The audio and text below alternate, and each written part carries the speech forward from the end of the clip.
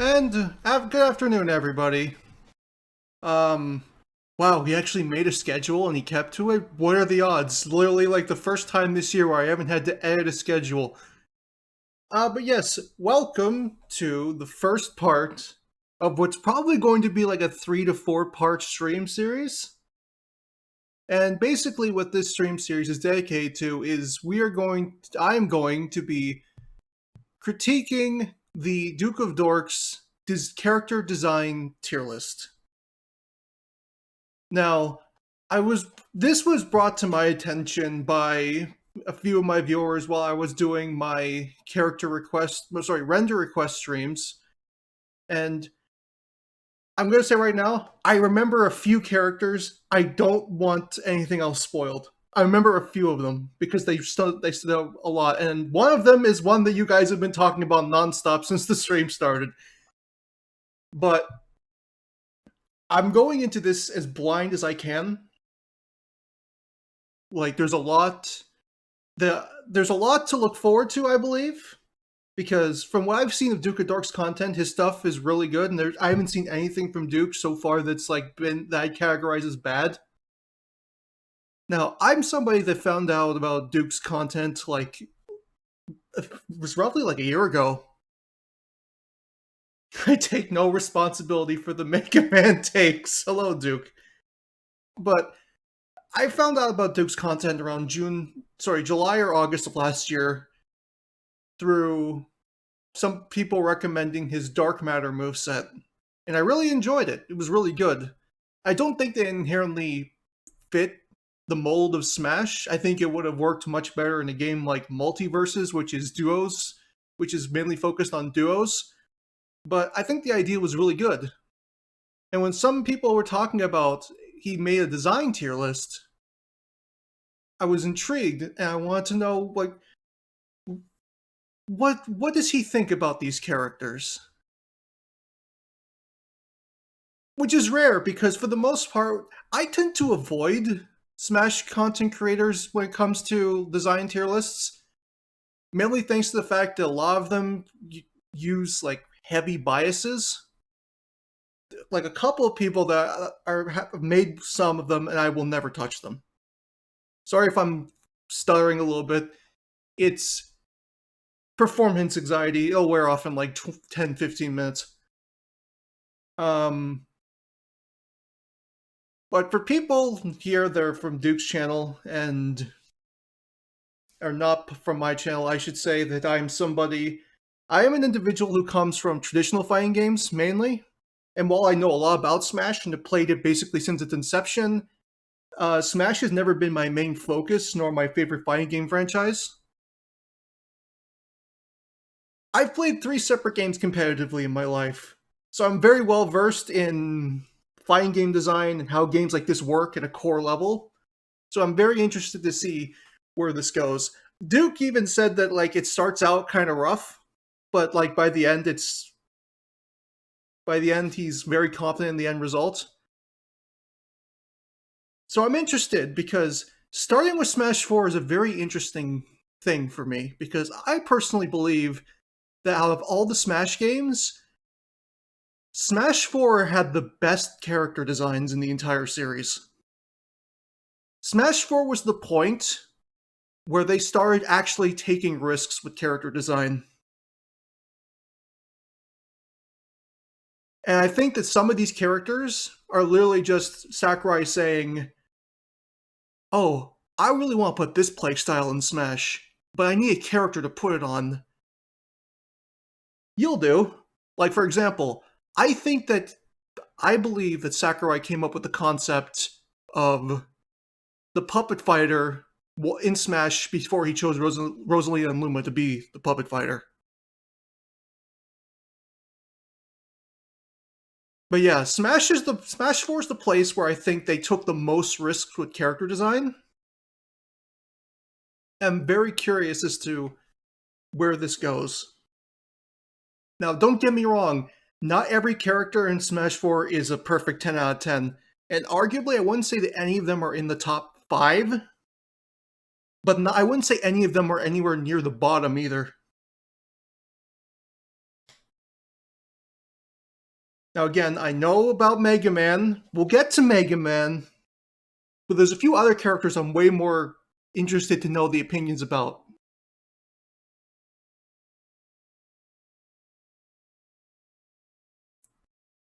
I even I even potentially thought of even doing my own tier list alongside this, and I'm still on the fence about it because I feel it would distract a little bit too much from the critique because the main focus is on Dork's design, not mine, or his opinions, not mine.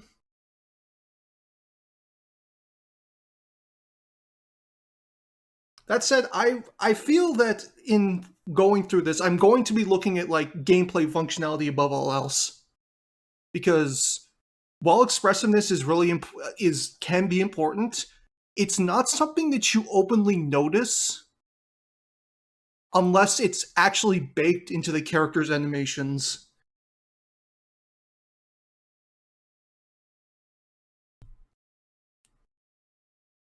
And I know that a lot of people have already said the Mega Man's like mute and he should have a voice. I agree, he should have a voice. But honestly, Mega Man emotes more than like 50% of the characters in the game. Like facial wise, Mega Man emotes a lot. You just don't see it very much. They even made him way more expressive in Ultimate compared to Smash 4.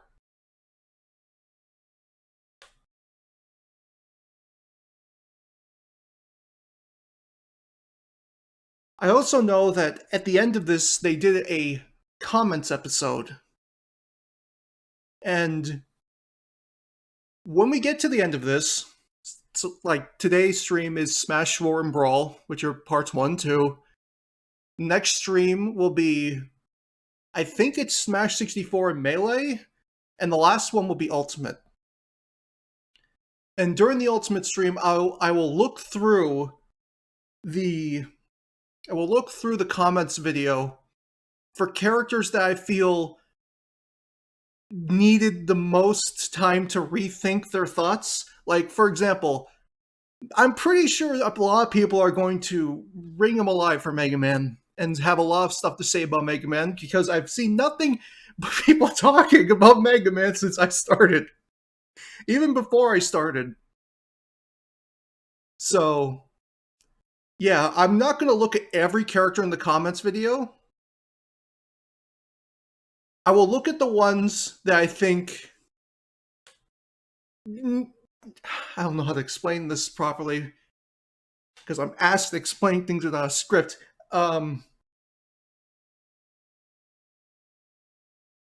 I'm going to look at characters that are the most divisive. I think that's the best way to put it. Will I be grading characters myself? I thought about it. Like, I can open up a tier list maker and do it as well myself, but I don't know if I should because I think it would distract too much from the critique.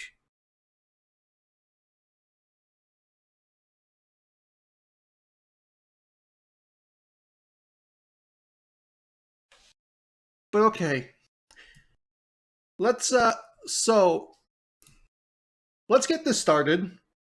And we're gonna need to find a good volume balance between me and the video, so neither of us drown each other out, and I'm at least louder than the video itself.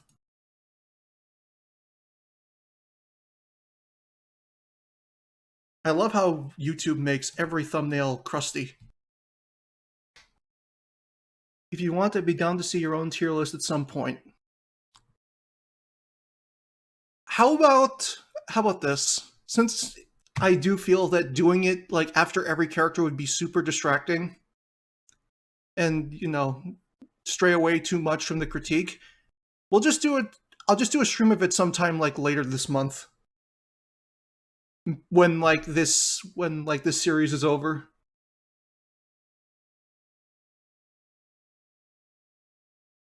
I think that's probably the best way to go about it.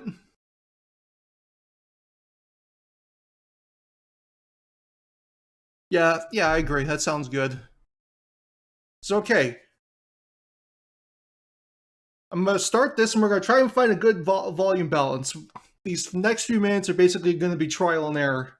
Hello, everybody, and welcome to another long-awaited episode of Design I don't know how loud Dorks. it sounds to you. I am the Duke of Dorks, and this is my co-host. We're going to find a good balance. How is this sound right now? Who's louder, them or me? the channel Designing 4 as well as doing this thing. How you doing?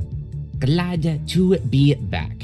Today we wanted to do something a little different, as we've had our last couple of episodes focused around Smash Brothers, but we kind of want to move on to other topics, but at the same time there's a lot of character designs that we just haven't talked about. So the idea was to have a sort of design tier list, taking all the characters throughout the franchise, but instead of ranking them through competitive tier lists or whatever, we wanted to look at their actual character designs, how well they're translated into Smash Brothers. Now it's good. Right, exactly. And this is, somewhat subjective of a tier list, but we'll look at each character differently on a case-by-case basis. How about now? It just made it a smidge quieter. Do they work as a Smash Brothers fighter? Does their moveset come together in a way that feels I think I can fix this, hang on. Does it feel like just a bunch of references thrown in? Or do those references basically supersede just being references and create how about now? Identity for the character? Basically sort of looking at the character and going, does this feel like the character? Does this a little bit muffled? And do they work as a fighting game character? Where's my mouse? Into one. Exactly. I just want to take a note that different characters will be, like, there are some characters that will be criticized for something that another character how about now? It's just a matter of all these characters come from vastly different games, that it's just a matter of how this, like, now it's a little too muffled. A completely different ranking system than volume before was better. Kinke rule. Just bear with us. How about now? But yeah, we're just hoping to go through. Jesus Christ, I need to wait for the delay. Opinions. We are going game by game. Based on the character's release date, not necessarily the games in order. I believe we're actually starting with Smash 4 for this. We are just to give it. The most important thing is that I'm louder. That's the only thing that needs to happen here. Of the games, I hate audio balance too. When they came out and how they've evolved, but not going. It's like, good. Okay, I'm wearing headphones. Me too. 64 designs. I wonder how. Keep it like aged. that. Okay. Oh. Definitely louder. Am I too loud? But we'll get to Is that that later. the case? But yes, we'll get to that later. But we have a lot to go through, so let's kick it off. Yes, starting with No, don't start it off. Yeah, I'm not ready. You're not too loud. Okay. By case basis, see what references they do. Do they again? They start with Smash 4, which I think again is a very interesting thing to start with. I figured they would start with in a way that feels cohesive. If you want my opinion, it probably would have been better to start with Brawl, because I think that out of every game in the series, Brawl has the worst designs. Or does it feel like just a bunch of references thrown in? Or do those references basically supersede just being references and create a certain identity for for the character? I think I'm going to boot up Project Basically, Crosszone now since I just got it. At the character sounds good. Going, does Brawl has the worst. Brawl, Brawl, in my opinion, has the worst because Brawl feels like it's more like, oh, the character's here, and less thought about how the character actually plays. That's my opinion, but we're not at Brawl. We're in Smash 4. We're the good one. To celebrate the character, and do they work as a fighting game character? All of that wrapped into one. Exactly. I just want to take a note that different characters will be. The only good thing about Brawl is the story mode. For something that another character is praised Even for. that, it's just a matter of it wears on you after a while. Vastly different games that it's just a matter of how this, like, Game & Watch is going to have a completely different. It's not bad. It's just not amazing. No, I don't think any Smash game has. I don't think there's a single Smash game out there that has more bad designs than good designs in their newcomers. Melee might come close. Hoping to go through our full opinions.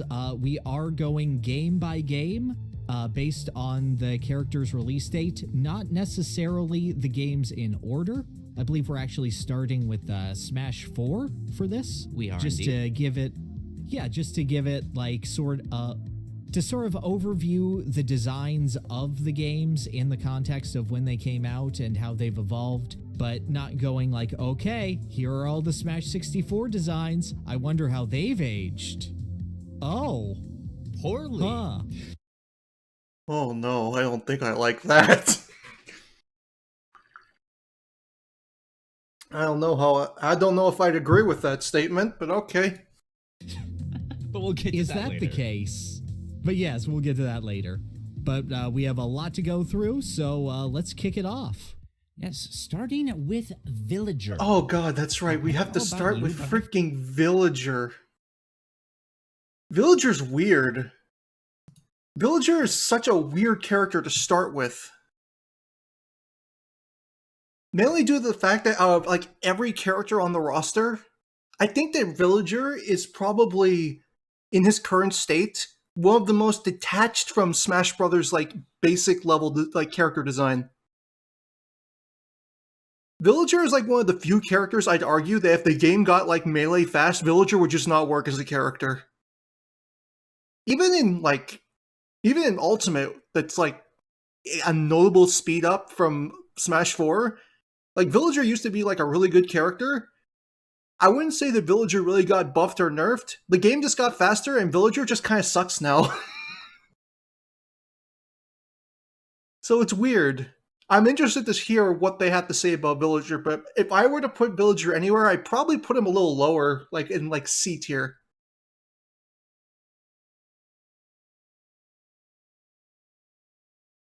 I feel like Villager is... Like, Animal Crossing is a weird game to translate over in the first place. You kind of have to have a mix of just references into a character, but I feel like for that kind of character, Villager's pretty decent.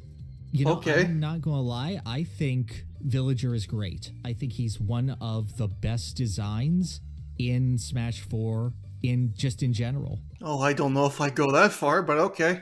I think that he is really, really... I won't say fun to play necessarily because a zoner isn't everyone's cup of tea necessarily, but I feel like... I know some people that would be very mad if you told them that. Like, what they really translate with Villager is the micromanagement aspect of Animal Crossing, because you just throw out so many items. You get to place your tree in the way that you would terraform your island. I feel that the micromanagement I don't see in Villager because he literally gets an infinite amount of everything he has. If stuff broke, then maybe, but even then I don't think that would really fit the Villager very well. Or place furniture. You have the Lloyd Rocket, which is just a fun little flourish of Animal Crossing and still keeps you at a distance. You got your slingshot. It's very annoying, and I kind of love that because it feels like that whole sort of Animal Crossing pulling pranks on your friends. Villager feels like a... I would believe that if he had a pitfall item, which he doesn't. They took it out of Smash Ultimate. They might as well have given him a move that uses a pitfall. A prankster character, and I kind of love that about him. I feel like that's especially embodied in the pocket ability.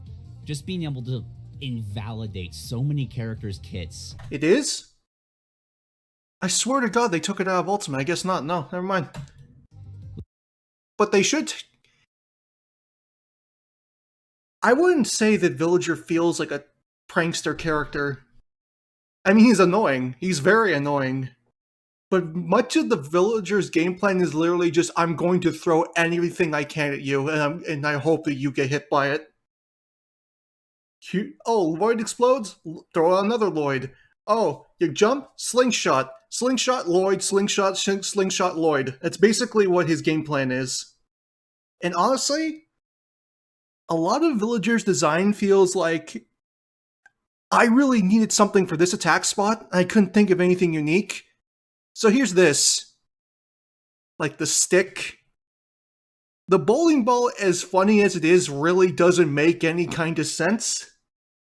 Yeah, and his recovery, yes, I understand that it's based on the fact that it's the game you get for your birthday in the very first Animal Crossing.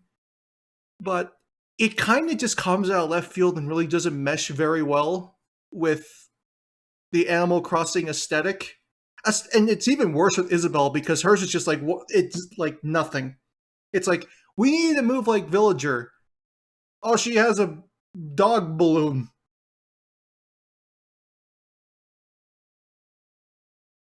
It's just like, anytime you're facing a Samus, a Lucario, anybody with a charged shot, Just being able to just... I will agree that the pocket is probably one of the best moves they've ever put in Smash. But I don't think the villager uses it well enough. I agree that he should be able to pocket more of his own stuff.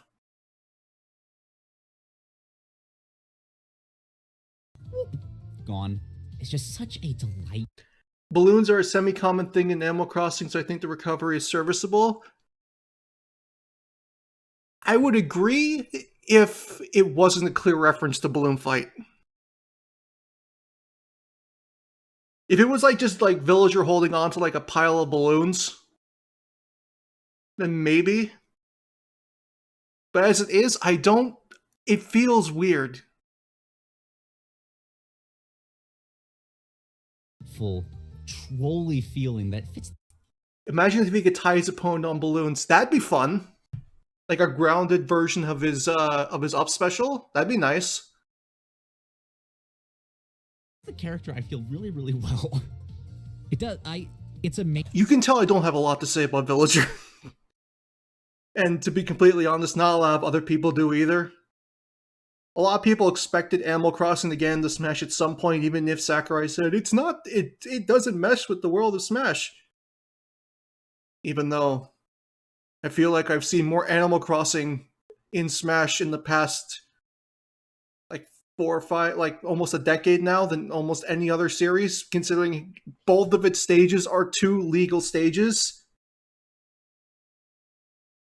Amazing how well they're able to emphasize item play in a competitive environment which doesn't focus on items at all, just using Villager's Pocket, because, you know, Animal Crossing it's all about items, it's all about collection and whatnot, and it feels like that sort of, oh, my friend has this, yoink. I feel like also the sound design of the character really sells that as well. Why are you talking about sound design? Sound design's not character design. Just everything from the sound effect of the Lloyd rocket being thrown out to even just the little, like, flourish to his neutral air. It's all very light. Don't forget Tortimer Island. You know, I really like Tortimer Island. Like, visually, it's a very nice stage. I like it more. I like playing, like, Omega and Battlefield Tortimer Island more than I do either Smashville or Town City.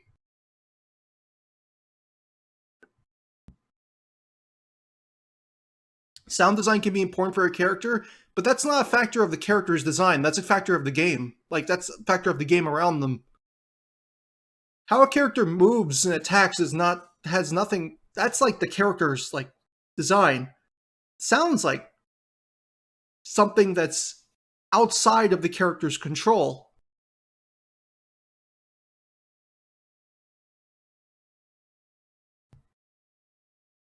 Delightful. Like, it's Animal Crossing. The sound effects are taken from Animal Crossing, which is just a naturally chill game. Formulaic is the bad. I mean, he's safe and basic, something easy to pick up. I mean, a lot of characters in Smash are easy to pick up. I think that there's like a handful of characters at best that have like a notable barrier of entry. And majority of them are the fighting game characters. I don't think that there's very many characters in Smash that you can't just pick up and get the basics of very easily.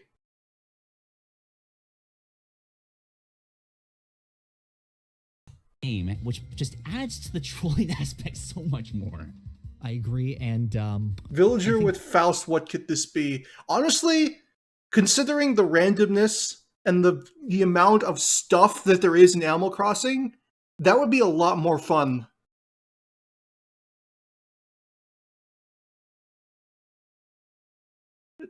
Don't think I agree. A lot of characters have custom sound design that impacts their general feel. I mean, I get that, but that's not a factor of the character's design. Like, I could go in and give Ryu, like, Third Strike sound effects. That wouldn't change his design whatsoever. Or I could change it to Street Fighter 4, Street Fighter 5, Street Fighter 6. If I changed his sound effects, it wouldn't change his character whatsoever. The bowling ball is one of the best Smash attacks in the game. Oh, no question. Just from how fun it is and how Looney Tunes it is, and it wouldn't fit on every character, but with Villager being very much an everything in the kitchen sink kind of character, it really fits him and is really fun to play around with.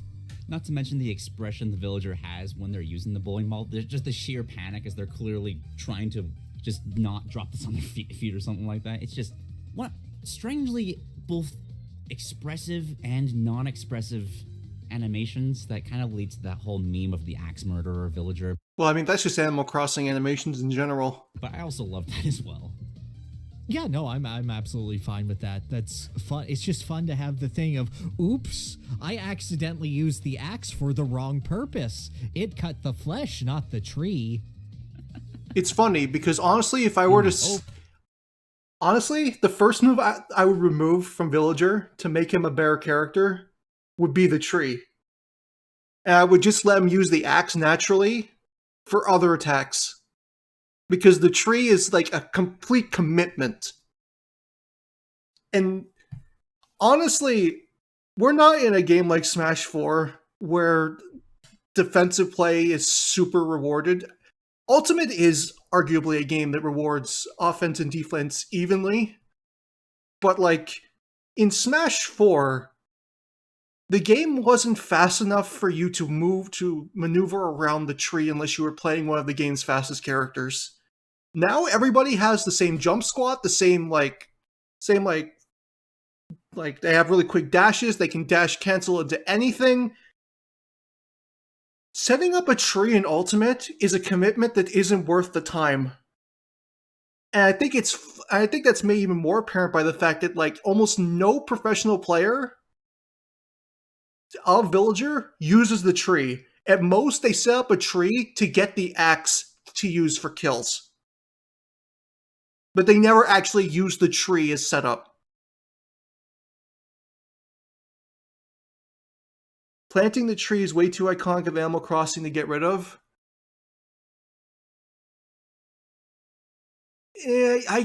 That's probably true, sadly. What if planting and watering was moved to one move? Honestly, that'd probably be better for just pacing in general.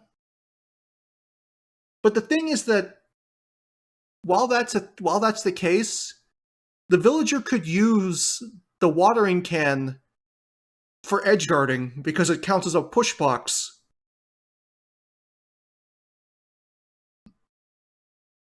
But I agree that if they do bring the tree back and the games do get faster, which they should, I think that they should absolutely make plant water the same animation. Overall, just a very... And better yet, let the Villager drop like a seed from the air, so he doesn't always need to be grounded in order to set it up. Very, very solid design. Where do you have it on? Oh, we probably should have established this first. The tier list that we're using right now is an S through F tier.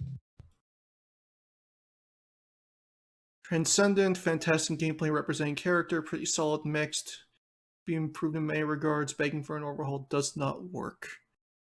On top of being bad, these designs are actively working against who these characters are. Their interpretations are actively harming public perception of them. Sounds a little bit dramatic, don't you think? I mean, I'm sorry, but I don't think I've ever met a person whose perception of a character was actively harmed by their placement in Smash.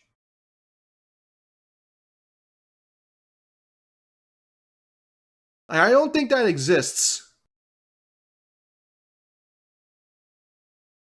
Like, at all. At most, it's the top tiers. Being like, oh, it's Bayonetta. Oh, it's that character that zeroed to death me in Smash 4. I hate that character. Also, yes, people, no spoilers, please.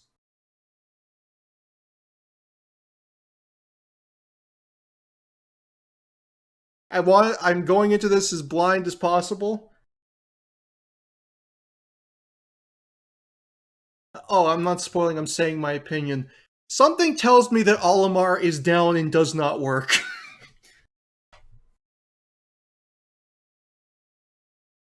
To be completely honest, some characters I don't mind spoilers, but there are specific ones that I'm very curious as to what they have to say about them. And honestly, if Olimar is in that tier, I can understand it. I don't think that he's like, I don't think he doesn't work, and I don't think that Olimar in Smash harms people's perception of Pikmin. I mean, have you seen how well Pikmin 1 and 2 have been selling? I think Pikmin's doing just fine. I don't know about you, I think it's just fine. And Olimar's been good in every Smash game.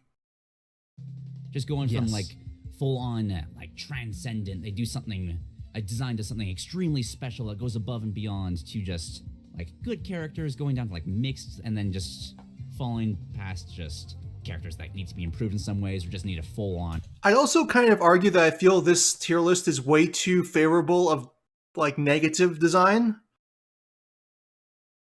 Like, I get, like, mixed doesn't sound like a positive, doesn't sound positive to me. I feel that that should just be like, oh, mid-tier, okay, they're good. Oh, they're fine. I feel that that tier list should just be called fine. Like, they're not outright bad, they're not perfect, they have problems, but they're fine. Fine sounds like a good middle ground word. Mixed sounds like negative. Like, when you see like reviews on Steam and it says mixed, usually that means negativity. As much as it's supposed to mean like level-headed or like middle of the road. Rework at the bottom. I have like a basement, which is exactly. I say fine as well. It should be like fine. I think the character's interpretation is harmful or okay to them. So in this tiering rung, I have Villager at A tier. I do as well. Oh Jesus Christ, that's a little high. That everything about him works, but everything is fun, everything is enjoyable. Like, his up tilt is weird. Everything is fun and enjoyable if you're the one in control. If you're the one on the opposite end of this, you're not having fun. You're not... Listen, I mained Ganondorf in Smash 4. It was a very stupid idea, I know. Actually, I mained him in Smash 4 until Ryu came out. I have been on the receiving end of this little shit slingshot so many times, and it is the most infuriating thing in Smash 4. Yes, Bayonetta 0 to deathing you is obnoxious, but at least it's quick. It's over quickly. I don't get weird sticky move. Yeah, that one, I honestly forgot that was a move just because I never see anybody ever use it. Yeah, I was just thinking, what's his up tilt again? Oh, right. I also kind of don't like that his turnips are both his up air and down air. Yeah, I don't like that either. Yeah. It feels a little lazy. There was room for more there. Yeah. I feel that Villager is about as well represented of Animal Crossing as you can get, but I do kind of agree with the sentiment. I don't agree with that. I feel there's so much to offer in terms of like what Animal Crossing offers the player, especially now with the newer titles, that I don't think Villager openly represents the best that Animal Crossing can be at all. If you want the best, I think that what you should do is take elements from Villager and Isabelle, put them together, take new aspects from New Horizons and New Leaf, and make a completely unique character out of it. Also, Isabelle should not play like the Villager, but we'll get to that when we get to Ultimate. That it's not entirely suited for a fighting game.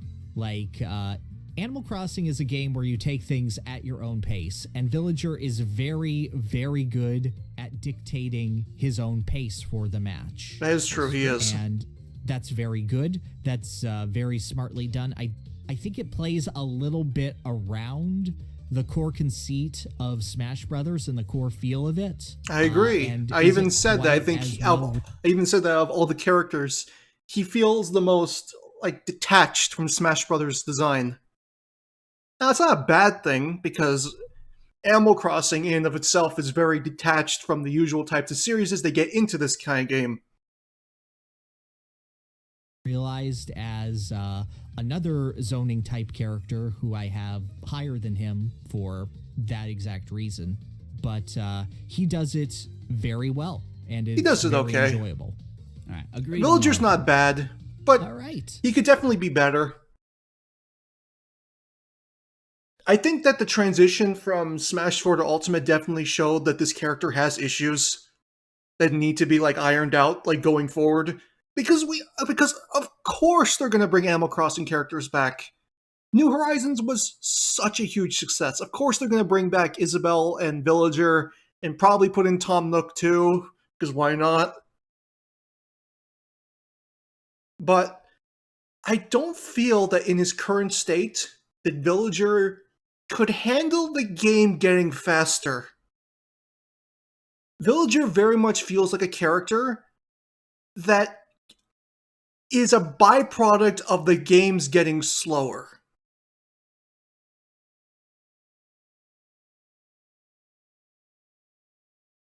Again, that's my opinion. I think he's fine. I don't think that Villager's design is bad. He's fine. He's like a mid-tier design, in my opinion. Simply because of how much the series has evolved since Villager was put into Smash, and how both versatile and limited he feels at the exact same time. It's really weird to talk about Villager, especially being the first character to talk about. Because a lot of Villager doesn't fit, like, Smash design at all. But yes, you guys know what time it is now. So moving on next, we have Mega Man. Now, I'm going to say this, before we get started, I'm going to say this right now. This is one of the few characters that I do remember the tier placement of. I know you guys have been talking a lot about this. I've seen comments literally like 5 minutes after I made the post that this was going to go live today about Mega Man. I know that there's a lot to talk about Mega Man, and I'm very curious as to what actually gets said, because I remember a few points as to why he is where he is, and I don't agree with them. So let's see what happens when we talk about Mega Man. I will try my best to not rip you a new asshole. Okay, now, disclaimer, this is going to apply to a lot of characters, I think, for both of us. I haven't played many Mega Man games. Oh, we're off to a good start already. So I don't know as much about the character as I could.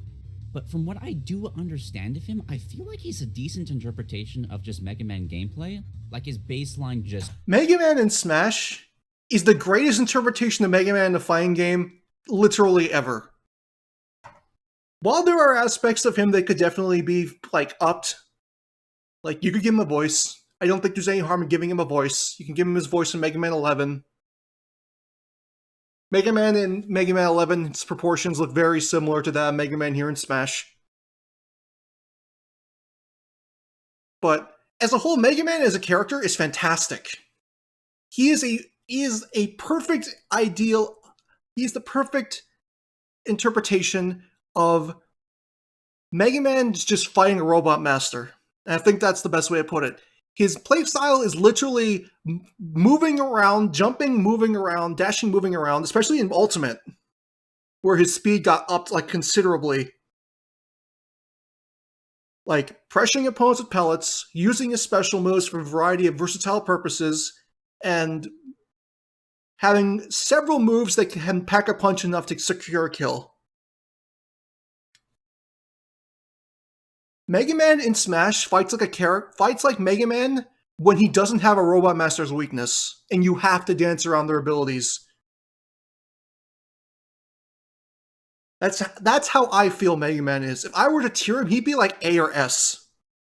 And S is not top tier. I'd say top tier would be like SS or like God tier. So he's like in the tier below best in the game. Simply due to the fact that he is a perfect interpretation of Mega Man, the NES platforming character in a fighting game. You have no idea how painful it is to know that the only interpretation of Mega Man in an official Capcom fighting game is one of the worst fighting game characters ever made. Mega Man in Marvel vs. Capcom is so unbelievably bad. He is so unbelievably flawed and unbelievably bad. He's sometimes picked to check Magneto and Storm because he has one-frame jabs and his projectiles can chase Storm. But other than that, he is crap. Why is he bad? He has no range, he has no mobility, he has one move that's good, and in order to swap powers, you have to literally stop what you're doing, call an Eddie, and pick up the power. Which means that you're going to need a really good assist in order to use Mega Man in these games. It was the same thing in Marvel vs. Capcom 1. You needed an assist that lasted a fucking long time in order to play that character. Because if you wanted to get any ability, you had to basically sit and wait for this fucker to come out, throw it out, and then get it. Because a really good player would keep you from getting that power-up. Because, you know, if you got touched once in games like that, you were probably dead anyways. Movement, neutral air, the fact that his jab, neutral air, and like being able to use that while moving, it's very nice. Just Mega Man in Smash is not clunky at all. Mega Man in Smash, I'd argue Mega Man feels better to maneuver in Smash than in actual Mega Man games.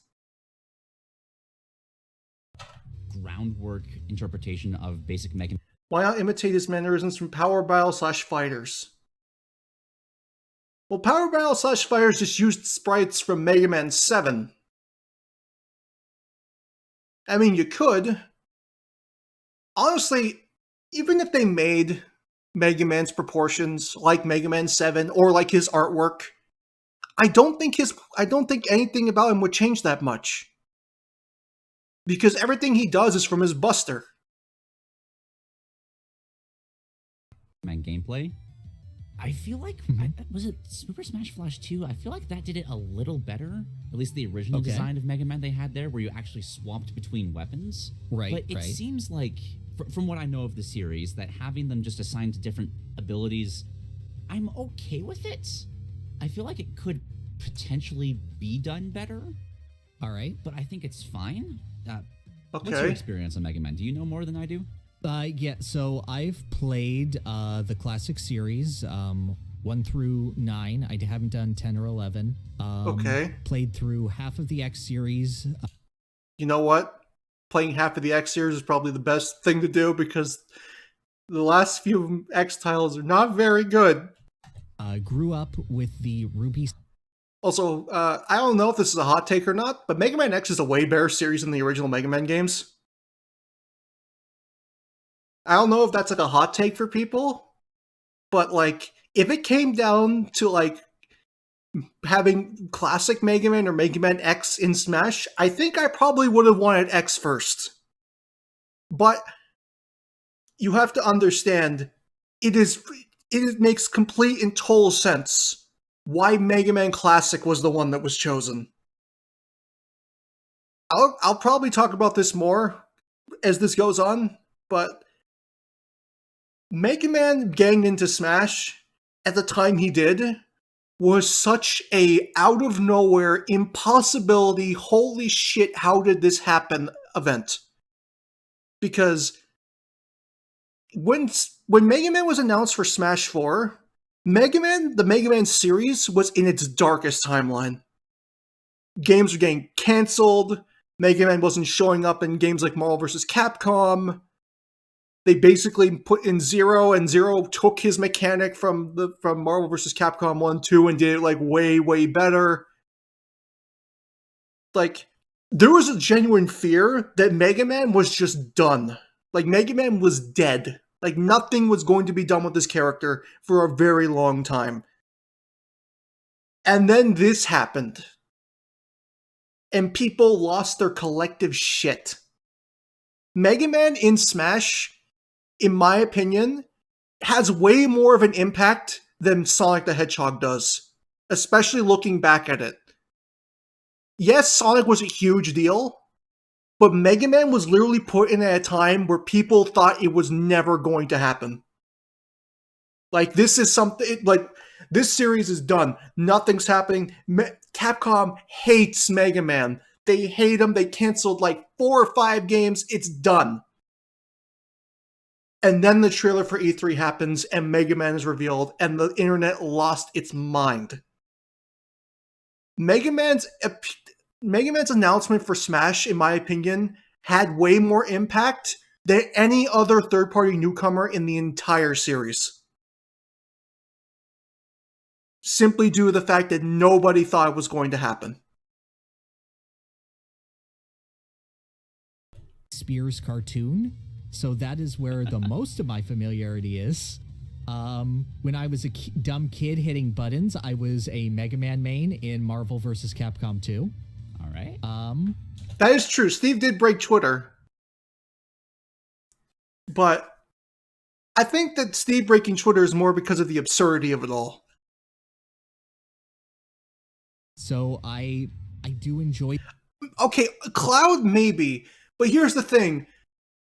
Cloud was literally just a, you know what, it'd be cool, but we don't think it's ever going to happen. Mega Man was literally a, this should happen, this character's extremely popular, this character's company is killing him. We think that this series is done. Like, they don't want to do anything with this character. That's why I feel that his inclusion was way more impactful. The character, I've grown up with him. He's not one of my absolute favorites, but I always go, yeah, Mega Man. So Mega Man doesn't fucking work. I have him in F tier.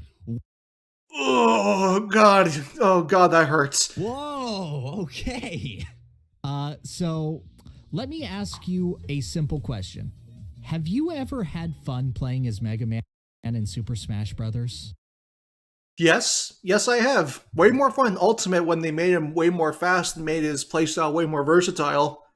But even then, that's a subjective question. Whether or not one person has fun is not determined on whether or not the character design doesn't work. Ah, okay.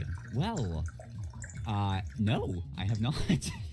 Okay, I feel that Mega Man is a one-to-one interpretation of his NES sprites. And in proportions, sure?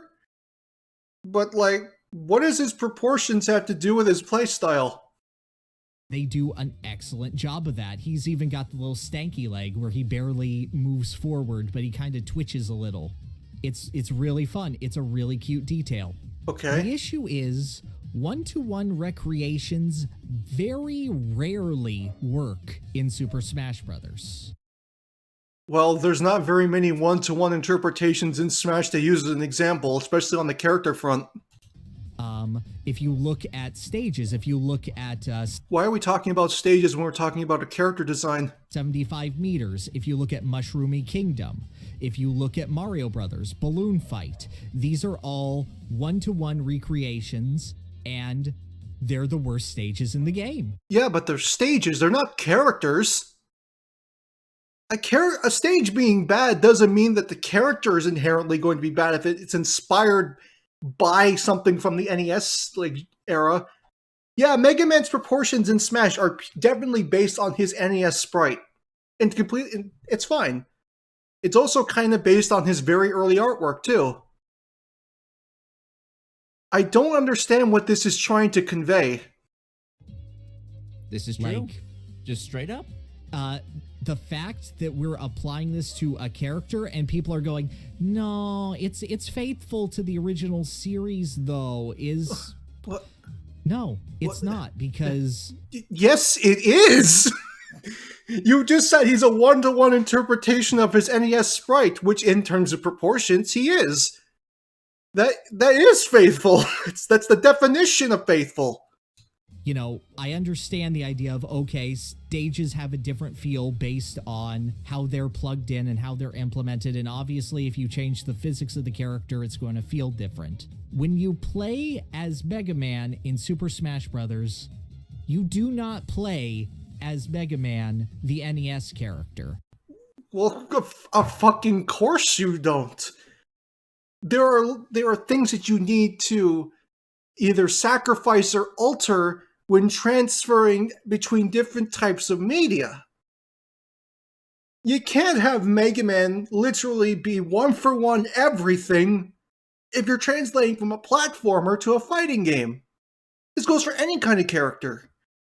Sacrifices either have to be made or things have to be altered, because more likely than not, in games like that, they have abilities that don't work in a fighting game setting at their regular level, or they're too underpowered and they need to be given something more. Also, his up tilt is not from Marvel vs. Capcom. The Mega Upper is from Power Fighters. That was Mega Man's special ability. All the characters got their own unique abilities. Mega Man got Mega Upper. Apparently he was supposed to have a Hadouken, based on like sprites found in the game files. Base got Flash Kick, and Proto Man got like Gadouken, which is very funny. Why did you give him the worst fireball in Street Fighter history? You play as a weird zoner. It doesn't animate like it's in Power Fighters. It doesn't animate like from Marvel vs. Capcom either. Whose focus is on footstool item drops? No, he's not. Mega Man's focus as a character is not footstool item drops. I mean, his items are mainly used to create pressure in the neutral and allow for you to follow up off of mistakes or poor placement. I mean, he can use Z-drop Metal Blade combos, but for the most part, Mega Man's game plan Smash is to dance around incoming attacks. And then challenge buttons with Mega Buster and Metal Blade. And Metal Blade's also like one of his best hit confirms. It feels very similar to the way you dance around a robot, like a Robot Master in Mega Man, especially if you don't have their ability. Like, maybe in Smash 4 that was a big part of his game plan, when the game was slower, but in Ultimate, where Mega Man's arguably way better of a character, his design is way more than that. Like, Mega Man is literally like jump and shoot the character in Ultimate, which is perfect for what he's supposed to be. Now, I'm not going to say Mega Man wasn't faithfully recreated, and but you did though. I'm pretty sure you already did though.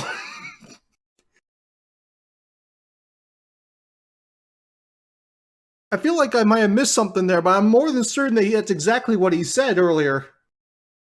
And I'm not going to say that he doesn't have fun moves. I think his down air, the hard knuckle, is really fun and a really fun interpretation of the move. His up air, the air shooter, really, really, really fun. Yeah. I think the crash bomb is a fun concept if underpowered. I'm sorry, did you just say that the Crash Bomber, one of the game's best tech chasing options, is underpowered?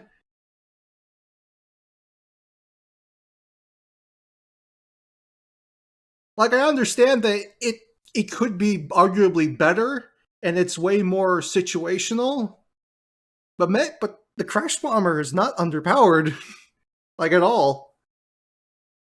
When used properly, competitive Smash players have proven that the Crash Bomber is a very dangerous neutral tool. Thanks especially to the fact that it forces opponents to stop moving if it hits them. And one of the things I've noticed that a lot of Mega Man players like to do is when they're recovering, they crash bomb the ledge, which forces their opponent to back off on the ledge. So it's also an anti-edge guarding tool. Like, Crash Bomber is situational, but it's not bad at all. I think Rush Coil is nice. Okay, I'm done being nice. No. Oh, wait, no, his Final Smash. His Final Smash is really fun and good. His Final Smash is one of the best ones in the game. Like, his Final Smash, beautiful. Love it. I think Proto Man Base, you didn't need to add them. I'm glad that you're trying to represent the classic series, but you're already representing generations of Mega Man. Like, you're good, guys. I get you love Mega Man, but, like, God, I don't think I've seen a character... We like Mega Man. ...where people are like, yeah, no, he should be in the game. No, I don't like playing as him. I'd argue that that's like every character in the game. yeah, this character should be here. Yeah, I'm glad he's here. No, I don't use him. No, I don't like fighting him. Like, let me think of character. I can literally name like 5 of them off the top of my head. You got like Sonic. Nobody likes to fight Sonic. Banjo, nobody likes to play Banjo. Nobody likes to fight Banjo. Ridley. Bayonetta. The list goes on, people. There are so many characters that in this game that are like, yeah, I'm glad he's here. I fucking hate fighting this character. I would argue that the only third-party character that people genuinely love to play and was such a big name to be included in Smash is Cloud. I would argue that Cloud is the only third-party character in the game that lives up to that, oh, he's here, oh, people love him. I still don't like fighting him, but God, I love playing him. He's great.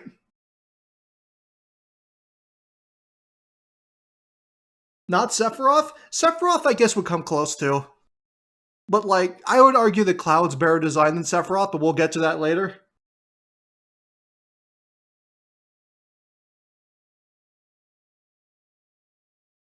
Hero? Hero? I don't think I ever met a single person that likes to fight Hero.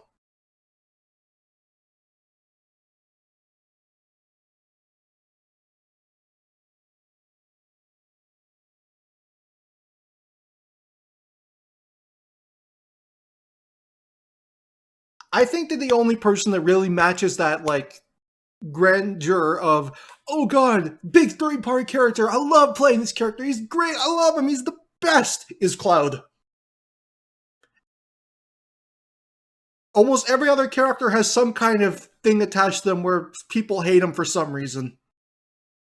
Some of them are very obvious. I'm looking at you, Sonic.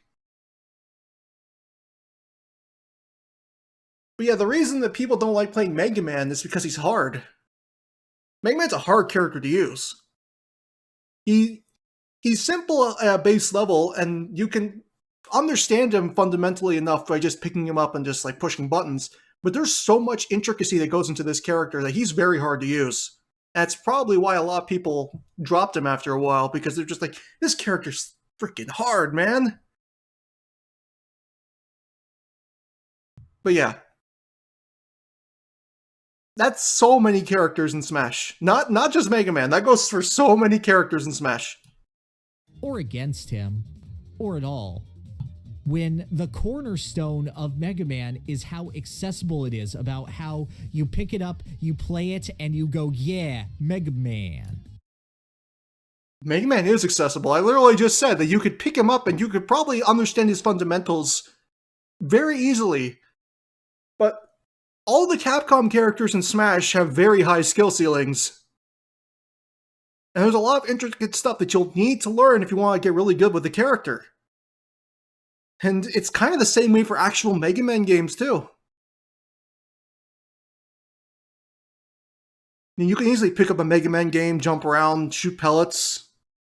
and understand the game's basics really quickly, but learning how to get really good at the game is very taxing, especially some of the more harder ones. Some of them are easier. Mega Man 2 especially is arguably the easiest in the classic series. But that's mainly because of the fact that it was the most overbalanced one. Like, Metal Blade just destroyed everything. That's probably why no ability ever again came close to how overpowered Metal Blade was.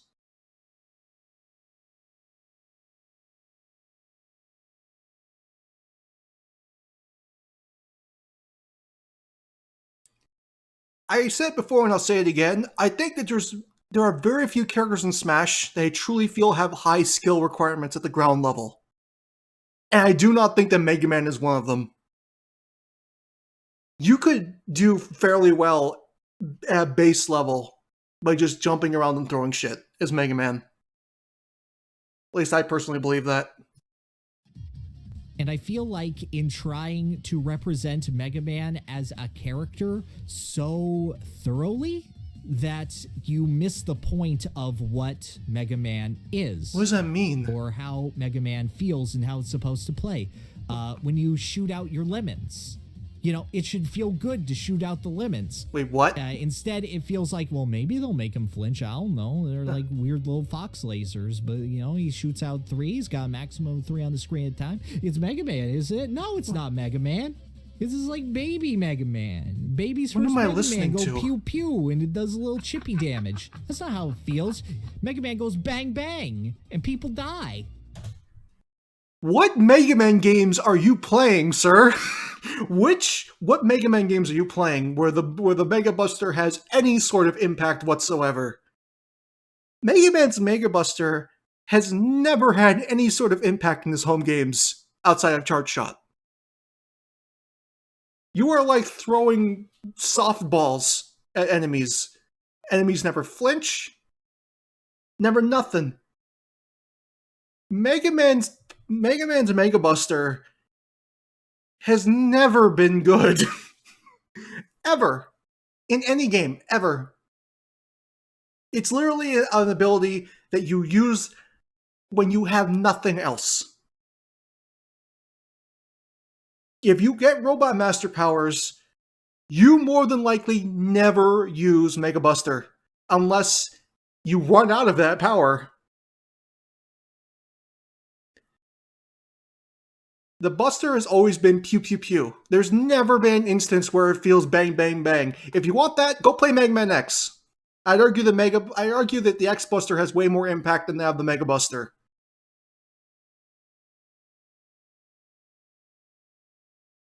But Mega Buster bang bang. Yeah, I don't know about that. I don't agree. And I don't think that anyone who's ever played a Mega Man game would agree either. It's great. I do also want to throw just a quick shout out to his up tilt and his down smash. That does feel like the quote unquote bang bang. It sounds like you're arguing for the character because those moves just feel good to land. It's true, they do. I will admit, Mega Upper does feel good to land. Down smash, I don't think works super well, but I think it's fine. I think it's a good compromise of how to mix in a Mega Man 6 reference, I guess. Wait, without, what? You know, sort of clenching at your collar and going, oh, well, I don't want to reference Tomahawk Man, but... I'm pretty sure they gave Mega Man a custom move that was from Mega Man 6. I'm pretty sure it was like Plant Barrier. I might be wrong, but I'm pretty sure he had custom moves that were references to Mega Man 6. But, there is a very fascinating discrepancy between our opinions because the only Mega Man game I've played is Mega Man 2. So the NES Mega Man... Well, you played the most iconic one. Is literally the only reference I have. Well, just like, let me ask you, how does Mega Man feel to control in Mega Man 2 compared to Mega Man in Smash, in how powerful and in control you feel? Well, Mega Man in Mega Man 2 was completely and utterly busted because of Metal Blade. In Smash, he's way more toned down, especially since Metal Blade, you can't throw them out endlessly. But his mobility, especially in Ultimate, is very, very good. And he feels very, very good to like move around and jump with, which is kind of rare considering I don't think that a lot of characters in Smash Ultimate feel that way. But yeah, I'd argue that for what he's trying to be, he's not just trying to be Mega Man 2 Mega Man. I'd argue that he feels as close to an NES Mega Man that you could put in a fighting game and have it actually work and make sense. I'm gonna be honest, I kind of suck at 2D platform. Like, I grew up with Rayman. I'm used to having like a hover ability to control where I land, and I kind of just require that to be able to get through a 2D platformer well. I can sympathize with that. I'm not super good at platformers either. Really honest. Okay, you know what? Okay, I'll take that back. Bad point. I retract it. So the cornerstone of Mega Man to me is that Mega Man is a character designed to use his powers in the right situation, to exploit weaknesses with his specific abilities. Yeah. And I don't feel that any of his abilities do that. But they do, though. The fact that Mega Man uses Robot Master powers for his normals truly makes it feel like you're using an ability to counter a specific type of attack or character. Like, imagine that every attack or every position from your opponent is a Robot Master. Oh, an opponent trying to jump at me from the front? Flame Sword is their weakness. Opponent trying to either camp above me or try to land? Air Shooter is their weakness. An opponent off stage? Hard Knuckle is their weakness. Out of shield option? Mega Upper is their weakness.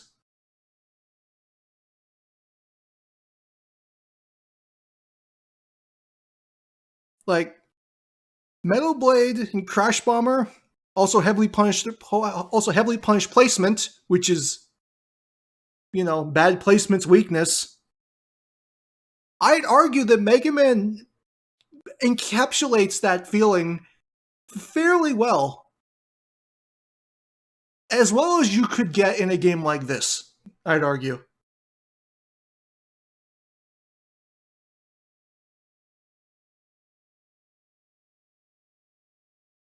We're almost an hour into this stream. And we're still is it? Holy shit! Well, to be completely honest, this is probably going to be the character it takes the longest time to talk about.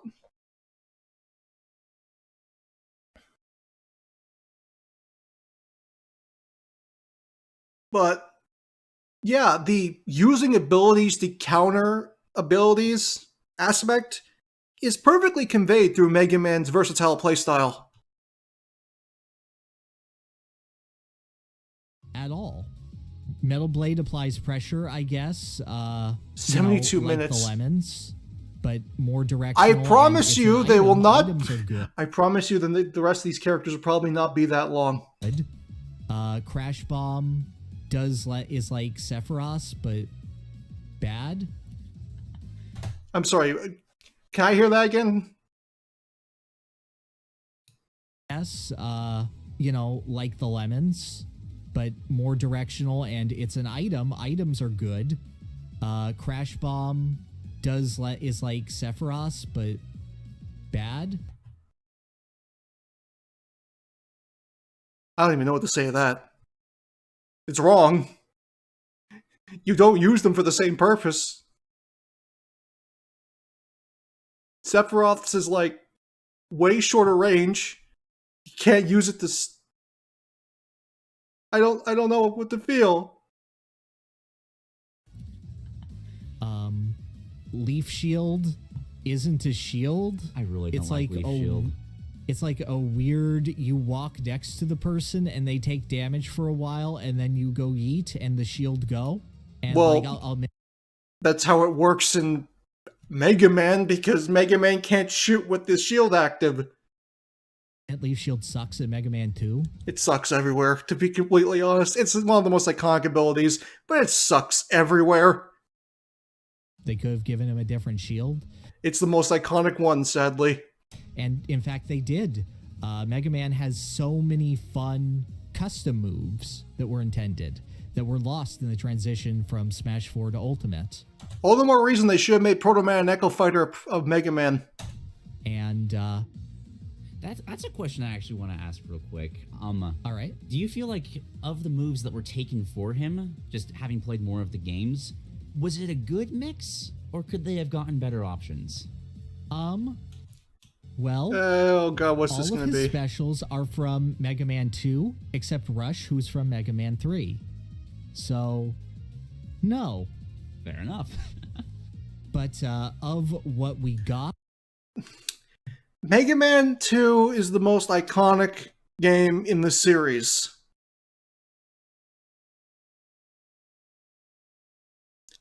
It is very fitting that it was the one that was chosen to have not even the most abilities, but most of his specials be Mega Man 2 abilities. If we want to go by the amount of abilities that Mega Man has more abilities from Mega Man 3 than Mega Man 2 in Smash. Yes, I count the slide as a Mega Man 3 ability, as I do with Rush Coil, because that's where it was introduced. Some custom moves for Mega Man were honestly better, but I think that the kit that he has now works perfectly for what it is. They could have easily just made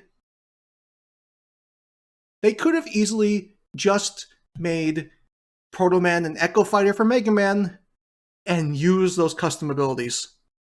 Then they would have been lost.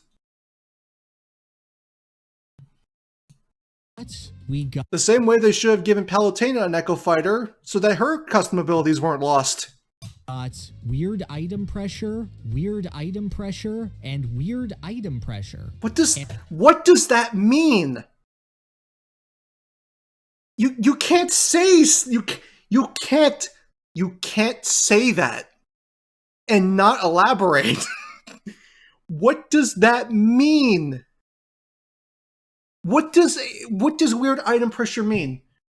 Because what we actually got was mid-range hit confirmed that can be used to set up a variety of mix-ups and combos, tech chasing projectile designed to punish poor placement that can be used to create guaranteed follow-ups, and anti-pressure option that can be used to set up guaranteed grab combos.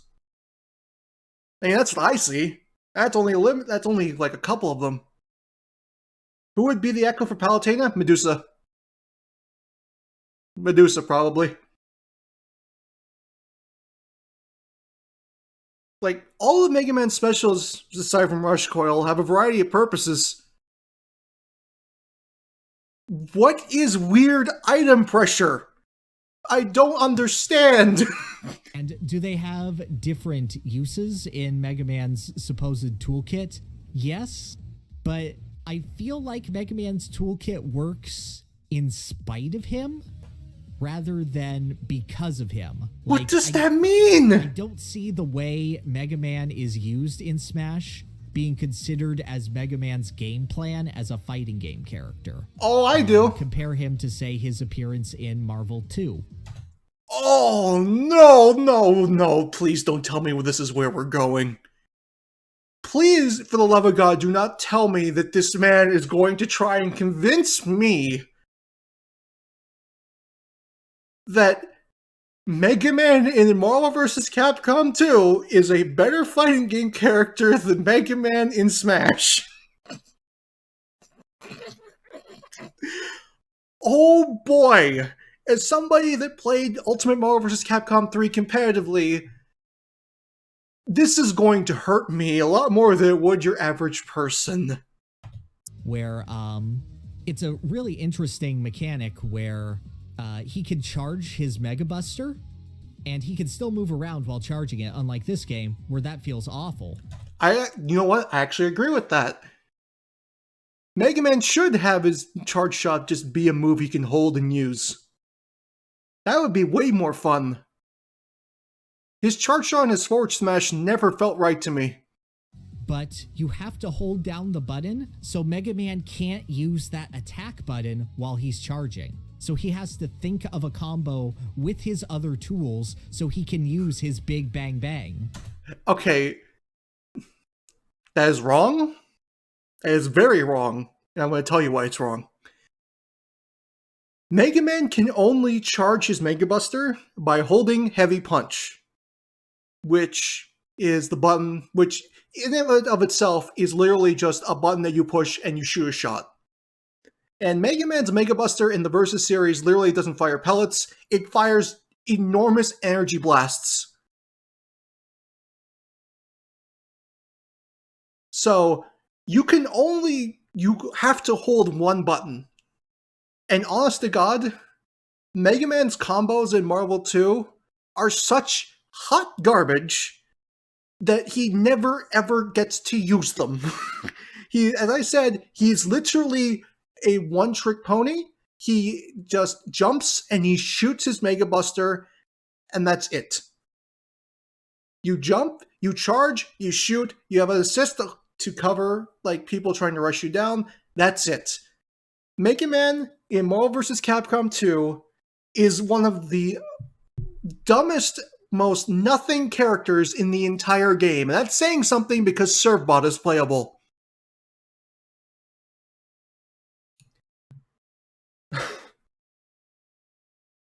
Mega Man in Marvel vs. Capcom 2, even in Marvel vs. Capcom 1, when he was introduced, he's never felt good. And you want to know what? Zero, while he did take his mechanic, did it so much better. Because with Zero, you could roll your thumb along all the attack buttons and keep the charge. You didn't have to hold one button. That and Zero's buttons were actually good. And Zero as a character was very, very good.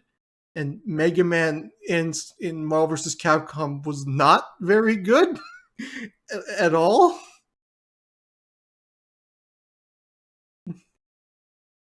It's very, very interesting to hear somebody trying to defend Marvel vs. Capcom 2 Mega Man. One of the worst fighting game characters that Capcom has ever made. And that's a really interesting trade-off, because you're going, okay, do I sacrifice light, medium, or heavy in order to charge It's this just up? heavy. So there's also no medium in Marvel vs. Capcom 2. It's a 4-button game. Light punch, heavy punch, light kick, heavy kick. Light punch counts for both light punch and medium punch. You can push it twice to get 2 attacks out of it. But you always had to hold the one button in order to get it. I can better make a combo. And those games also have the ability for him to select an input, and it'll change one of his specials into a different Robot Master power. For clarification, in Marvel vs. Capcom 2, Mega Man could summon Eddie, as I said, in order to gain access to an ability. He gained access to Rock Ball and Tornado Hold from Mega Man 8, and Leaf Shield from Mega Man 2. Rock Ball is not even a Robot Master power, but it was his best special. And none of them were particularly very good. You also had to stop what you were doing in order to actually summon Eddie to get the power-up. You weren't given it right away, he just popped up and threw it on the stage and you had to pick it up. So if your opponent is rushing you down, they can stop you from getting that power-up, which is why you need an assist that had a long-lasting hitbox in order to go in and get that freaking item. Like, for example, Cable's Viper Beam was one of the best ones for it. But it was bad. It disrupted a lot of his flow. What little flow he had. Now, these were all focused on Mega Man 8, and these weren't that great, but considering how... Wasn't Rock Ball a Mega Man Soccer reference? I thought so too. Apparently no. It's a reference to an ability that Dr. Light gives Mega Man in Mega Man 8. And he kicks the ball, and it bounces around the screen, and it can sometimes stop opponents from doing stuff and check buttons and stuff like that. It was not very good. Sakurai references the entire series. I feel like we could have gotten so much more with Mega Man, but so much was focused on playing it safe and making him faithful that we lost the ability to have Mega Man, the Smash Brothers character. What does that mean? Well, my opinion has radically changed over the last 10 minutes of Mega Man. Oh no, he Stockholm Syndromed him into putting him in the bottom tier. Well, good. Like, I had him all the way up in B tier, but the more you even then, I think that's way too low. Talk about the character, I've just been slowly dragging him down and down and down. Because from what you describe of what like is important to Mega Man, it just sounds like you're right. Like, I have never enjoyed playing this character, but I kind of always just assumed that it's just because he's a zoner. I don't like zoner. I like my heavyweights. I like hitting things with very heavy things. Counterpoint. You play D, who is a trapper zoner. Is a very heavy D is not very much of anything, but that's a different story. thing. Yeah. Imagine if Mega Man had a heavy thing. All right, so you have him in does not work tier, just straight up. How would you like him reworked in that case? Just a quick 2-minute just what needs to be done. Well, this will be interesting. Thorough overhaul. I think the core base of what you have is good. Just focusing on that NES era is absolutely fine. I feel like the lemons need to be more powerful insofar as hit stun. Like, those should lead into something. They do. Shooting the gun with Mega Man should feel good. It feels about as good as you're gonna get. I also think that Mega Buster should be a chargeable move. I feel that Mega Man I agree. needs to be a mobile character, because how he encounters Robot Masters is either he spams their weakness or he outmaneuvers them. And Mega Man is like a weirdly sedentary character for that. What? Hang on a second. Hang on, just give me a second.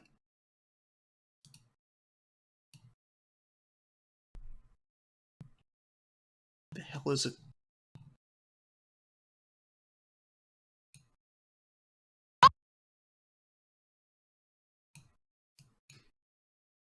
Weirdly sedentary.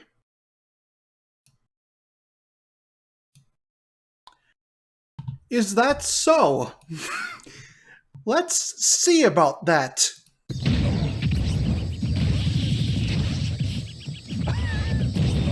Oh, fair. Flame sword. Ooh, that force is hitting. I think he just charged it.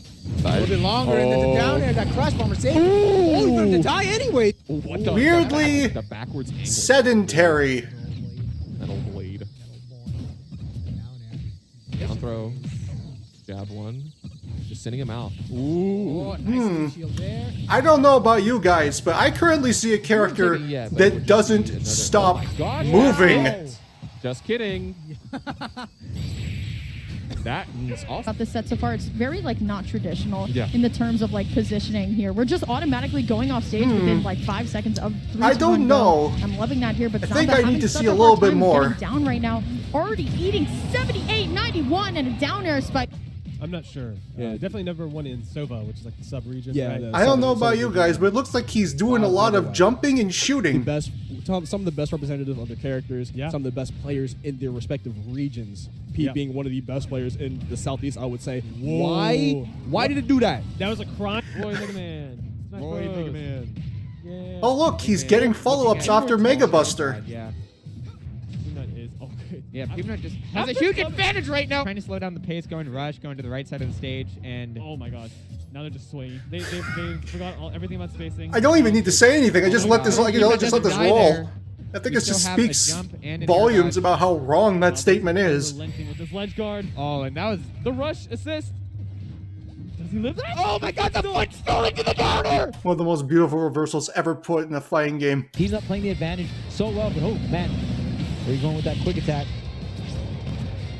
Ooh, nice. All right, just walking him down. Oh. Ooh, that combination almost got it. You know, Wait, focus and on but Metal he'll sit him Blade. down Focus on Metal Blade. I see a character literally using everything he has. from the dare. Have that hitbox on quick attack, but just the spacing coming out from Peeb is going to do amazing stuff. Going to get that stock so early, and that's the thing about 4, Pikachu. 5, very hard to hit because 6, of Pikachu's 7, size, 8, so small and compact. But when you do land 9, that hard, when you 10. do land that hit, Pikachu is so light, you're getting rewarded so much. 1,000%. Oh, there was like 12 moves in that like 10 seconds.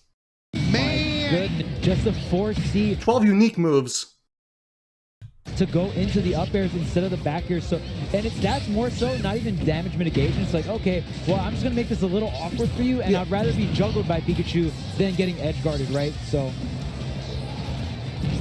oh man.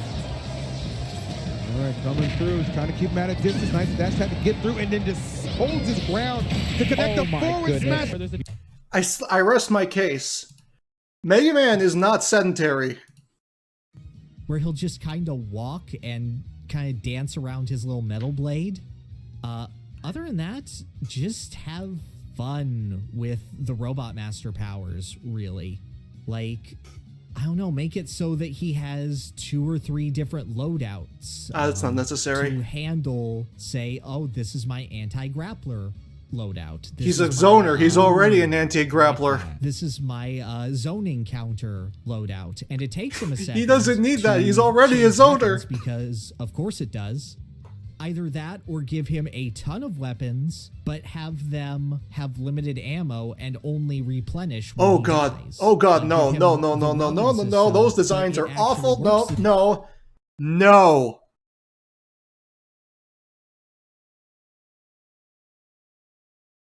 Literally anything else is better than playing as a character like that. Even Robin doesn't go that far with his limited stuff. No.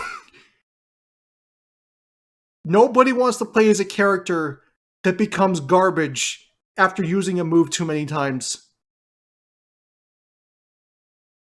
Nobody. This time because he has so many weapons. But if you overuse them, just like in the games, you're out of luck. Yeah, that sounds weird, but just like a kind of a cross between like Min and like Heroes system almost, being able to like god, just no, down please. B, choose a weapon, like have it just like take a second to like do an animation, just like slot it in or something so it's not spammable. Yeah, similar to that. I don't even think Banjo So gets away with my it. question Banjo's would is be, awful too. Is it still like full on does not work, or would that be because it sounds like you still like the core system of him, just like focusing on like the NES side of it? Well, see, my issue with does not work is I feel that it damages the image of the character. And I think that I already explained this, and I'm not gonna take too much away from this. Mega Man in Smash, especially when he came out, nobody was mad. Nobody. Nobody will ever look at Mega Man in Smash and literally be repulsed to the point where they'll never touch his series. That will never happen. And if it does, you're weird. Should Mega Man still punch and kick? No, he shouldn't. His Mega Upper is enough. Nobody ever will look at Mega Man Smash, especially nobody back then would have looked at Mega Man Smash and been like, I don't ever want to play a Mega Man game after looking at this character. Nobody likes this. Nobody. Never gonna happen. Mega Man as a whole is one of the most ignored series in Smash. Not from Sakurai. Have you seen the number of remixes? But just from the fan base in general, it feels like, oh yeah, Mega Man is here, okay. There's just nothing to lure you in. And also, shoutouts to Wily Castle, another basically one-to-one stage with the Yellow Devil fight that no one fights on. Wily Castle isn't one-to-one. The castle's Wily 2, Devil's from Mega Man 1. Has heard.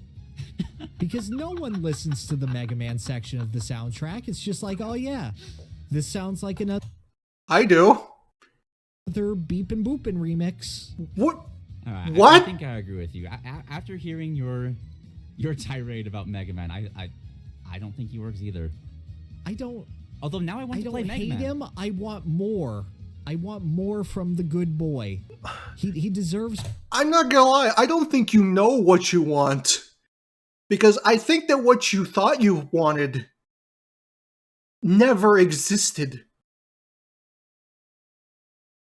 A lot of what you want for Mega Man isn't Mega Man. It sounds closer to X than anything else. Not classic Mega Man. There's no Bang Bang. What are you talking about? I think I understand why people were talking about this for so long and never shut up about it. What is this take? This is... Arguably, I'm not gonna lie, this being the second character and how much I've had to say, I'm a little concerned about where we're gonna go from here. But I remember Duke did say it did start out rough, and I'll take his word for it. Because a lot of stuff does tend out to be rough when you first start. I'm not going to fault him for it, but Jesus Christ! Oh my God! More. He didn't take a bullet for President Abraham Lincoln for this. It's episode 2 of the Ruby Spears cartoon. Proto Man threatens to shoot the Lincoln Memorial, and Mega Man goes, oh no, he's going to blast President Lincoln, and jumps in front of the shot. That is amazing. And the Proto Man cockily goes, I knew you'd take a shot from Mr. Lincoln. All right. Anything more to say about Mega Man? No. All I can say to that is, now I've got your power. That was the sound of Pharaoh Man punching him in the face.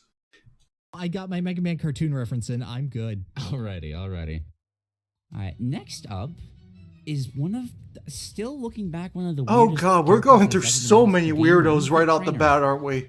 Yeah. You go first for this one. What do you feel about Wii Fit Trainer? This one will not take an hour, I promise. I don't really have a lot to say about Wii Fit Trainer. Wii Fit Trainer is interesting. Like, it's an interesting out of left field pick that makes sense for representing Nintendo and just like that big fad craze that the Wii was. Like, it feels very representative of that. And celebrating that is a really, really fun idea. And I think that Wii Fit Trainer being as goofy as they are really helps that along. I like the use of minigames. I like the idea of their fitness being a buff for them. I like that they're so focused on self-healing and that being sort of an allegory for fitness. That's really fun and really clever. It's just a fun moveset. I mean, I'd argue there's more to Wii Fit than that, but okay. I don't think it has any cohesion whatsoever. Wait, what? Not at all. I mean, I get it's it's a fitness character and they use fitness moves. I'd argue that's as much of a cohesion you're going to get out of that kind of design. The point, almost, but this is one of those characters that it is just obviously just a hodgepodge of stuff, but I don't know what else they could have done.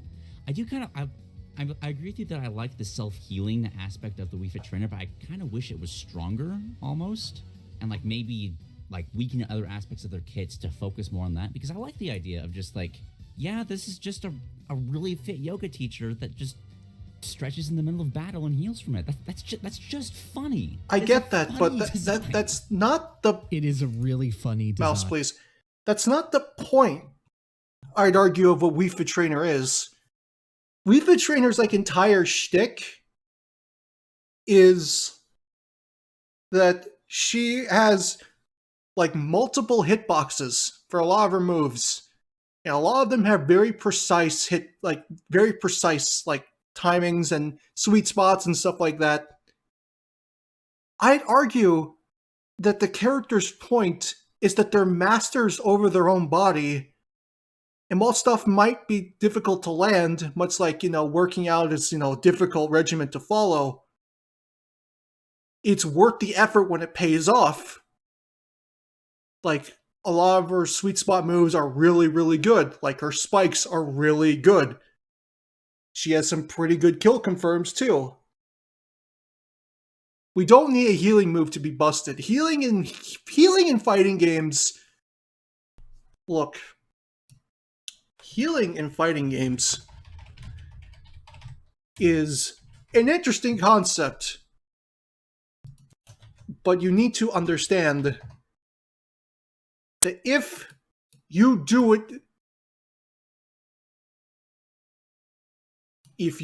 it poorly, you might just end up with another one of these. And you don't want another one of these. People that understand what I'm talking about, God bless you. For those that don't, this character destroyed the game she was introduced to.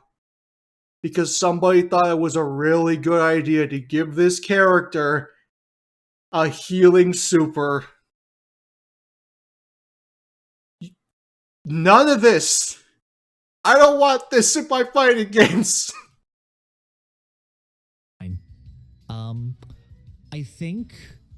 I feel like they're in between two extremes. Because on one hand, you have deep breathing, where you immediately want to rush the opponent down, and you have tons of tools to do so, and you have weird hitboxes to spike them at weird angles.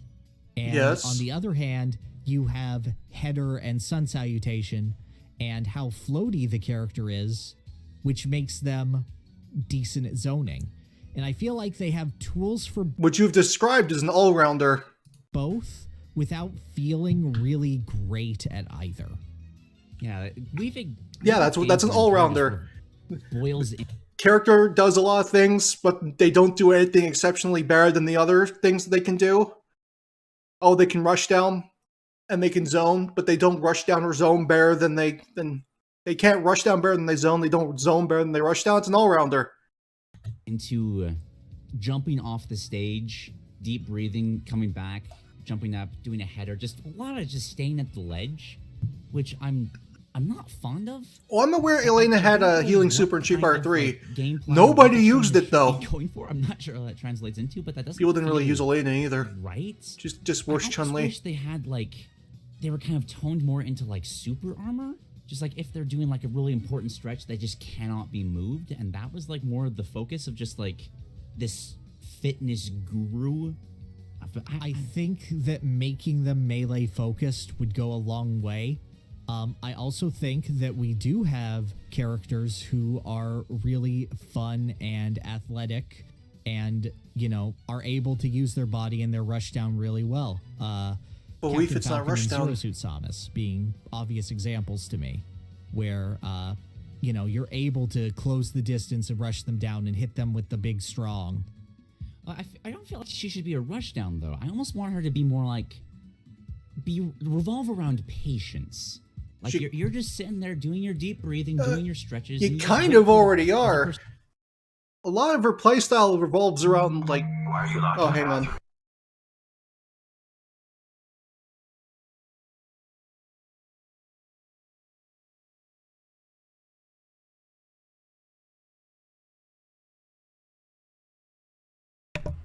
Sorry, phone call. I lost my train of thought. God damn it. Oh, right. There is a lot of patience in Wii Fit Trainer's design, because a lot of her moves, a lot of her best stuff, is based on baiting people at the ledge. There's a lot of patience. What was that? That was my phone.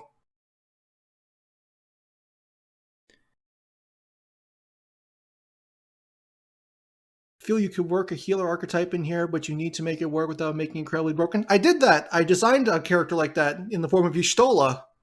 But even then, I think that the small healing that Wii Fit Trainer gets is nice, but it's not the focus of the design. The focus is the weird hitboxes and the precision of it all. I'd argue that that's the main focus of the character. To come to you, because I don't know, that's the feel that I would want evoked from the character, and it just isn't there. So you'd want them to be like just a continual self-buffing character? Yeah, like the kind you have to rush down because otherwise they will be a problem. Like make them a lot slower or something to make sure that they can't just... Yeah, I don't know if that's necessary. Right. But like be something like... I can't think of like a comparison to another... Steve was the only one that came to mind immediately. Yeah, kind of. Or like if you leave a hero alone... I don't know if he wants more depth, but... That, you don't want to do that? Yes. It kind of doesn't sound like they know what they want. Kind of characters that just like... Not a kung fu master. And to be completely honest, I'm not surprised. It is Wii Fit Trainer. I mean, what are you going to do with Wii Fit Trainer? Way too annoying. Header in particular, just bouncing around all over. Since Mega Man did take so long, by the way, I will be taking a quick, like, 5-10 minute break after this next character. Not Wii Fit, the character after her. So yeah, I'm just letting you know right now. I wasn't expecting Mega Man to take an hour. I'm sorry. The place to really capture that. But that said, I still really like the overall idea of just lots of stretches being the entire... I do agree they could give her some more depth to her buff, like her self buff, and actually have it be something that they could stack multiple times in order to improve themselves even more. But I wouldn't argue that that's necessary. I think that Wii Fit as they are right now is probably as good as they're going to get. And there's not very much you can do with a character like Wii Fit Trainer. I'm just kind of surprised they never did any moves featuring the balance board. Of the base moveset. Oh, I don't too. think it's a bad design. It's just, I feel weird about it. I agree. I mean, they are weird. I have Wii Fit in mixed, so I have her in my C. I'd have her in my B. The thing is, yeah, you see, mixed still sounds very negative, and I don't really like the sound of it. I'd say she's like fine. She's okay. Like, there are things you could... The most I would do to her is just, like, stat buffs. And maybe make some hitboxes bigger. Without taking away too much from the precision playstyle that she clearly was meant to have. Do I want Wii Fit to return in Smash? The next Smash? Honestly, they could probably just put in Ring Fit Trainer. And that could replace her. And it would still be a fairly similar design. I don't know. I don't mind. She's a fun character. I like using Wii Fit Trainer quite a bit. I just find her funny. That's I fair. feel like it's That's still fair. For a joke character. How well the joke lands, I feel like. Wait, wait! Play that again. I'm sorry. Did you just call Wii Fit Trainer a joke character? I have Wii Fit in mixed, so I have her in my C. I'd have her in my B just because I do. I just find her funny. That's I feel fair. like it's That's still fair. for a joke character. What? I'm sorry, but Wii Fit's not a joke character. There are no joke characters in Super Smash Bros. There are no joke characters in Super Smash Bros. Every character in this game was put there for a reason, and I don't think any of them are there for the lulz. I feel that since joke characters have become so much more rare over the years, especially with modern fighting games, I think that the terminology has kind of lost all of its meaning. It's a wild out of nowhere choice, but it's not a joke character. No character in Smash is there as a joke. Nobody there is be like, haha, this character's like whatever. We had some time, we put him in the game. Oh, and by the way, they're garbage. Or they're broken, because that's what joke characters are. They're either worse than everyone else in the game, or they're better than everyone else in the game. There really isn't an in-between with that. Joke characters are either one or the other. And honestly, aside from Neko Arc and Melty Blood, there is no other joke characters in modern fighting games. yes, I know Dan was in Street Fighter V, but Dan is not a joke character in Street Fighter V. Dan in Street Fighter V may like do taunts and all sorts of stuff like that, but he's a legit, like really good character. He is not a joke character anymore.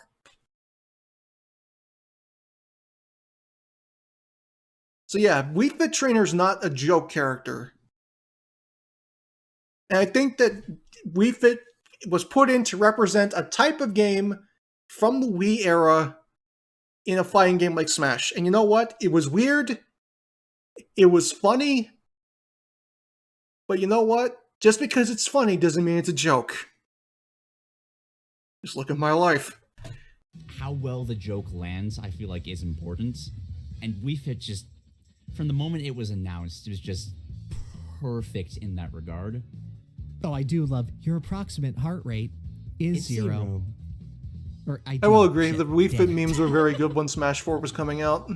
I also really love just about how... I'm also a big fan of the fact that they made the Wii Fit Trainer actually look more like a person in Smash Ultimate. About her, yeah, I know it's still technically a mannequin, but just doing push-ups that she does. The Wii Fit team was like, can you like make her look not like a lifeless puppet, please? All right, that's fair. I still don't think that it comes together cohesively enough for me, but like, you know, ultimately I don't control the final image, so you do what you like, honey. How about the bottom of B tier? That's good. That's good. You know what? That's fair. Wii Fit, yes, yeah, it's about fair for Wii Fit. All right, who's next? Ooh, I have spicy takes about this next. Oh one. no! All right, Rosalina and Luma. Rosalina and Luma. That was announced after E3 after Soul. No, I'm not gonna give my opinion on the character. This isn't about me. I hate her. I feel like Rosalina and Luma completely misses the mark of Rosalina's character. Wait, as what? She works right now. The Luma is, for all intents and purposes, a meat shield. Just something that she throws out as like a safety barrier to keep enemies from getting to her. When considering Rosalina's story, though, she's a mother figure to these creatures, and I almost feel like her design is backwards. But the Lumas, yes, she's a mother figure, but the Lumas want to protect the mother. They fight to protect the parent. They give their lives to protect their mother. Even in Super Mario Galaxy, they're like, we're gonna go create a second Big Bang because we love you. And they all die. Like that, this isn't anything new. While Rosalina is a mother to these Lumas, or considered a mother to these Lumas, this is not the first time that she's used them for cannon fodder.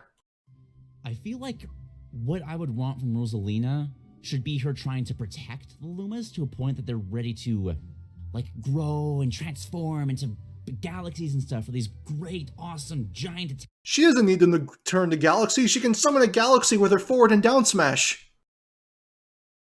Attacks, and it's not that.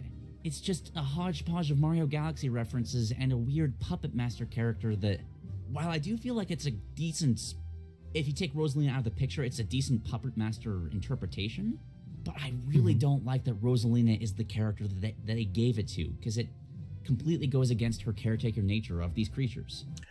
I mean, that's fair. I personally do believe that Rosalina's playstyle was chosen or designed before they gave it to Rosalina.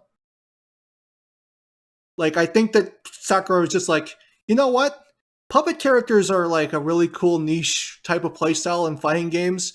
I want one in my fighting game. I'm going to design one, but I don't know who I want to give it to yet. I'm going to give it to Rosalina and Luma. That works really well.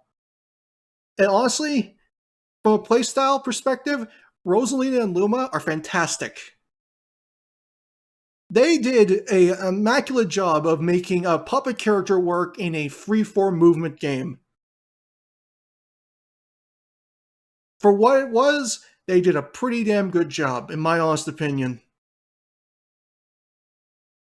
I mean, with more traditional fighting games like Guilty Gear, with Zato 1 and others, you basically get more tools to work with because you don't have to worry about moving around in such a huge environment. With this, it's way more just position-based, and I like that. Rosalina isn't even a real fighter in her own series. No. Well, I mean, she can platform like in Super Mario 3D World, if that's anything. Do I want more puppet characters in Smash? Absolutely. Puppet characters are some of the most fun characters to play. They're very, very difficult to play, but when used properly, they are very, very fun. I do wish she had the Zato thing where the attack comes out on release and not pressed. I mean, maybe. But you have to think about, again, translating traditional fighting game to platform fighting game. You have to make sacrifices. You need to alter things in order to make it work in a more freeform moving environment. And I think for what it is, they did a pretty damn good job with Rosalina. All right, okay. The only thing I don't like about Rosalina is that she's not voiced by her voice actress in Super Mario 3D World, which is her best one, in my honest opinion. I don't disagree with you on principle, because there is another character in the game who I have very similar feelings on, and I have a very low opinion of them.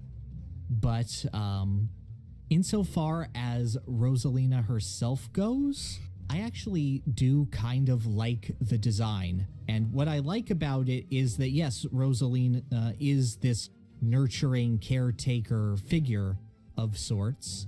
And, right. Well, not of sorts. She is. Yes. But ultimately, she's not the one with power in this dynamic. She is literally the lifeline.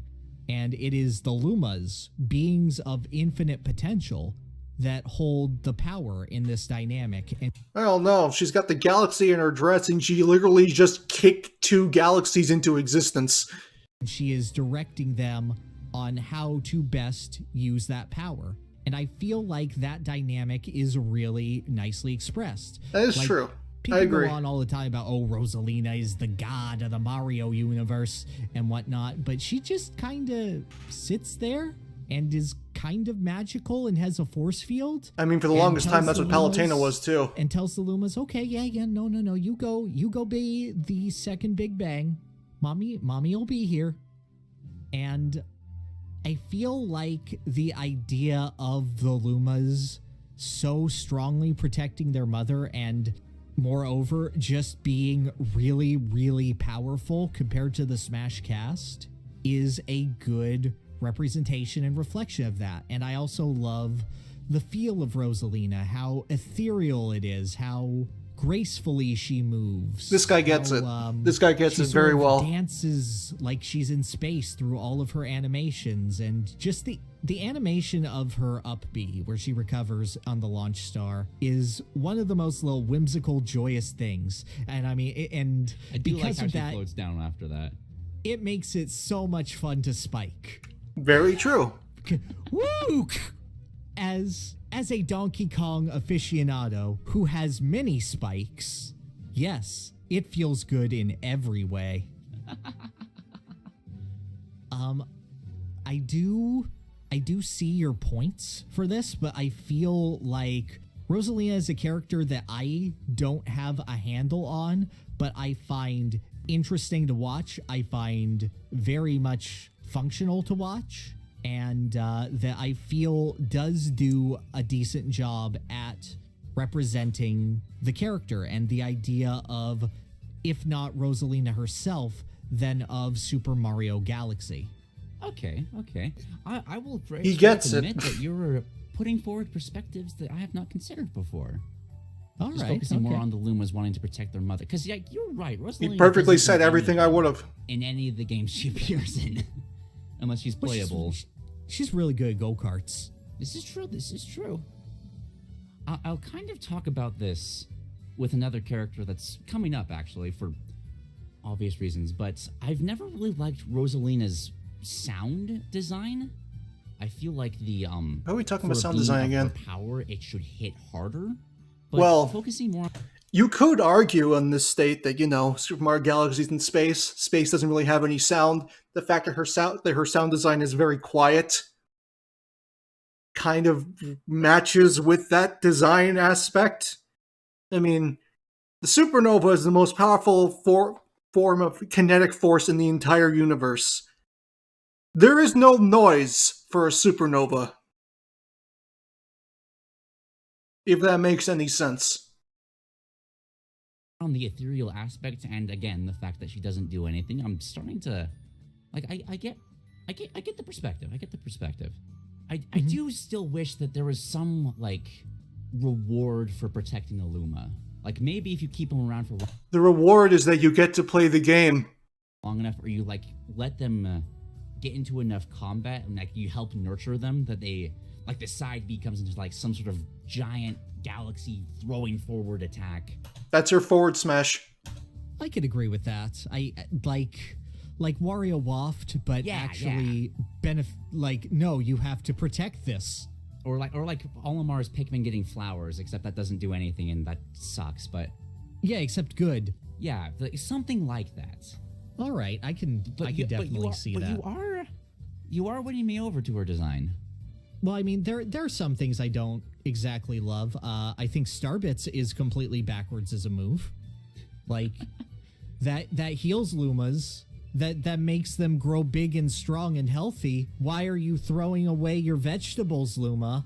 Simple, because it matches the design of them wanting to defend their mother. Literally throwing their life essence forward as a means of protecting their mother. Literally, I will literally give my entire body and soul to protect you, even if it means I have to use my body's essence as a weapon. And, you know, you shoot Starbits in Super Mario Galaxy. That too.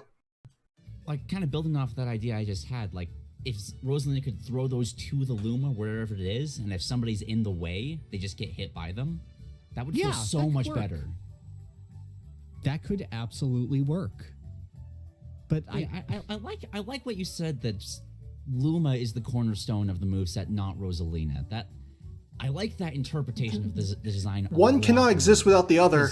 Luma's what's important about it. If it was Rosalina herself, she'd be useless. Yep. I also wish, I was about to say I wish there was a debuff for, like, losing Luma, but having Rosalina on her own is kind of a debuff in of itself. Oh yeah, no.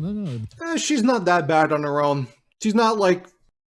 I'd argue that Rosalina on her own, especially in Ultimate, is not nearly that bad. Especially, I think she's better on her own here in Ultimate than she was in Smash 4. The competitive strategy is kill the baby. Oh no, mommy's alone. God, that's awful. I mean... Yeah, but that's she's still the one with the most kill confirms out of the two of them, so she can still, like, secure kills and land, like, up and does not work. Like spikes and stuff like that. She's fine. But you have talked me up to mixed, and I think you could convince me of, like, pretty solid.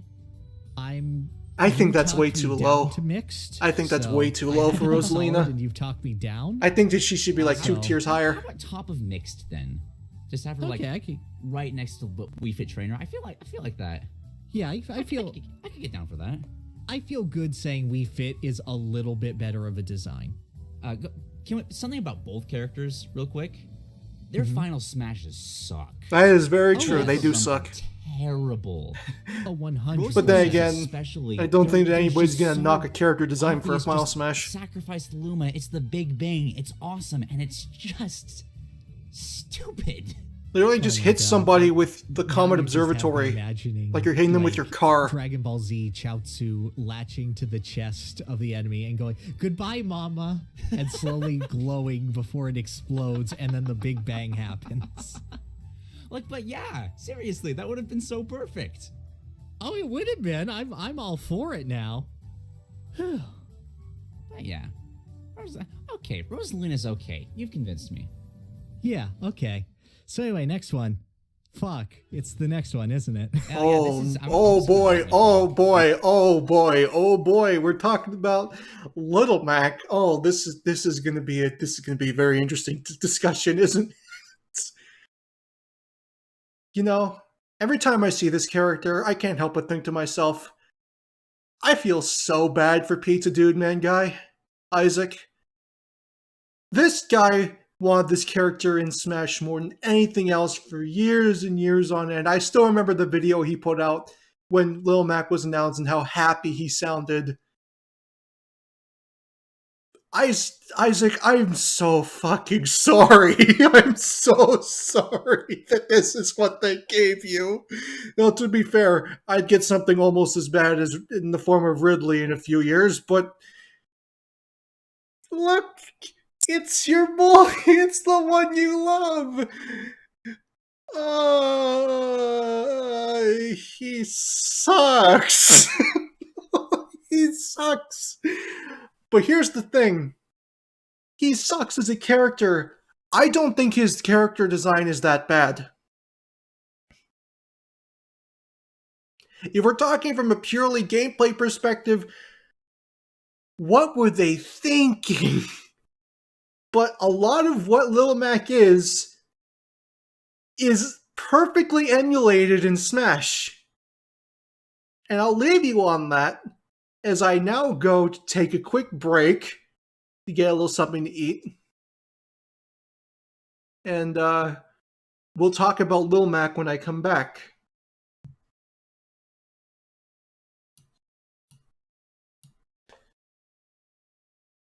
I don't think there'll be a lot to say about Lil Mac. I mean, there won't be as much as Mega Man. Mega Man there was a lot to discuss. There's a lot of points to break down. Lil Mac, I still think that if I were to tier Lil Mac, he'd be in D tier. Simply because his gameplay just doesn't function well. But I think that as a character design, like outside of the gameplay, I think Lil Mac is fantastic. You did not just say that as representative of Lil Mac. I'll explain more when I have some sustenance. But yes, I do believe that. And I'll explain why, don't worry. I don't say things like these and I don't have means of backing up my statement. Yeah, I'll be right back. I'll let you guys stew on that comment for a few minutes.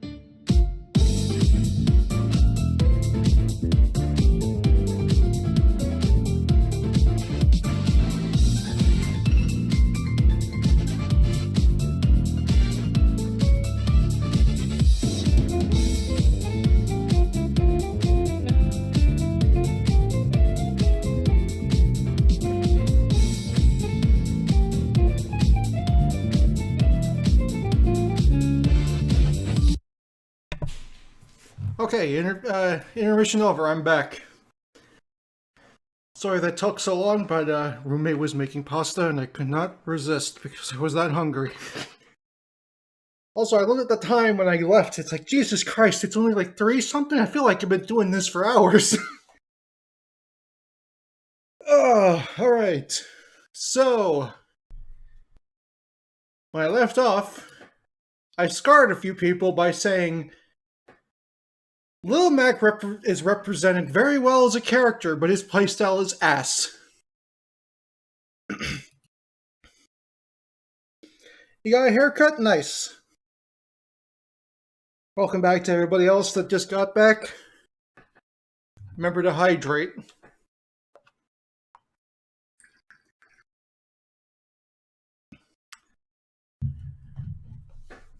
Now, as I said, Lil Mac is a very interesting case, where I think his character, as a character design outside of his gameplay, he's really well done. But when you bring gameplay into it, he's complete and total garbage.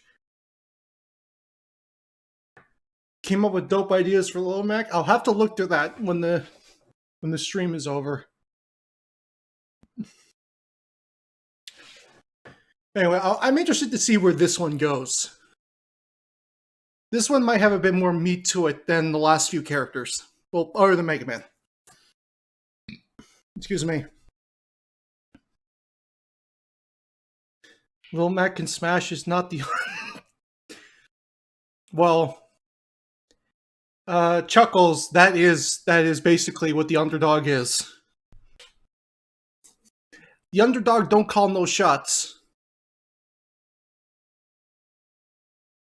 The underdog is the pillow princess of competition. I know how you feel about Lil Mac. Yeah, so I'm going to give, some props to Sakurai. This is a very interesting interpretation of Little Mac as he appears in the arcade games, because the focus of those arcade games is to never let up your offense, always find openings in reading your opponent, and then that momentum will carry you to being able to use the uppercut. And correct. That is very well represented through his power meter and how that works, and how getting hit makes you lose the KO uppercut. That's very well done. That's very nicely thought out. It makes sense that he doesn't work well in the air, because, he's a very grounded character from just a, I made the haha funny right there, but also from just the sense of, oh yeah, here are superheroes and whatnot. This is a kid from the Bronx. But, I don't think you need me to tell you that Little Mac sucks. Well, I mean... No, you that don't. Lil Mac... Yeah, I mean, I don't think anybody will disagree with you that Lil Mac sucks. Can be fun to use, but he does not represent himself in Punch-Out whatsoever. Yes, he does. Okay, I'm curious. I'll let him finish. I'm very curious about this. As nice as those are... He's got no personality. He doesn't have any personality in the actual Punch-Out games either. He either smile or he angry. That's it. That is his personality. He has a really dopey looking smile, or he's upset. Lil Mac in Smash has the personality of a boxing anime protagonist. If I were to say anything, and honestly, it's about as interesting as what he originally is. Games were, and as technical achievements as they are. The reason that Mac has such a strong following is because of Mike Tyson's Punch-Out. And that is carried on through his second most famous appearance, which is the Punch-Out on the Wii, where he gets his design. Correct. And his flavor and everything else about him. That's basically what the Western world has honed onto as the image of Little Mac. And I feel like Sakurai and the team at Nintendo still feels like, no, the NES game was a technical concession of a game. This momentum-based Punch-Out, Super Punch-Out, that's what actual Punch-Out is. No, actually, I think what Sakurai's idea was is that the momentum-based Punch-Out translates much better to a fighting game than Punch-Out for the Wii and Punch-Out on the NES. Now, understand something. I understand those games are popular, but those games are purely just react. That's it. There's nothing else to it. You push a button at the right time, and you win. There is nothing else to these games than that. But technically, if you want to consider the motion controls of Punch-Out Wii, I'm referring more to the original Punch-Out on the NES. There is very, very little to Punch-Out as a game. Now, granted, the momentum-based ones aren't, super, in-depth either. But I will definitely tell you that momentum carries over in terms of translating from one form of media to another. That momentum-based design translates way better to a fast-paced fighting game like Smash than a game like Punch-Out for the NES. I do agree that he should emote a little more. And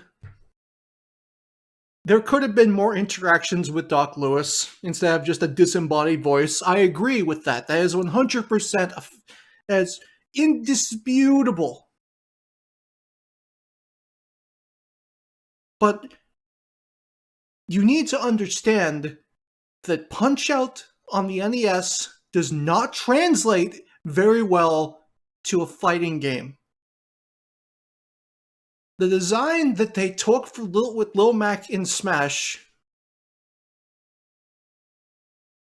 with the momentum behind it and the power meter, honestly, even if they just changed the power meter to you use a star uppercut instead at the end of it, I don't think it would have changed very much. Yeah, you know what? That's right. Have Doc Lewis show up in the background sometimes. I think that'd be perfectly fine.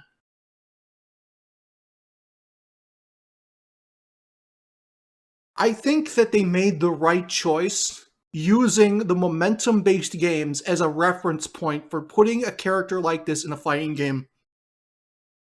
Especially considering you're translating a boxing playstyle to a freeform movement, eight-way freeform movement fighting game. And that's not easy.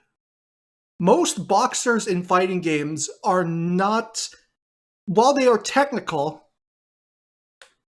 a lot of them do suck in the air. Almost every single boxing character in fighting games is complete and total ass in the air. Balrog sucks in the air. Jumping in with Balrog is bad most of the time. Dudley is okay in the air, but he is very heavily based on ground-based footsies. Steve Fox, there's no fucking jumping in Tekken. Ed is a rare exception, but Ed is not a pure boxer. That's the thing. He's not designed to be a pure boxer like Dudley or Balrog were. He's a weird, I don't even know what to describe him as, to be completely honest with you. He's boxing based. If I were to describe Ed as anything, I can't believe it. He's not a boxing archetype. Yeah, Ed's brute force.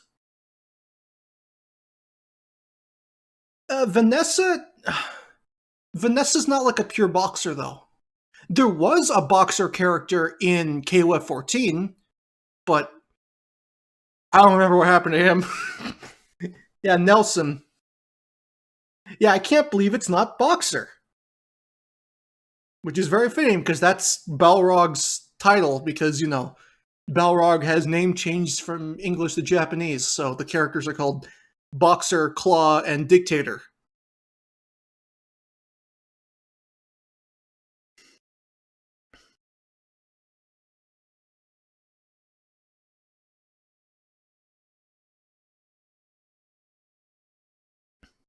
I also don't remember Vanessa or Nelson being particularly good in the air. They were way more ground-based than they were air-based.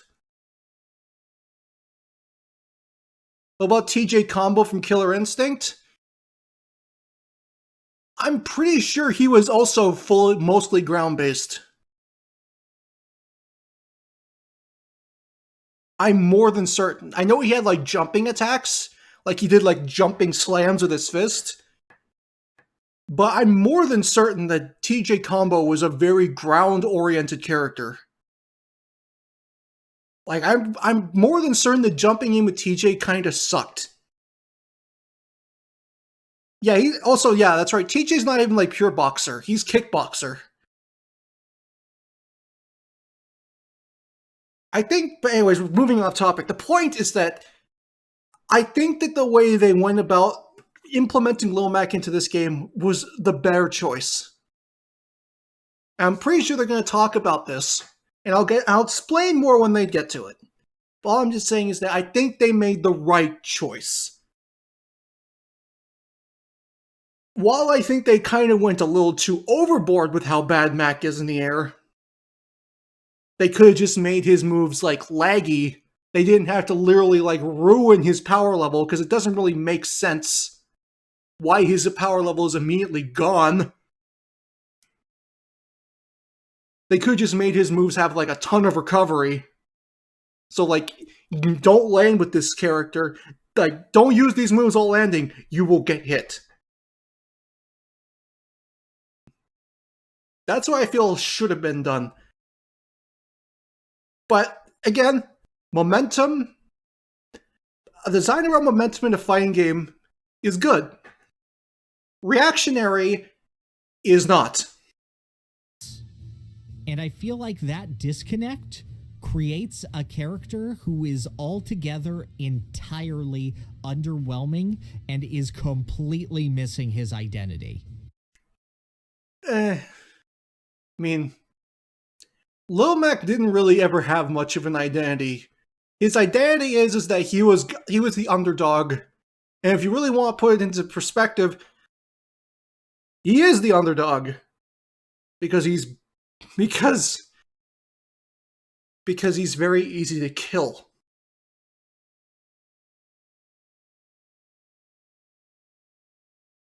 I remember you saying at one point, like in a conversation a long time ago, that Little Mac's kit feels like what a Punch-Out boss should have. But I don't agree with that. Lil Mac himself. Yes, Lil Mac's big armored attacks obviously have, a lot of oomph behind them, but it feels like, oh, I dodge his punch and then I counter punch. Like what you do in Punch-Out to the bosses. And there's... What's wrong with that? Isn't that a good thing? There's certain things to do, but Lil Mac is a very evasive character, and he has one of the worst rolls in the game. He has one of the worst rolls, but he's got one of the best dashes. So you don't need to roll. You literally just dash in and out of your opponent's range. They had to make a compromise when putting in an evasive character into a freeway fighting game. A lot of boxers in fighting games had really good, grounded movement, really good burst movement. Balrog had his, his charge punches, which were really good and covered a lot of space really quickly. Dudley had a lot of moves that, pushed him forward. He had counters and stuff like that. For what they had to work with, I think that the idea of literally ducking and weaving in and out of attacks fits Mac perfectly. Mac is a footsie character in Smash. You move it, you fight at mid-range, your opponent makes a mistake, you move in, you hit, and you get the hell out. You want your opponent to move into your range while moving into their range as little as possible. A lot of low max attacks have grounded armor too. He could power through most things. Yes, but again, if he whiffs those punches, he's gonna get hit really bad. He's gonna take a lot of damage. The armor just makes his whiff punishing playstyle better. Because you want the character that's very squirrely, I guess you could describe him as. You want the character like that if they read you and they have a chance to get a punish, that they get that punish.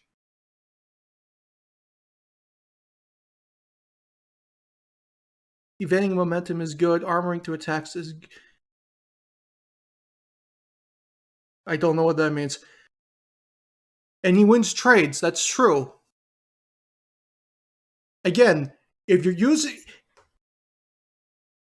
you're trading with Mac, you're doing something wrong. I'm just going to say that right now. If you're trading with Mac, you're doing something wrong.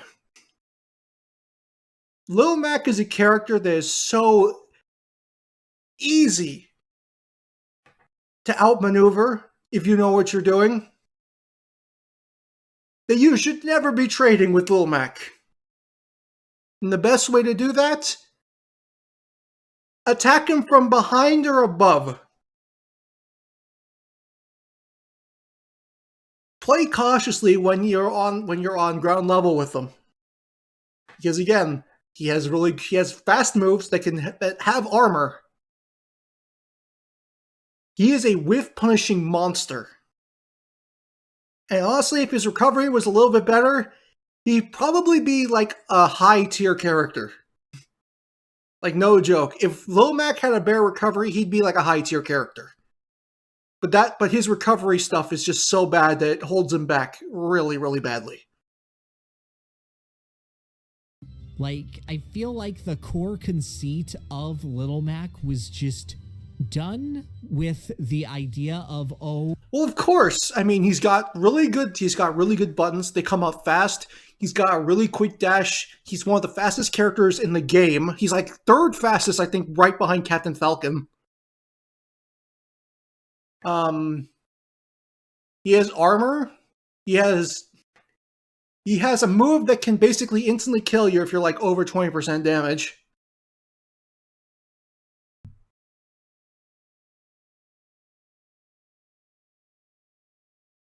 Yeah, if his up B was better, I think he would be a lot better. And honestly, I think that if they let... The uppercut's nice, but if they put some, like, cloud logic behind it, and let him use that power meter to like, perform a huge, like, recovery uppercut punch that goes really far, that alone would give Lil Mac a lot more of a fighting chance. And make it much harder for him to lose that power meter.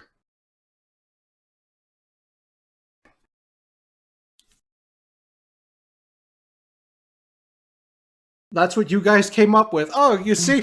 Great minds think alike. He is the face of Punch-Out Wii, but not really the arcade Punch-Out. That's where the shit is. And I feel like if you look at his reveal artwork, how it's a Punch-Out arcade cabinet, or how they had so many alt costumes for Wireframe Mac. Well, I would argue that that's mainly because Lil Mac's kind of a retro character. He's like the Pit of Smash 4. That is really where their heart is in his design. I wish I could add more to this, but my opinion of Little Mac is something that I got from you. Okay. Because like I've only played the Wii Punch-Outs, and from what I've played of that, I can agree with your points. Like, Little Mac can't take many hits. Well, he can't take many hits in his actual games either. That's kind of the point. He's supposed to whittle down these much larger... He's Little Mac, literally. He's supposed to be this small, scrappy bruiser is able to take down... It's a David and Goliath story. That's what... But that's what he does in Smash. All these characters that are notably better than him.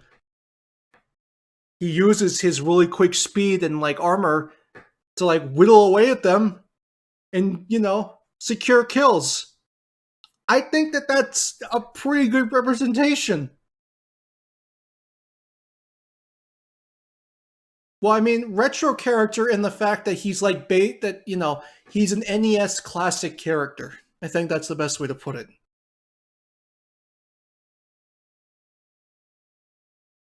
Little Mac is. And exactly. In Smash Brothers, he just plays like a really condensed Goliath. Well, to be honest, if we want to talk about if we want to be literal, David versus Goliath was the story of a man with a stick fighting a man with a gun.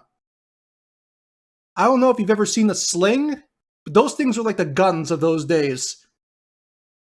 David brought a gun and hit Goliath in the fucking head with it.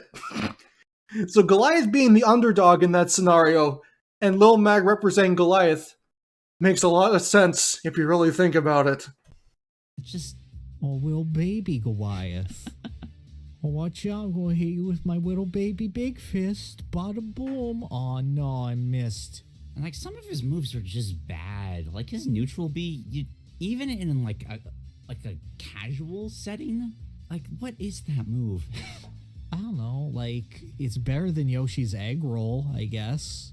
Which, you know, like really high bar I'm setting there, however. I also feel like Little Mac just, from what I remember of the Wii game, Little Mac was a very expressive character. Like you could tell that this was just like a teenager that was just happy to like the smile when he wins or like when he starts getting really beat up. You could see it reflected on his face, but in Smash Brothers, he's just deadpan expression the entire way through. To be completely honest, the way Lil Mac stands and the way he always has his gloves up to his face, even if he was expressive, you would rarely see it. Also, I'm pretty sure during fights, Lil Mac is like got like all he is serious. I'm more than certain of that.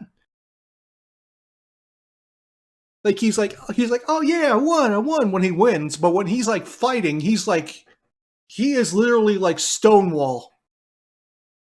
Like I am angry. I am determined. He looks like his character in Smash when he's fighting. And guess what? In Smash, he's fighting.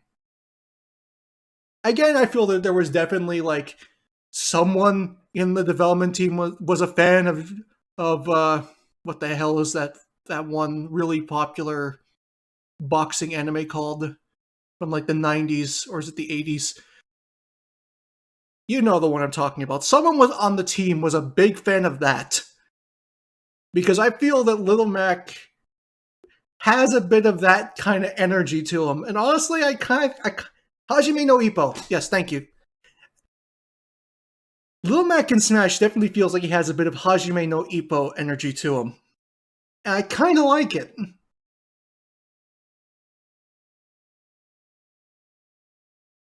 Again, yes, he should smile more when he wins. But I do like that he's like this anime protagonist in Smash. He even sounds like one too. Because his voice actor is clearly Japanese. And he sounds the same in like every language. Yes, completely. Had I not played the Punch-Out game before he was in Smash Brothers, it's another Mega Man situation. I'd have no desire to do so because I love playing as Little Mac. I'll admit that. Like this, the reason the grunts make sense. That's not just like a protagonist thing. That's a boxing thing.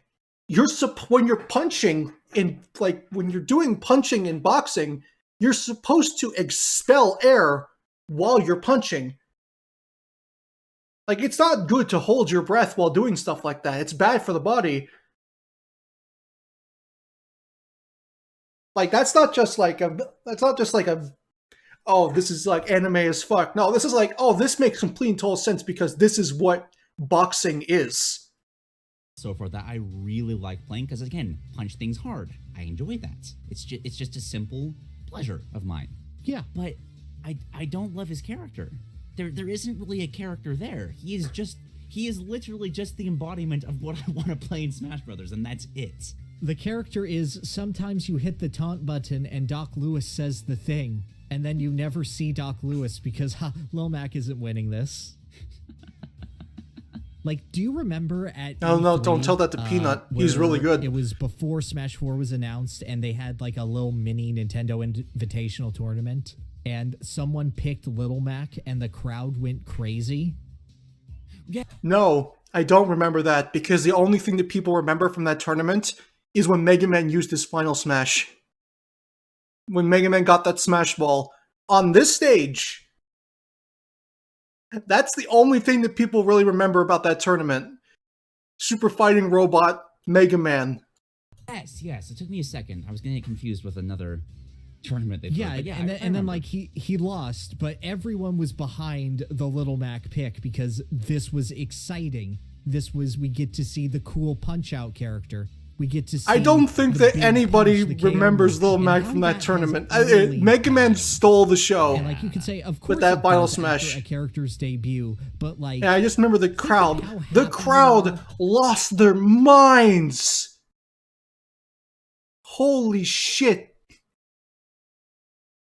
There was more cheering for Mega Man getting that final smash because they knew what they were gonna get with all the Mega Mans coming together. More than anything in that tournament, it was glorious.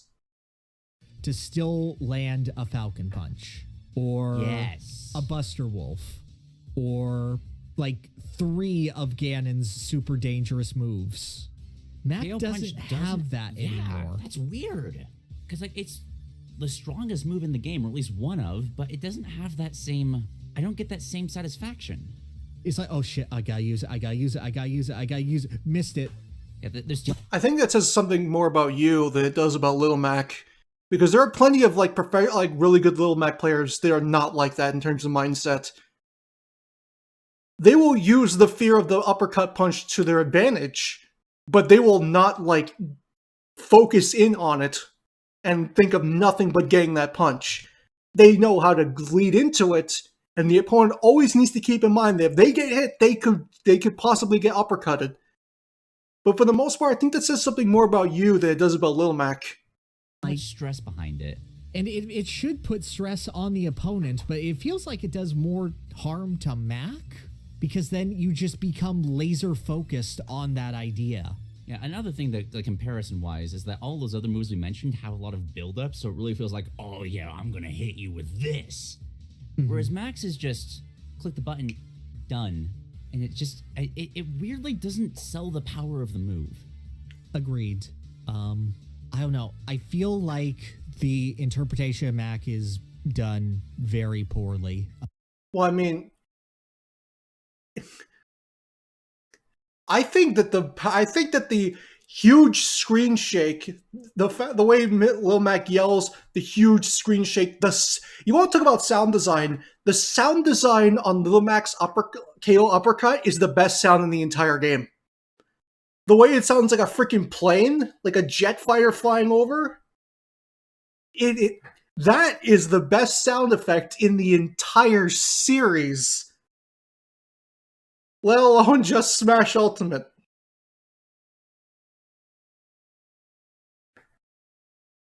That alone sells how powerful that move is.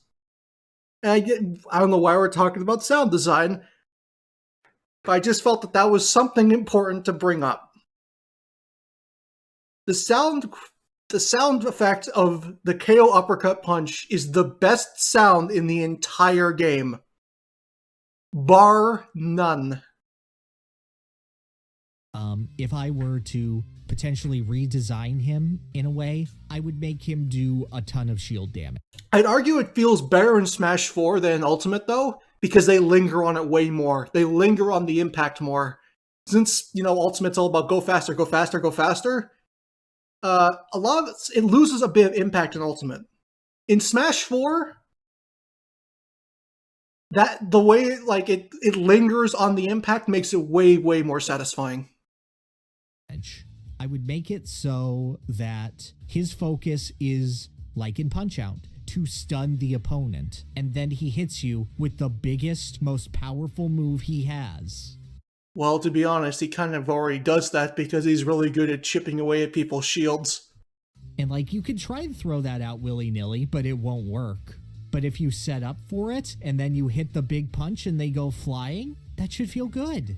And also just generally to make him a more defensive character where he doesn't need,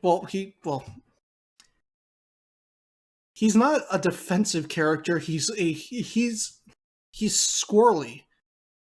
Footsie characters can play both offense and defense. They're very simple characters at their core. I don't think he needs to be more defensive. He already has really good defensive options. He has a counter. He's got really good buttons. He's got like a 2-frame jab. That's really good. Basically, you read your opponent, and he closes the distance because you read your opponent. So, Little Mac can smash right now? Because that's what his playstyle is. Not, you read your opponent, and you can't do anything because they're camping top platform, and, like, what are you gonna do? You can neutral air jump, neutral air spinning uppercut usually helps with stuff like that. I do want to give him some credit in some ways. Like, there is a few things about his moveset that allow that, like his very low run speed and the side B dodging attacks as it goes through the air. Like, it's almost that, but those are like very, very, like, I don't want to say the design is good, but like if those little things were expanded upon, I'd feel thoughts, happier. But they don't feel like they make up for anything. They feel like concessions to say, well, we thought about it. And the thing is, like, if you try to play Little Mac in Punch-Out the same way you play him in Smash, you will die. How? Read the opponent's moves, react accordingly, deal damage. That is literally what Punch-Out is. Little Mac literally does that the entirety of the game, of the match. That's what he is. That's his playstyle.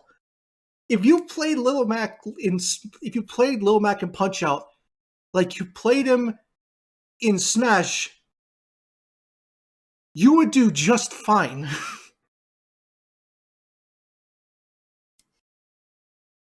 Swarmers or boxers that are extremely aggressive.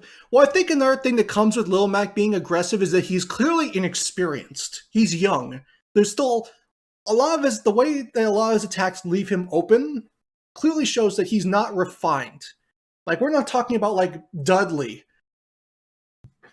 I'd argue that Lil Mac is probably closest to Balrog in just like, I have a lot of power, I'm going to use it.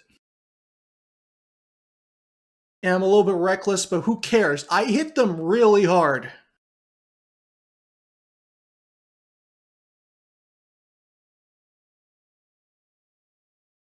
be fair, what little I know, Mac is more of an in-boxer than a swarmer.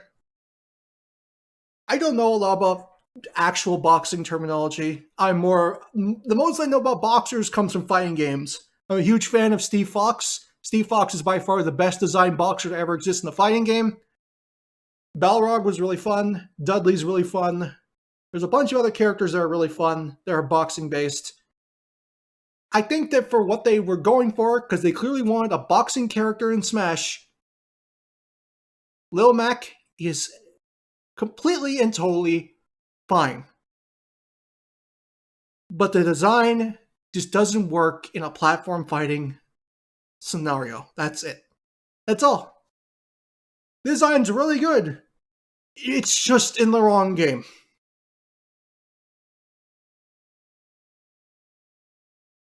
That's your mistake. You didn't look up real boxing. I know enough about boxing to understand that Little Mac works. And how much care was clearly put into his design with the way that with the sound effects that he makes, the way he constantly exhales when he punches and all these, and his sound design, top notch, perfect.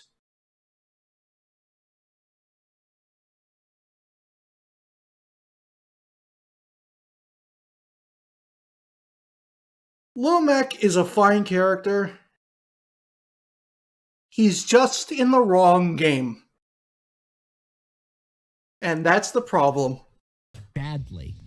And that I feel is a big indictment of a character where, okay, do they reference their games? Sure. Is anything that they have transitive to their character or their playstyle? And for a character who embodies playstyle over character like Little Mac, outside of a brief bit of expressiveness, to their character. Wait, go back a bit. Where try to play Little Mac in Punch-Out the same way you play him in Smash, you will die badly.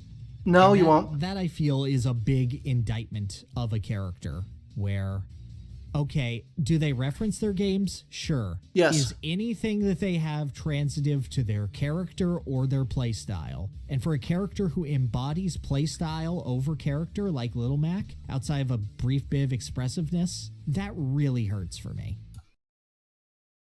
He fights like an inexperienced scrapper boxer. Like, I don't know what you're looking for, but he's 17. He fights like he has, like, there's room to improve, and I think that that's exactly what Lil Mac should be. Lil Mac's not a master. Lil Mac has a long way to go. And I think his playstyle represents that perfectly. The way he moves, the way he attacks, the way he, like, some of his moves, like, put him, like, he's very reckless and throws himself way, way out from where he should be. I think that is excellent character design. But it's in the wrong game. That's all.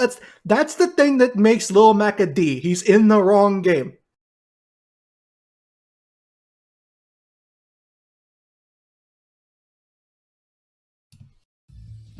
Agreed. So I put Little Mac in our E tier, which was begging for an overhaul, with the just complete expectation of dropping him down to does not work once I heard you talk He about doesn't.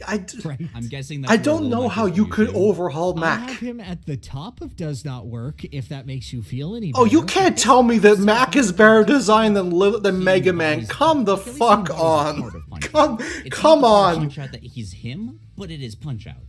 Come Mega Man on. is just kind of- Let's be realistic here. Let's be realistic here. What the fuck is that take? Mega Man is worse than Little Mac? I don't think I agree with that. I don't think I can find many people that would agree with that. We're gonna ignore the Mega Man take for now. But I don't know. I feel like, again, my F tier is I think they're harmful to the character, and I think Lil Mac is harmful to his character. Which I agree with. Yeah. I don't. I think Mega he's... Man? Oh yeah, above Mega Man. Okay. At most, he could emote more, but for the most part, he's fine. He's just in the wrong game. If he was in a traditional fighting game, he'd be amazing. He'd be incredible. Absolutely 100% perfection. But he's in a platform fighter, so he's shit. Like, please, is Lil Mac fun to play? Yes. Good. Very. At least he has that. Okay. Yes. All right. We got on Mac? Yeah. I also don't think that anybody will look at Lil Mac and not want to play Punch-Out. So I don't think that's harmful to his character whatsoever. I'm good. Alrighty. Next up is what I would argue is the most forgettable character. Oh in the entire boy! franchise. It's the most popular Pokemon ever and my favorite starter Final Evolution.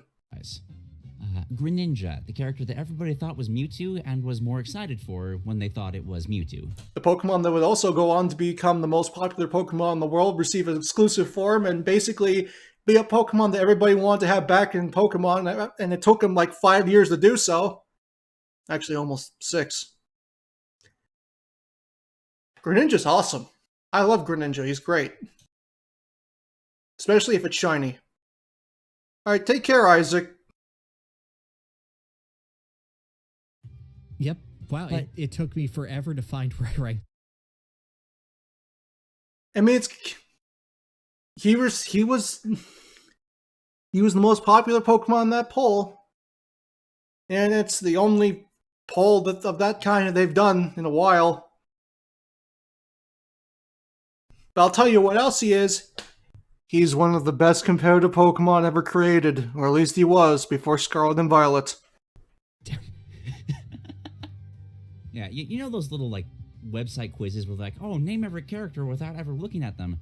Greninja was the only character that I can't get on those things. Just because it's... But despite all that, I don't think it has a bad design. Oh no, Greninja's amazing. It's just... It's a Pokemon that's kind of cheating. It's so easy to design a Pokemon in these games. There's so little you actually have to do.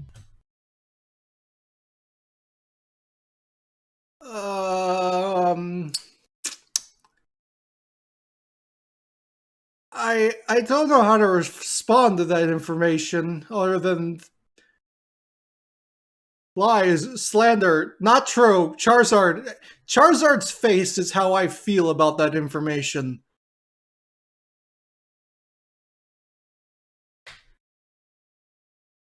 I think it's very evident that making a Pokemon work and be fun in Smash is not easy. And it took them a while to get it right. But God, when they got it right, they got it right very, very well. Not good English, I know. But the point is that Incineroar is a fantastic character. We can't talk about him yet. Most of the ones in this game are just characters that's like designs that have been assigned to Pokemon, and that works because Pokemon don't do anything in their original games to speak of. I mean, you could argue that about the majority of characters in this game, but go on. Like, Greninja literally needed... It sounds like bias towards Pokemon, to be honest with you. Just Water Shuriken and Ninja moves, and that was it. And it works. And it does work very well, actually. I mean, what else do you expect him to do? He's a ninja. What do you expect the ninja to do? It's just... I've never really liked Greninja's inclusion in the game, but that doesn't really have much to do with Greninja itself. It's more just because of, like, we already had a ninja character, that there wasn't anything really new being presented with the character, but for what it's trying to do, like, I really like the animations on just, like, creating, like, water swords for its smash attacks. That's really, really cool. The funny thing is that Greninja and Smash will go on to basically dictate everything about this Pokemon going forward. Like, I think that the Pokemon Company looked at Greninja and Smash, saw how popular he was, and basically said, yeah, you know what? We're going to take everything this guy did, and we're going to make it canon. We're going to give him water kunais, too. Why? Because Sakurai gave him swords in Smash 4. And then those swords will go on to become kunais in Ultimate because Sakurai made it popular.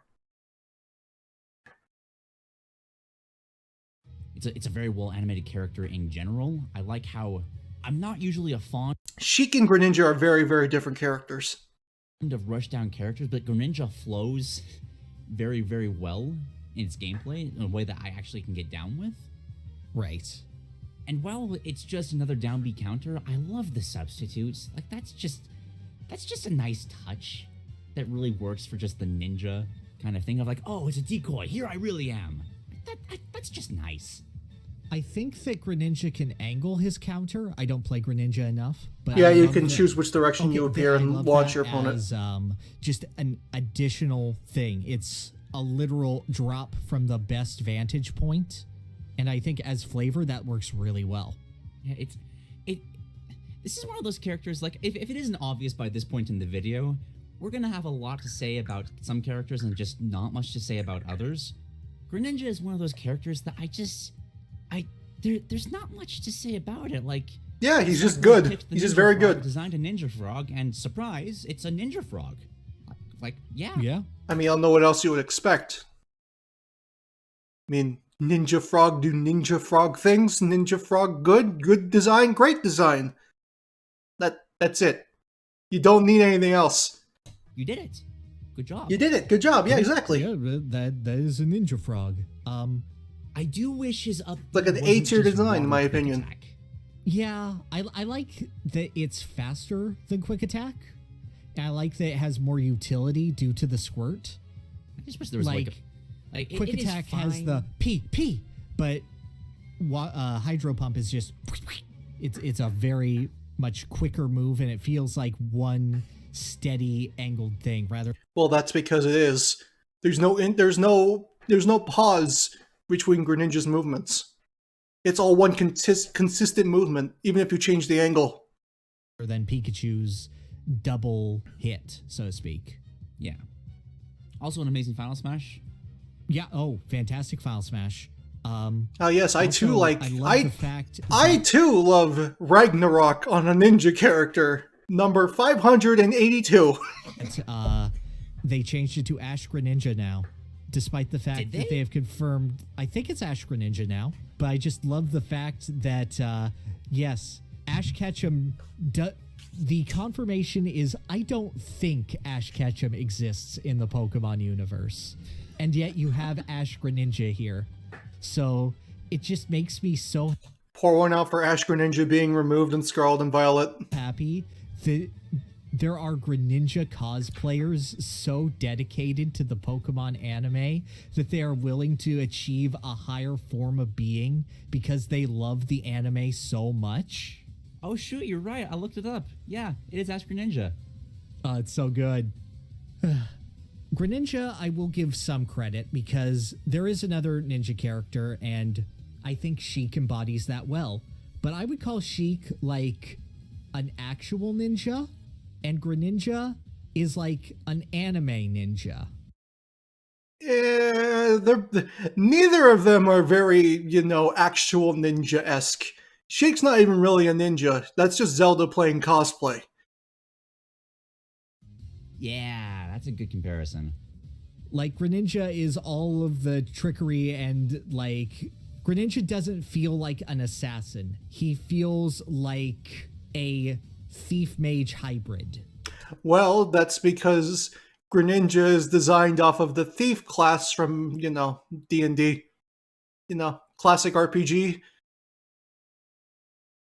Classic RPG class, the thief, just like Delphox is the mage and Chestnut is the warrior. He's an arcane trickster who specializes in water for some reason and is also a frog. And I like his. I also find it very funny they called Sheik the assassin of the ninjas when Sheik can't kill. Sheik is very good at everything, but she can't kill. I love his down air. I think it's the best stall and fall, or one of the best in the game. Yeah, for sure. Like, it gives him such a sense of gravity and a sense of just instantly being in their face, and the jump off of the opponent feels super satisfying to use. I love that it can combo into things at certain percents. Like, that just feels good to land. Agreed. He's a very, very dynamic character. And I'll admit, Rushdown is my worst style of play. Same. So he's never a character I will use. Like, I'll make an exception for Pichu, but everyone else, like, I'm sorry, fair. I tried. I don't play Rushdown in every game either. Not good enough. But Greninja, I think he just fulfills his. But he is very fun. Really, really nicely. Like most Rushdown characters are, he is very fun. So I think he's necessarily better designed than the other ninja. No, I think that his niche isn't quite as well covered, but I think he's good. I do as well. It's again, it's one of those weird things that just. I like Greninja's spin on the ninja design way more than Sheik. Where do you have them in your tier list? But I think they're both the same tier. I think they're both like A-tier characters. I feel like the design itself isn't impressive enough, and that's partially just the fact that it's a Pokemon. Like, there's not enough to, like, pull from to be impressed by, almost, if that makes any sense. No, that does not make any sense. What are you talking about? Incineroar exists. I feel like you... And you know what? If the next Smash comes out in the next couple of years, Meowscarada will probably exist as well. Can do that? Character. Well, actually, no. There is a Pokemon that we'll talk about another time that I do feel like does that tremendously well. Pokemon have a ton of personality to them. And I feel like Greninja kind of... I'd argue that there are Pokemon out there that are way more expressive than like 80% of the characters in this game. You're gonna tell me that like 80% of the cast is way more expressive than like Gengar? Just because everyone's not as like... Not every Pokemon's like stoic like Mewtwo doesn't mean that they don't have, personality. Like, the aspect you gave him was cool. There are a lot of cool in Smash, and he doesn't feel as bombastic because all he has to work with is, yeah, he cool. All right, top of B tier, I can definitely get down for. Alrighty. Okay, who's that? Oh! Meowscarada doesn't have any priority because it's a grass starter. Meowscarada has priority because it's the most popular starter of the three, and it's the one that they clearly want to push. Ooh. The Mii's. Oh boy, we're talking about... Do we want to tackle them separately? Guys, look, it's us. I feel like talking about all three at once. It's you and me and literally everyone else on the face of the earth. Do you have them all rated right next to each other? Yes, or do you have them in separate tiers? Cool, I have them all in different tiers. Oh no. Okay, what's your highest rated Mii? Just out of curiosity. My highest rated Mii is Brawler. That makes sense. Brawler is the best one in my opinion. I would have rated Gunner the highest just because it's a better Samus than Samus. Well, let's... I'm sorry, what?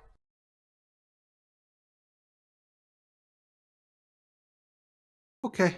Talk about, like, what would you have wanted the Mii's to be? Like, when you had the idea of, like, okay, Mii's are coming into the game as a customizable character, what does that look like to you? Honestly, they do a pretty good job literally just being they are cosplaying moves from other characters. Like, I think that it's well realized for what it is, but I feel like Mii's have a ceiling, and they've hit that ceiling. Samus is fine, to be completely honest with you. Because it's just a little bit outdated. Do it one of two ways. You could do it, oh, they can be any Smash character, or you could do it, they're specifically representing the Mii series, like Miitopia and whatnot. And I feel like not making them joke characters is a huge missed opportunity. It's one of those, I kind of wish they'd found a way to do both.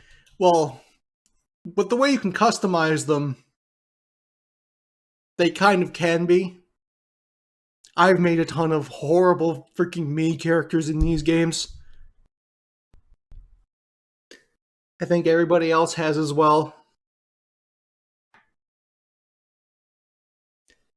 But for what they went with, which was, you know, 3 types of playstyles, you know, characters that fight with their fists and their kicks, characters that fight with sword, a character that fights with ranged weaponry. I think that fits perfectly fine for what it is. This is not like a Mii from the Mii series. This is a Smash Brothers Mii, which is why they have the Smash Brothers icon instead of a Mii icon. For what it is, I think it's completely and totally fine. Could it have been more? Could they add more to it? Yes, absolutely. But for what it is, I think it's completely and totally fine. Except Sword Fighter. Sword Fighter sucks. Like, I'm sure that would have been way too much work. But for what they're trying to do with just, like, kind of going for a jack of all trades, is like, oh, you can put any character into Smash Brothers, I don't feel like they did enough. Okay. I kind of wish that they had just straight up just allowed you to put different characters' moves onto the Mii's themselves. Like, obviously that would be nightmarish. Like, holy hell. Hey, everybody, look. It's your Echo Fighter. No. That would also remove the purpose of Echo Fighters. Be incredibly imbalanced in so many ways, but... Well, that's fine. They were banned for Smash 4 for a long time. Yeah, balance and... I might get some flack. Which is funny, because none of them are really good in Smash 4. It doesn't feel that important to me. It never has. Because, like, competitive players will find a competitive rule set to play the game. I still find Melee to be the most enjoyable competitive game to watch, and that game is extremely unbalanced, but it's... well... I'd argue that Melee is the second best balanced game in the series, other than this one. Still fun. That's what's more important for the competitive style. For this, like, casual enjoyment of what I feel like the Mii's are supposed to be, I feel like just going all out and just being like, okay, let's put Donkey Kong's punch and Mewtwo's down B and just, I don't know. But that's not the point of it. The point of it's literally just make any character you want. Your character didn't make it in? We'll put in costumes. You can make it a reality yourself. Have fun with it. We want to make as many people happy as possible. We can't satisfy everybody. We can at least give you a little something to work with. I think that's fine. Could it have been done differently? Yeah, sure. Should some of those characters have been playable? Yes, look at you, Doomslayer. But it's serviceable for what it is. That's actually a really terrible combination. That would be so overpowered. But regardless. Yeah, you know what? I agree with Walnut Dog. Just play Rivals of Aether instead. It's a better game. It's a much better game. Regardless, like I look at them and I just wish they could do more. I agree, and I actually like the idea better than what I had, which was literally, okay, you shoot the charge shot, but instead of the charge shot, it's just a big ball of energy with your Mii's face in the middle. I mean, I like that a lot too. I just like after looking at Miitopia and how goofy that is, or how Tamagotchi life is so goofy, I feel like them not celebrating that and just being fighter person is not that enjoyable. Yeah, maybe they could put in another Mii, like another playable Mii that's like that then. If that really is something that should be represented in Smash, then maybe that's what they could do. They keep the Miis they have and they just make another Mii type of character. That's not like, customized playstyle. That's literally just hodgepodge of everything from all these Mii games put together. Here's a character that's based on the Miis. You can also customize them just like you can with the other playable Miis in Smash. Not that representative of the Mii series. And I know they're technically Super Smash Bros. Series characters, but no, they're Miis from the Mii series. I don't know. I think it says Jesus is from Smash Brothers. Like, the first commercial you had on them was there was like an old man playing the Wii in his office, and someone gave him a goofy haircut and he laughed. No, they're joke characters. So this is a situation. I don't know. Yeah, you know what? Yeah, you want to talk about them being joke characters, fine, but you look at this situation, you got Sans Undertale fighting Jesus fighting Shaggy. I think that's pretty freaking funny. That I don't know how to rank them, because I could approach it from different angles of just like, oh, they were designed to be generic, and then if that's the case, they did pretty well. I think the comedy of the Miis in this game just comes from like the novelty of like the fact that this exists. Bath Tim is beating the crap out of Jesus and Shaggy. But I don't like that they're generic. It's not what I would have. It's not why I enjoy Mii's. Like, Miitopia just came out, and that's a fantastic game because it's so ridiculous. And the Mii's just don't capture that. Honestly, I feel that if Miitopia came out before Smash Ultimate, they probably would have done more with it. But, you know, a lot of stuff being lost, not being put in Smash is mainly thanks to timing. I feel like Brawler sometimes does, because like he has his suicidal header, and that's a fun move. That header's funny, I'll give you that. And he has like, oh, the action stopped, let me do a really weird suplex move. Like, he feels like he has these... I'm sorry, sir, but that suplex move is literally just Geese Howard's parry. Grab him, throw him over your shoulder. All you're missing is the taunt at the end, and it's literally just Geese Howard. Goofy rushdown moves, and he feels like, oh no, little baby man is going to beat me up. Oh no, it's All Might. I kind of feel like he was designed with that notion of just like, okay, people are going to put anime characters onto this moveset. He's got to be able to just be that ridiculous. I feel like he captures the spirit of it, and then, so I have him in B, I have Gunner in C, because it makes sense as the ultimate zoner character. It's also really annoying. Well, I will defend Gunner for a little bit, because I feel of the three movesets, Gunner's got the most unique going for it. Like, I think we actually talked about in another that Gunner feels like what Geno was supposed to be. Yes. Well, and I almost wonder if maybe that was what they were going for. But of all of the characters, they have by far the most unique just attacks. Like that up air, there's nothing like that in the entire game. I wasn't joking when I said that it was a better Samus than the actual Samus. Like, you put a Mii Samus hat on that thing, it represents the character better than actual Samus. Yeah, I don't know about that one, Chief. No, I do agree. I just find it so annoying to play and to fight. I agree with that as well. But I don't feel like an irritating design is uninherent. Yeah, you know what? Bossman just put it perfectly. The Mii Fighters are literally an embodiment of the player's imagination. You don't need to overcomplicate them. That's honestly, yeah, that's perfect. I don't even think I need to add anything to that. That's perfect the way it is. They embody imagination. Make anything you want.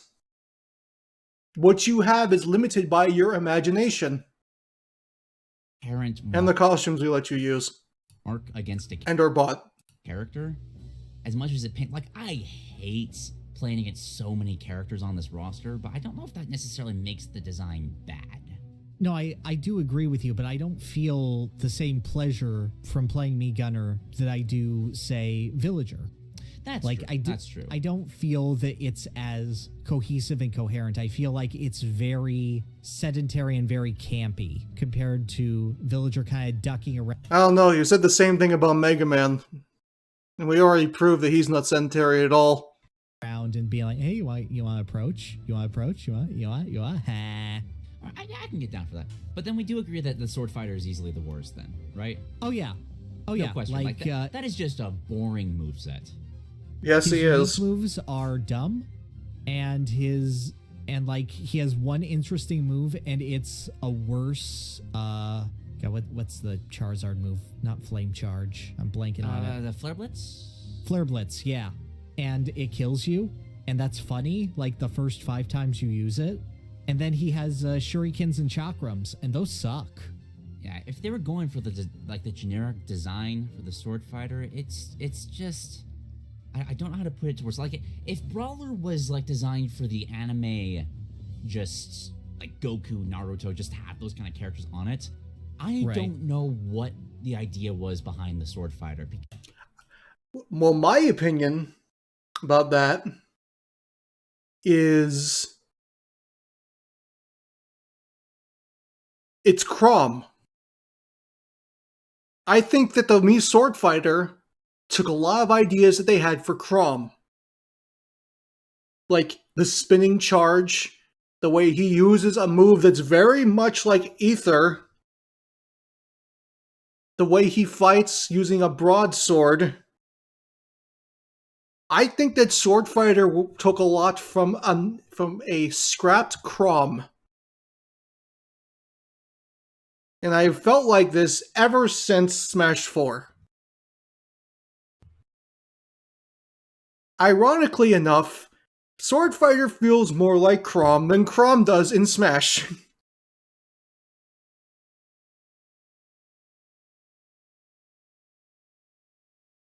Because it just feels bland. You don't get any of that kind of, like, from what I'd expect, like an anime sword. I know people have mentioned anime sword fighters, but like an actual anime sword fighter with like the absurdity that can happen in actual anime. Right, I don't get that. Like, what is Sword Fighter supposed to be? Is he supposed to be the experienced duelist? Is he supposed to be the honorable quick-draw samurai? Is he supposed to be the dirty Ronin who's using cheap tactics? He's the boring lord from Fire Emblem. He doesn't gel into anything. And he feels like a worse version of everything he's copying. Yes, absolutely. Ironically enough, that's exactly how I would describe Chrom. Fully agreed. So I think overall, I'm willing to put the Mii's in mixed and Sword Fighter in D. I have Sword Fighter in E because I just. Oh, that's fine. Go for it. But you did sell me on like the anime aesthetic of Brawler, but I don't know if I'd call it pretty. I feel like the Mii's just have problems. I don't want to put it any higher than mixed. That's fine. That's fine with me. And yeah, you can dump on Sword Fighter. He's just Sword Fighter. Yeah, goodbye Sword Fighter. Brawler's definitely better than Gunner. You convinced me on that.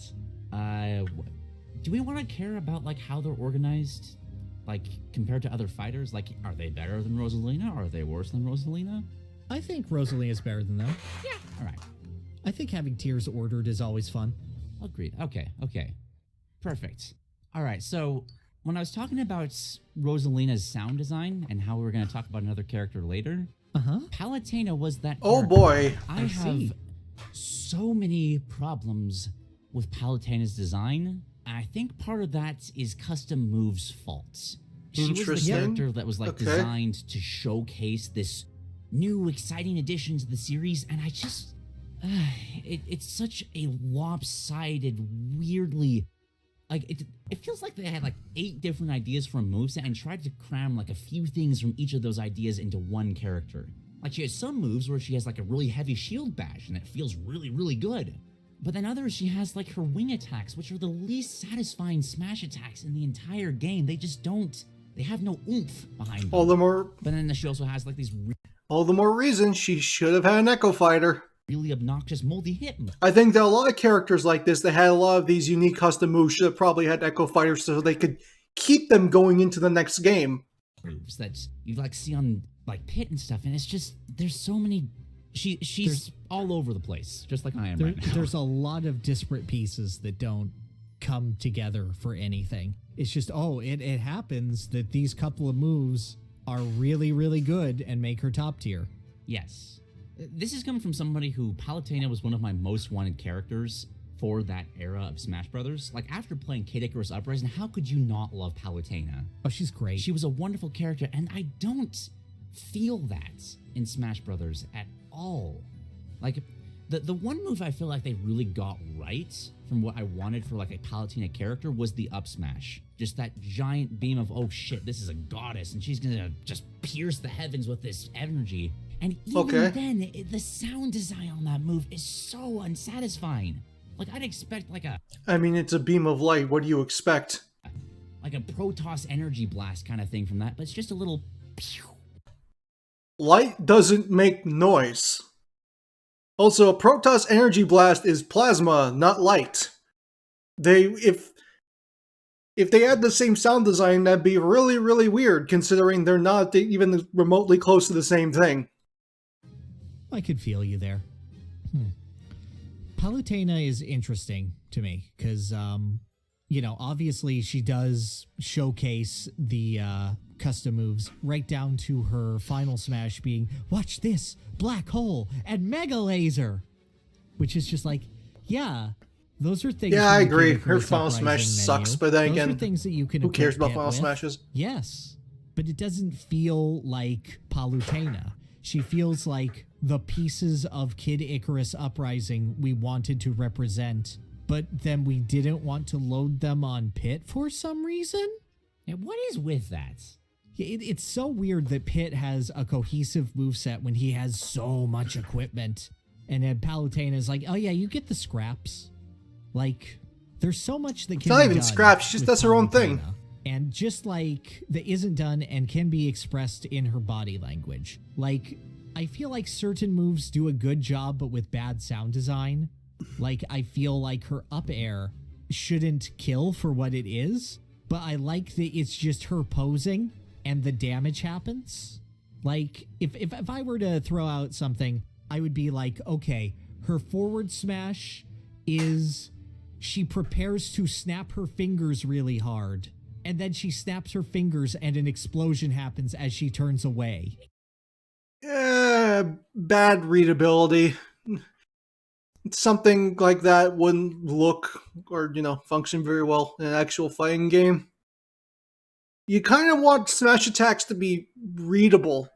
For every party involved, you know what's happening, you know what they're going to, you know where the attack is going before it even comes out.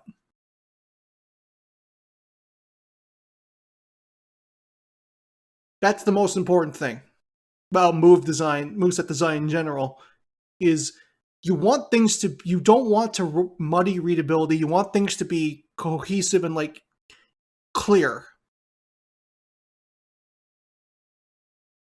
That doesn't really feel like it would be very clear. Exactly. Or like her down smash, she charges about to flick her hair, and then she does that and light comes up. Like, there are parts of Palutena I really do enjoy, which is any time that she laughs in her As for Medusa being a Palutena Echo, you have to ask yourself, does she even do those moves? Half of the moves Palutena does, she doesn't do in Kid Icarus Uprising, so why not? It makes about as much sense to me. Moveset, which is mostly her taunts. But any time where she is... Does Medusa even have legs? Yeah, she has legs.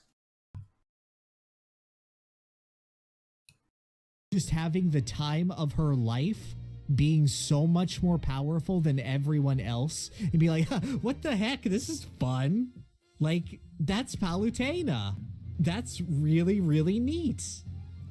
And I like Explosive Flame too. It's just a really neat little gesture of an attack. A good choice there. The rest of it sucks. Why did she have a... I would disagree. A lot of Palutena's moves, especially her tilts, like a lot of her grounded attacks, they feel just like, oh, whatever, I'm just throwing this out. If it hits, it hits, whatever, I don't really care. I feel a lot of that carefree nature in Palutena's attacks. Especially the moves where she spins her staff. Not neutral air, though. That move can go straight to hell. Another teleport. Or another counter. Like, this is just... Smash has a problem with, like... We're going to talk about this a lot throughout this series, but of just these characters that are super overpowered in the games they come from, and it just has a difficult time translating that into Smash Brothers without just completely neutering who they are. I feel like they didn't really get that until Sephiroth. I can agree there. Palutena wait, play that again. But of just these characters that are super overpowered in the games they come from, and it just has a difficult time translating that into Smash Brothers without just completely neutering who they are. I feel like they didn't... My friend, welcome to the world of fighting game design, where a tiny child can outpower gods. This is not exclusive to Smash. This happens everywhere in games that have power scaling like this. And you wanna know what? Most god characters in fighting games are not very good. This is not something that is exclusive to Smash. That is just fighting game design in a nutshell. You have to make exceptions, and you have to limit characters to work in a fighting game environment. And even then, Palutena is not the most powerful character in Smash. Really get that until Sephiroth. I can agree there. Palutena is just... I wanted so much more. And it's just not there. Let me ask, have you ever seen either Slayer from Guilty Gear or Elizabeth from Persona 4 Arena? I feel like readability can be sacrificed with personality. Nope, objectively incorrect. No, you cannot. You can combine them, but if you sacrifice readability, it's immediately a bad design. I'm sorry, but that's just the way character design works. No. I think I've seen that Slayer, but I don't have enough experience to, like, all right, so basically, they're characters who are far beyond the capabilities of everyone else in the cast, but they're not trying at all. They're there for the sport of it. So, like, when Slayer is defeated and, like, goes into his crumple animation, he just kind of lounges on the ground. He's like, oh, yeah, you beat me. Yeah, good job. Or, like, Elizabeth from Persona has, like, giant screen covering projectile attacks that deal a ton of damage and status effects, but also leave her wide open while doing so. So if you predict them, you just get in for free, and she has the least health in the game. And then you beat her, and then she just, like, I don't know, kind of goes on her belly and, like, puts her hands in her cheeks and is like, oh, yeah, you got me. This would work if Palutena was even remotely the most powerful character in Smash. Which she is not. There are characters in Smash that have not only killed gods, but one of them does it on a regular basis. For reasons as small as bitch stole my cake.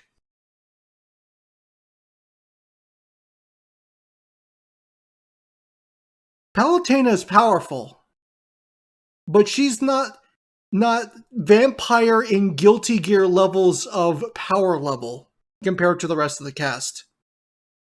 Yeah, that was nice. And like, I feel like Palutena fills that role in Smash as a character, but she doesn't in anything she does. Yes. So where do you have Palutena on your tier list? I have her second to bottom of E for mine, begging for an overhaul. She's about the same place as mine. It just feels like missed potential.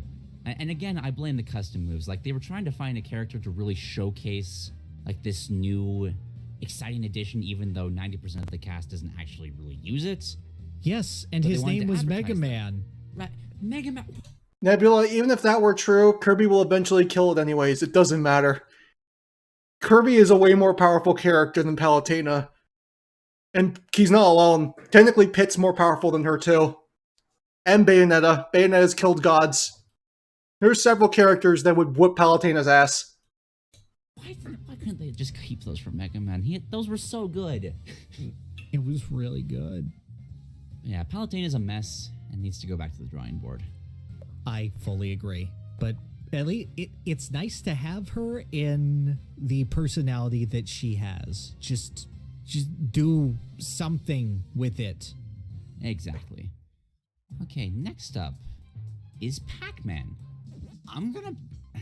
Pac-Man is a character that I have a hard time figuring out how I feel about him, just because he's weird.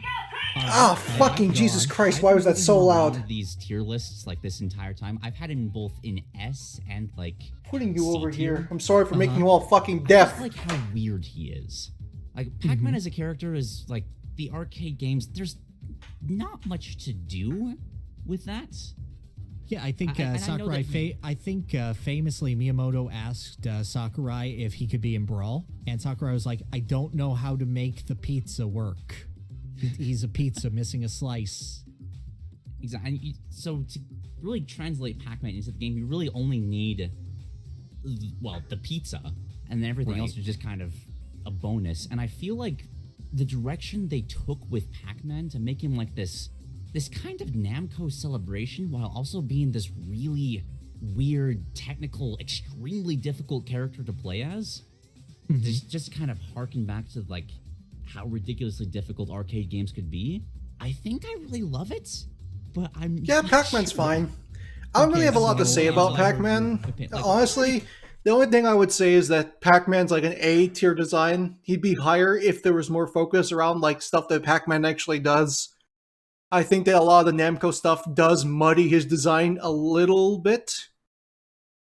But it's not enough to take away from how good the design is as a whole, to be completely honest with you. How do you feel about the character? Okay, so let me just clarify. I have Pac-Man in high A, and he's been there from the start. Yeah, he's an A character. I agree. Think he gels quite as well as he could. No, he's missing. He's a very fun character to watch when people really know what they're doing with him. That was so defining for this design of his character that I feel like not having the butt bounce is a little bit of a disservice to him, because also he's a ball. He should be able to bounce. Like that makes sense to me. This is true. But at the same time, he embodies so much in one little character. And it's so much fun. Because, yeah, he's this big representation of Namco and its arcade games and the kind of weird floaty feeling that platforming with those characters have. He's the celebration of Pac-Man itself, with the bonus fruits and his ability to charge in a straight line really fast. And his ability to basically use his fruits to exploit the weaknesses of other characters in unique ways. You know, like the thing Mega Man wants to be able to do in one move. Yeah. Pac-Man is one of those characters, like, he is an item character and it fits him so well. Yes, absolutely. Because, like, it's a big bonus. All of the bonuses feel important and impactful and goofy. And I love that, like, despite all of this, he still has that sort of 80s everyman feel to him. Like, he's kind of just doing mundane things. I agree. I remember when a lot of people were really afraid that if Pac-Man was added to this game, because a lot of people were theorizing that Pac-Man was going to be added simply because it was Namco that was working on this game. People were worried it was going to be the New Adventures Pac-Man and not this one. They're like, oh no, I don't think I want Pac-Man if that's what they're going to give me.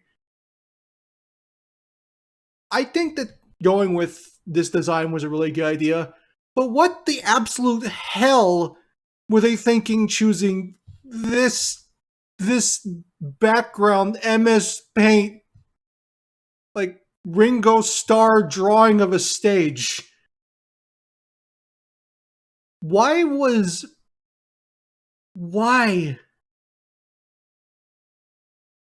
that game, I forget the name of it, Pac-Land. Why was Pac-Land the focus of Pac-Man in this game? It's so weird.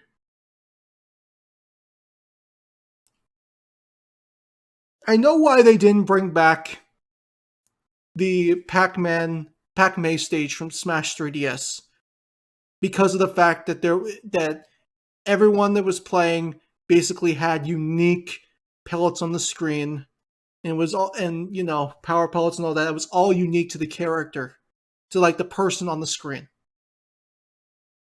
It was different between each player, basically. Like, probably couldn't figure out a way to make it work in like a one-screen environment. Whatever. There were definitely options you could have gone with.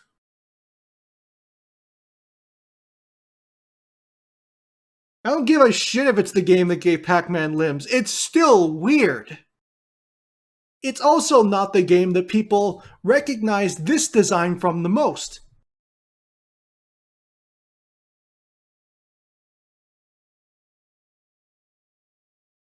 Like, at all. It's Pac-Man World Pac-Man. People look at this and don't think Pac-Land. They think Pac-World. They think Pac-Man World. And yeah, his costumes suck too.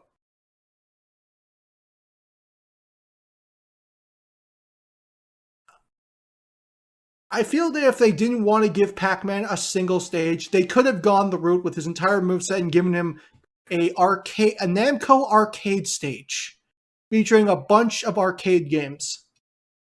And honestly, it probably would have been better than this.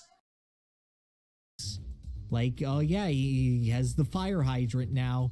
Watch out, he's going to do the fire hydrant. He feels very cartoon character, and so much of that is brought out in him and his animation. You know what? Just because without it there would be no blank, it doesn't matter. If the thing at the beginning sucked and the games that came after it did it better and revamped the way it works, they're the ones that should be rewarded. Guess what? Doom wasn't the first FPS. That was Wolfenstein. But Doom's the one that's regarded as the grandfather of FPS because of what it did for the genre. So who cares what Pac-Land did? And everything that he does. Like, he feels like he's hearkening back to the sort of goofy, fun, like cartoonish 80s.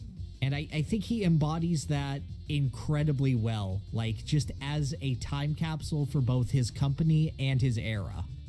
I could not agree more. Just the fact that his taunt has like 20 different sprites of just random stuff from now. I love little things like that. I know his animations and I know his walking animation and his costumes from Pac-Man, but they still suck. I talk about sound design a lot because that's what. Like I'll never have a lot to say about Pac-Man. He's just really good. Like something in a fighting game. He's one of the best character designs for third-party character designs in the game. He was crap in Smash 4, but then they made him really good in Ultimate. I love it. And like it speaks to me that he is a zoner, where if I see like a tournament video, I don't go, oh, I don't want to watch this. I go, I want to see the crazy Pac-Man combo. Yes, he is the most enjoyable zoner to watch, just, I think, in any fighting game I've seen. I mean, that's subjective. I can name 5 different zoners that are way more fun to watch than Pac-Man. All the different things you can do with... How many projectiles does he have? Like 8? Ways those can be comboed into each other? And even then, he also has these, like, really weird weaknesses. Like, you can, like, drop beneath him and cancel out his trampoline and just let him fall. They should have given him the alternate color Pac-Man from I could gush about this yeah, character probably. for a very long time just because it gets so much right. know. I'm also glad they fixed his grab. Yes. Yes. And his grab's a Galaga grab. Now it's so good. Ugh. Pac-Man is so close to being S tier for me. I have like just a couple of grievances where I feel he's like good. you could have represented Pac-Man the is World Series a little better. Like I'm just listening at this point because this is just a character. It's like I don't really have much to say. I agree with a lot of it. Yeah, Pac-Man's really good. He's like a really high A. Played Pac-Man World. Just disclaimer there. He's good. Have a full I like him. Exposure to the character, but from what I feel like, he's fun to play. How important is Pac-Man World to Pac-Man? He's hard to play, but he's fun. I guess would be my question. It was a big anniversary game, as I recall. Like literally, the plot is Pac-Man shows up for his anniversary party, and the ghosts have kidnapped his family. Yeah, Pac and good. He swears revenge at the camera. He's back, man. All right, that's pretty good. That's pretty good. It's really good. Like it was. Oh shit! Was Here comes Pac-Man. For the late PS1 to through the GameCube era, basically, until they decided, basically in Xbox Live Arcade, to go, nah, what if we made him the arcade though, but like super. All right. I can agree with. Thank you for understanding the reference, Camp. Added a comment of just that this is just such a good design. It's a really okay. Good Multiple design, people got it. Thank you. Pac-Man is just one step below what I consider one of like emblematic of what Smash Bros can do for a character. For me, it's a bit of just a backtracking a bit, but so many of Pac-Man's animations are hilarious. Like the way he drowns and just continues smiling as he just descends into the abyss. Well, this is my life now. Not for long. Well, I mean, can you blame him? Have you seen what his series has become recently? Okay, so high A tier? Agreed? High A tier, definitely. Perfect. All right. Well, I feel... Before we move on to the next character, I'm just going to quickly BRB to use the bathroom. That'll be like 2 minutes. It's fine.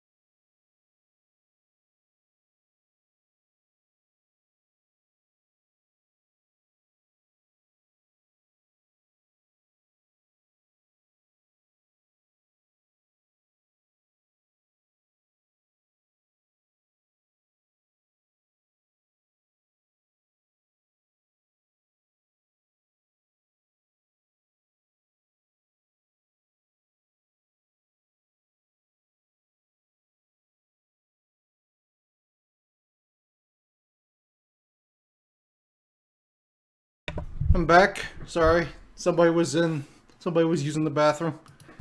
Great. Who's damn it. All right, we're going to butt heads on this one. Oh, okay. I know you don't like Robin. Boy. I don't. I sure do love Fire Emblem. One of my favorite characters in this entire game. Okay. Okay, go on. Okay, so a big part of this comes from just not liking the rest of the Fire Emblem cast, I will admit. It was such a breath of fresh air after just Marth, Ike, Roy, then we got Lucina right before him, and just to have an actual Fire Emblem character that tries to embody what the series actually is, and just instead of just being like, here's the main character with a sword, he has a counter, that's Fire Emblem, right? But actually translating durability and like the spells and the Levin sword and just all of that, I feel like you have complaints with it that I'm interested to hear, but I feel like it was done pretty well. But I am curious. What feels broken about him? I know you have him specific people aside. Robin's fine. All right, what? Robin's like an A-tier design character. He's a really good character design. He definitely feels a lot less fun in Ultimate, mainly because the game got faster. But yeah, Robin's fun. Even if it does feel like his character mechanic harms him a little bit more than it helps him. Where does Robin fail for you? So I'll give Robin props. Levin Sword, great. I feel like the different levels of charge work to his benefit, like quite a lot. My issue is I do not think he works at all for the Fire Emblem weapon durability that he's supposed to be representing. Because Fire Emblem very heavily plays on the feeling of, well, I don't want to use this weapon now, I'm going to need it later for when I have to kill the Black Knight or whatever. And Robin is very much, well, I have to use this now, because if I don't have half of what makes my moveset work. I don't feel like there's any risk reward to using Robin's spells. I feel like it's a matter of I use the spell and then I don't have a character anymore. I hope I win in time, I guess. And I don't know. I have a big problem with characters who do not function well by just playing the game. Whether that be you have to wait for them to work, or you can make it so that through no fault of your own, but just because you're playing the video game in a way that makes them on par with everyone else, you are struggling. And I feel Robin embodies that. Like, compare his durability to King K. Rool's durability, wherein K. Rool gives you an obvious, consistent benefit. But if you use it... Well, you know, if you don't hit him in the head or the back, in which case it gives you nothing. Too much, he's punished very, very obviously. But K. Rool still has a moveset outside of his belly armor. Robin does not. Everything that is good about Robin utilizes his equipment. And it's not that it's so good that it's overwhelming. It's that it's the tools any other character would have, but now they're assigned to a character who can only use them a certain amount of times, and then oops, he can't recover anymore because you decided to rapid jab. Well, I mean, Robin players usually tend to, like, if you're running out of Elwyn, they just mash neutral jab, endless combo in order to expel it to get rid of it in order so it can respawn faster. So, I don't really see the point of that. Well, my question in that case would be, isn't that what happens when an item breaks in Fire Emblem, though? Because once a unit doesn't have their weapon anymore, they are very literally helpless. Until you, like, trade them an item from, like, run back to your lord, grab their sword or something, and then get it back. Well, yeah, that's very true, but usually you'll have something like, say you have your mage, you'll have a couple charges of your long-range bolting, and then you'll have a Thunder Tome to grind EXP with. Now, Robin does have this with the Bronze Sword, but he doesn't have it for any of his specials, and he doesn't have it for his jabs, which use up equipment from his specials. Well, that's... I guess my complaint as is... I said, they do that for utility purposes.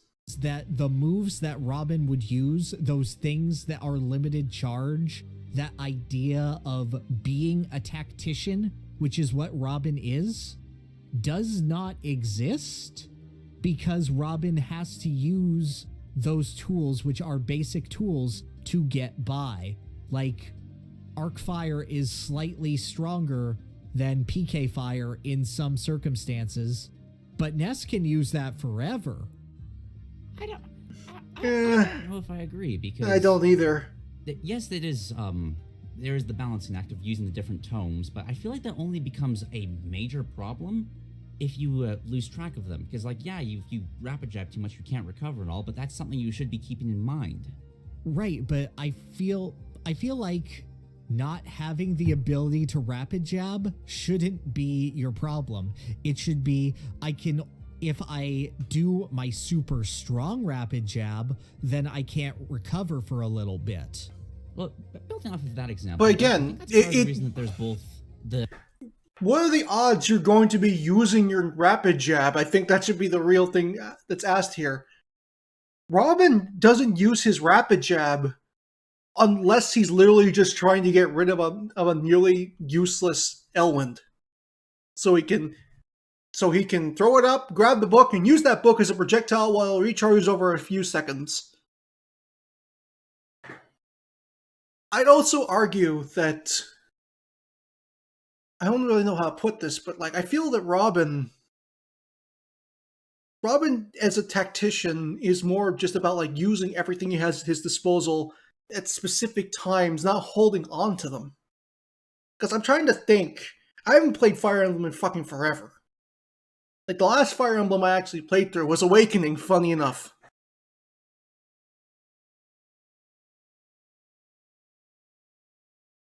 And Awakening was the point where they became way more lenient with items and stuff like that.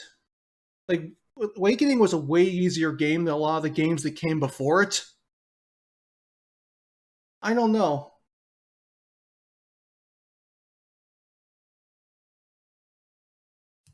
But the jab uses both the wind and fire tomes. Because Robin's whole entire kit is based around just balancing everything to make sure you still have something available.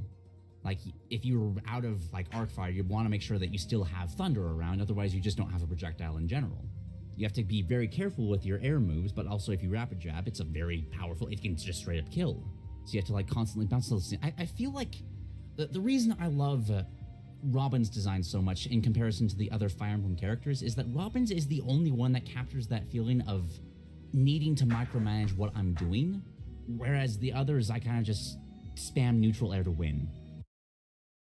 That's a weird take. I don't understand how in the fuck you do that with Marth, but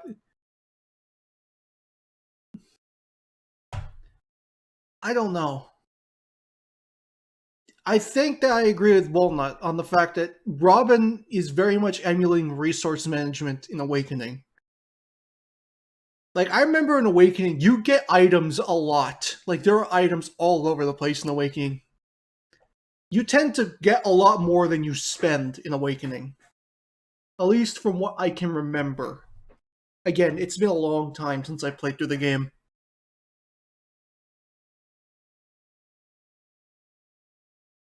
Just use it to use it.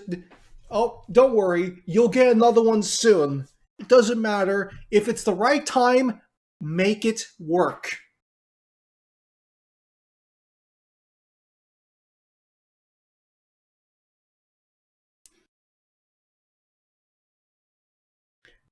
I just wish that he wasn't so slow. That's pretty much the only thing I can think of right now in terms of things that I really just don't like about Robin's character. Like, literally, with all the other Fire Emblem characters. Well, see, that's the issue for me, because, like, if an opponent is off stage and I'm in a good position to aerial them and it won't kill, but it'll do good damage, I'm not going to not aerial them just so I can save my Levin Sword charge. It's not a matter of, okay, I could use the Levin Sword, but I could use this weaker sword. It won't kill, but it will save my Levin Sword for when I actually need it. It's just a matter of, okay, either I play the video game or I don't. How would you fix this then? I guess that'd be the next question. Like, what would be better? Simple, make the spells stronger, but have... I mean, his spells are already uses. fairly strong, and they're very versatile in what they can actually achieve. Like, all forms of thunder have unique purposes. Arcfire has a bunch of unique purposes. Use it to control space, can kill setup, all sorts of stuff.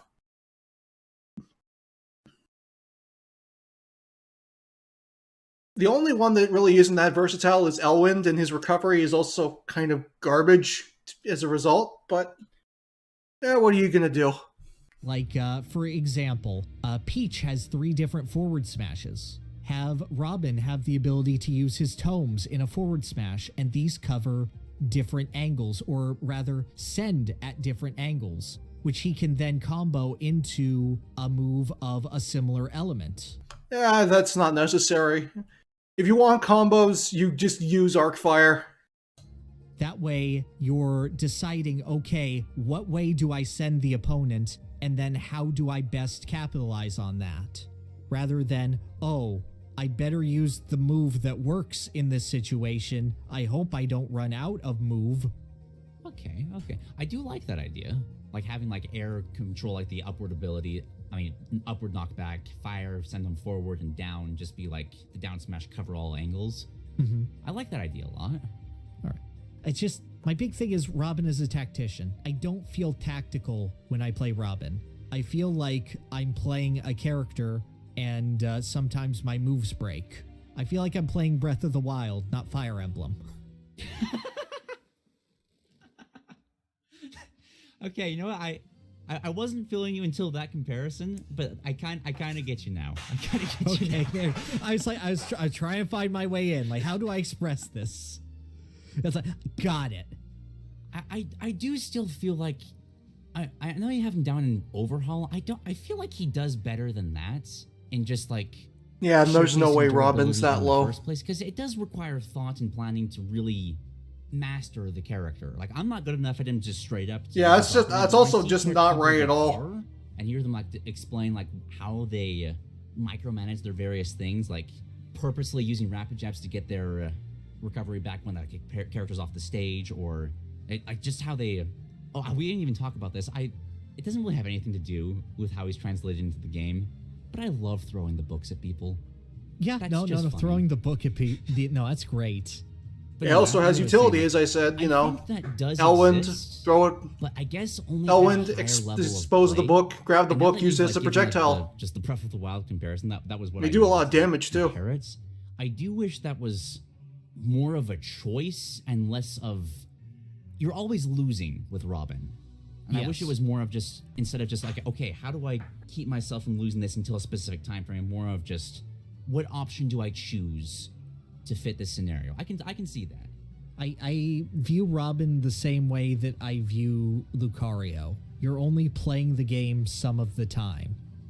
I do feel like that's a little less damning for Robin than Lucario, because again, that's what happens to Fire Emblem characters when they lose their weapons. But even then, like maybe if he just had like a nerfed version of his spells when they were off cooldown. No. Well, honestly, what I would want is just I would want buff spells or spells with more options. Like, hell, Fire Emblem characters already have. I just think that this guy's not using the spells to the most he can. That's 3 different combos in one side. Now, granted, different angles.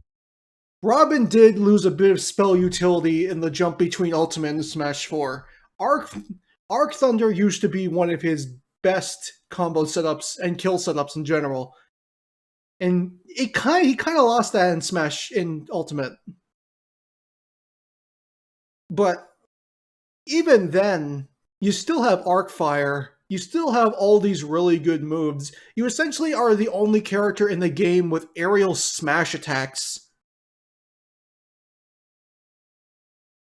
Like, I won't say that Robin's the most versatile character in the game. Like, I don't think I need to explain that that's just objectively incorrect. But he's he's versatile enough for what his playstyle is supposed to be. Those are different abilities based on that, and make them more limited the more you use them. I can agree with that. So, I'm not sure where I would put him now, because I don't think he needs an overall overhaul. Honestly, if you could toggle in and out of the 11 sword, you can. You do that. Well, yeah, actually you can. Using, like, non-smash attack tilts. It's kind of hard to do in Ultimate, because in Ultimate, they made it so that his neutral air can also be 11 sword buffed, when in Smash 4, neutral air was the main way you took off your 11 sword, because it was always guaranteed to be bronze sword.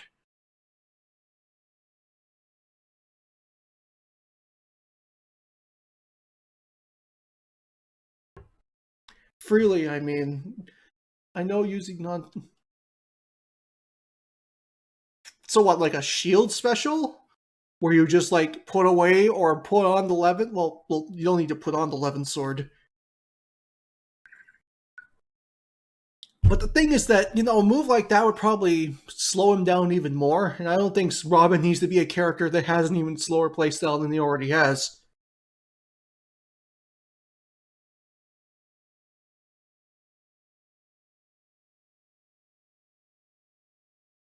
No, they're called tilts. I'm calling them tilts.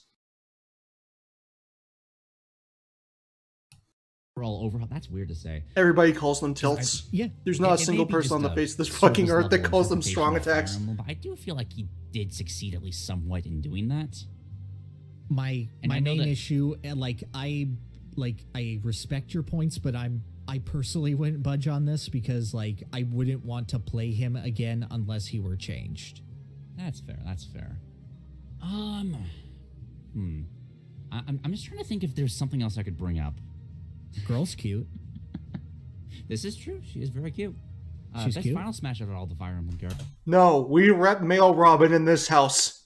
There's no Ike's better. Second best Final Smash out of all the characters in the Fire Emblem series. Oh yeah, compared to crit, and JPEG. Okay, sure, fair enough. Not a high bar to climb. I don't know. I don't feel like a design is bad if you don't want to play as them. I'm never going to play... Like, going back to Pac-Man, I'm never going to play as Pac-Man because he confuses the hell out of me. But he's still amazing. I don't think Robin is amazing. I will fully admit that most of my love from behind him is, again, just because he's a good Fire Emblem character. From my perspective. I understand. And, I'm not trying to go, from my personal taste. No, I have a character in S tier that I'm never touching. I just I have many characters in S tier I would never touch either. I feel like him losing part of the time is part of Fire Emblem. I feel like that should be the case when you have a bad plan, not when you're playing the game. That's true. Okay, yeah, okay, that's fair. Well, I don't care. You can give him a devil axe or whatever, and oh no, he hurt himself. I'm like, that was a bad plan, but it could have been good. But could I make a case for D tier? Yes, I'm very much willing to. I still don't think that's still too low for me. Okay. As an amalgamate, I'm willing to go. Okay, yes, I'm settled. I'm more than certain that enough people are going to convince them in the comments video that Robin is not a D tier character. I'm pretty certain that he's probably going to go up to A. I'm fairly confident in that. And honestly, that's kind of where I put him too.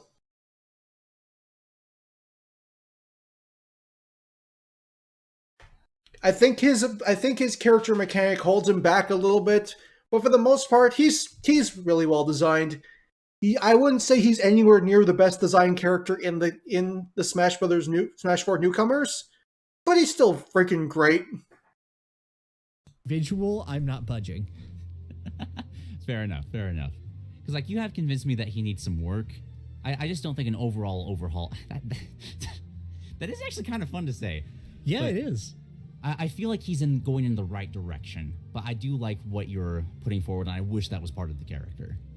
All right. Did we mention...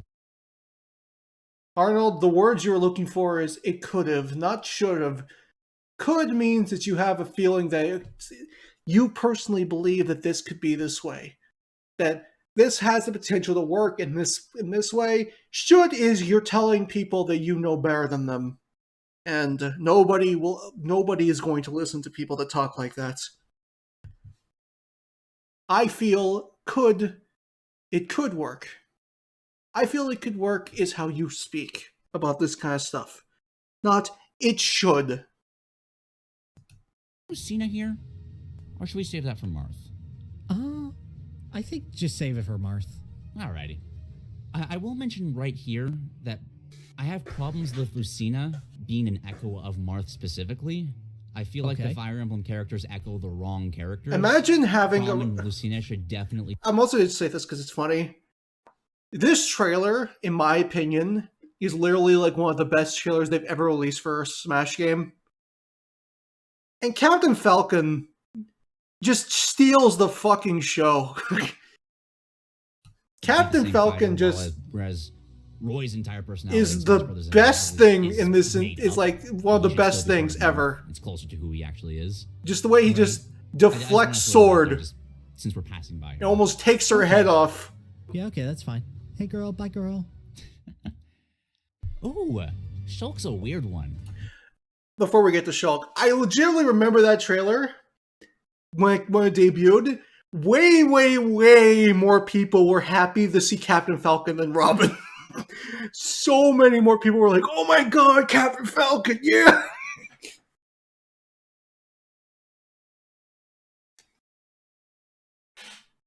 Yeah, that's true. This was not a Robin reveal, it was a Captain Falcon reveal.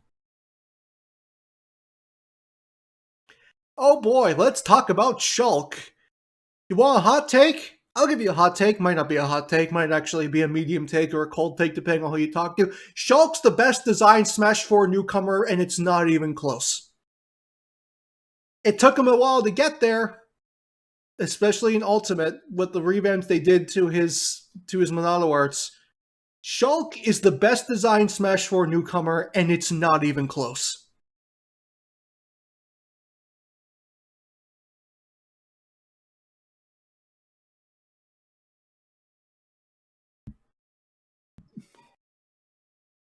Shulk is such an interesting interpretation of what the Monado is and what the Monado can do, put into a fighting game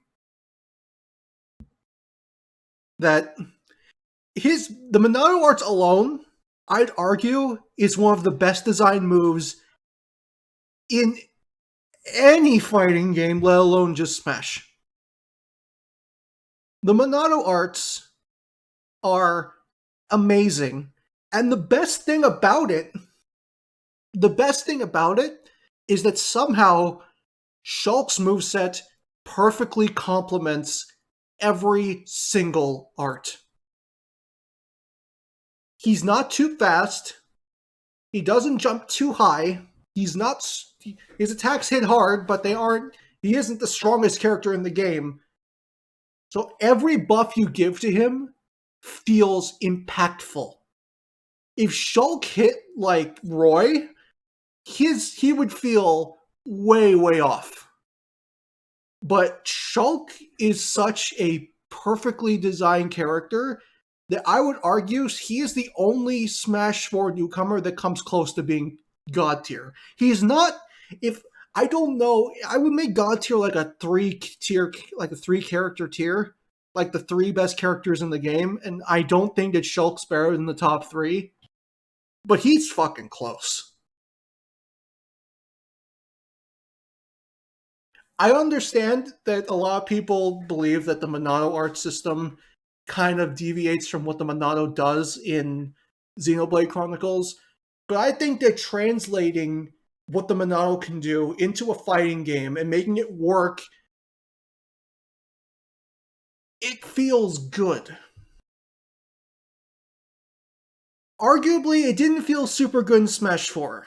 But in Ultimate, they got something. They really looked at him and they got something right with him in Ultimate. Ultimate Shulk is the best. Is one of the best designed characters in the entire series.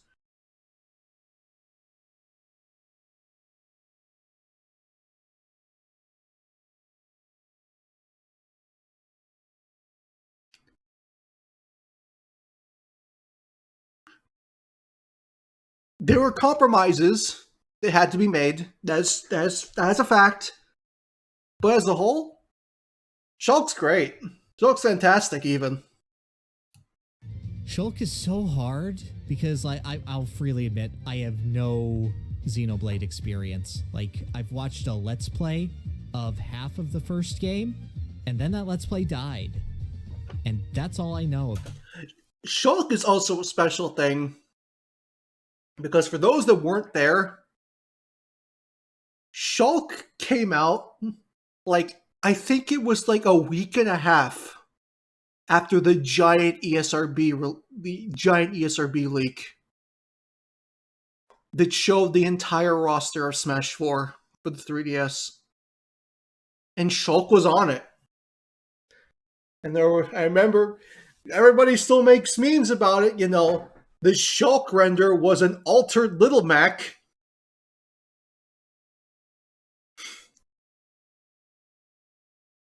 And how the footage was modded Brawl because they were playing only on like modded Brawl state. They were playing on like Brawl stages. It was an interesting time. And then this comes out like a week and a half later and they're like, fuck yeah, you're right. You know what? Here you go. Everybody was even making fun of the trailer name. The trailer's name was like, it looks like we don't have a choice. Like, you know what? They leaked everything. Okay, you know what? We don't have a choice. Here's the trailer. It's true. Everything's real. And everyone was then coping that there was going to be more characters that weren't discovered yet. I was one of them. Yeah. Shulk was a character that I wanted into the game without actually playing Xenoblade, just because people were speculating about him. And I saw him, I was like, oh, that's a really cool sword, and he's got like weird abilities. All right, I can get behind this. Then I actually played the Xenoblade game, and I loved it even more. It's like one of my favorite JRPGs. And then he was put in the game, and it's just, that's not how the Monado works. Yeah, no, that's what I figured. Yeah, I felt the exact same way at the beginning too. But the Monado literally is mainly about enhancing its user and allowing the player and giving the player access to all these ways to manipulate the in-world Smash engine and make yourself better. It just felt really good.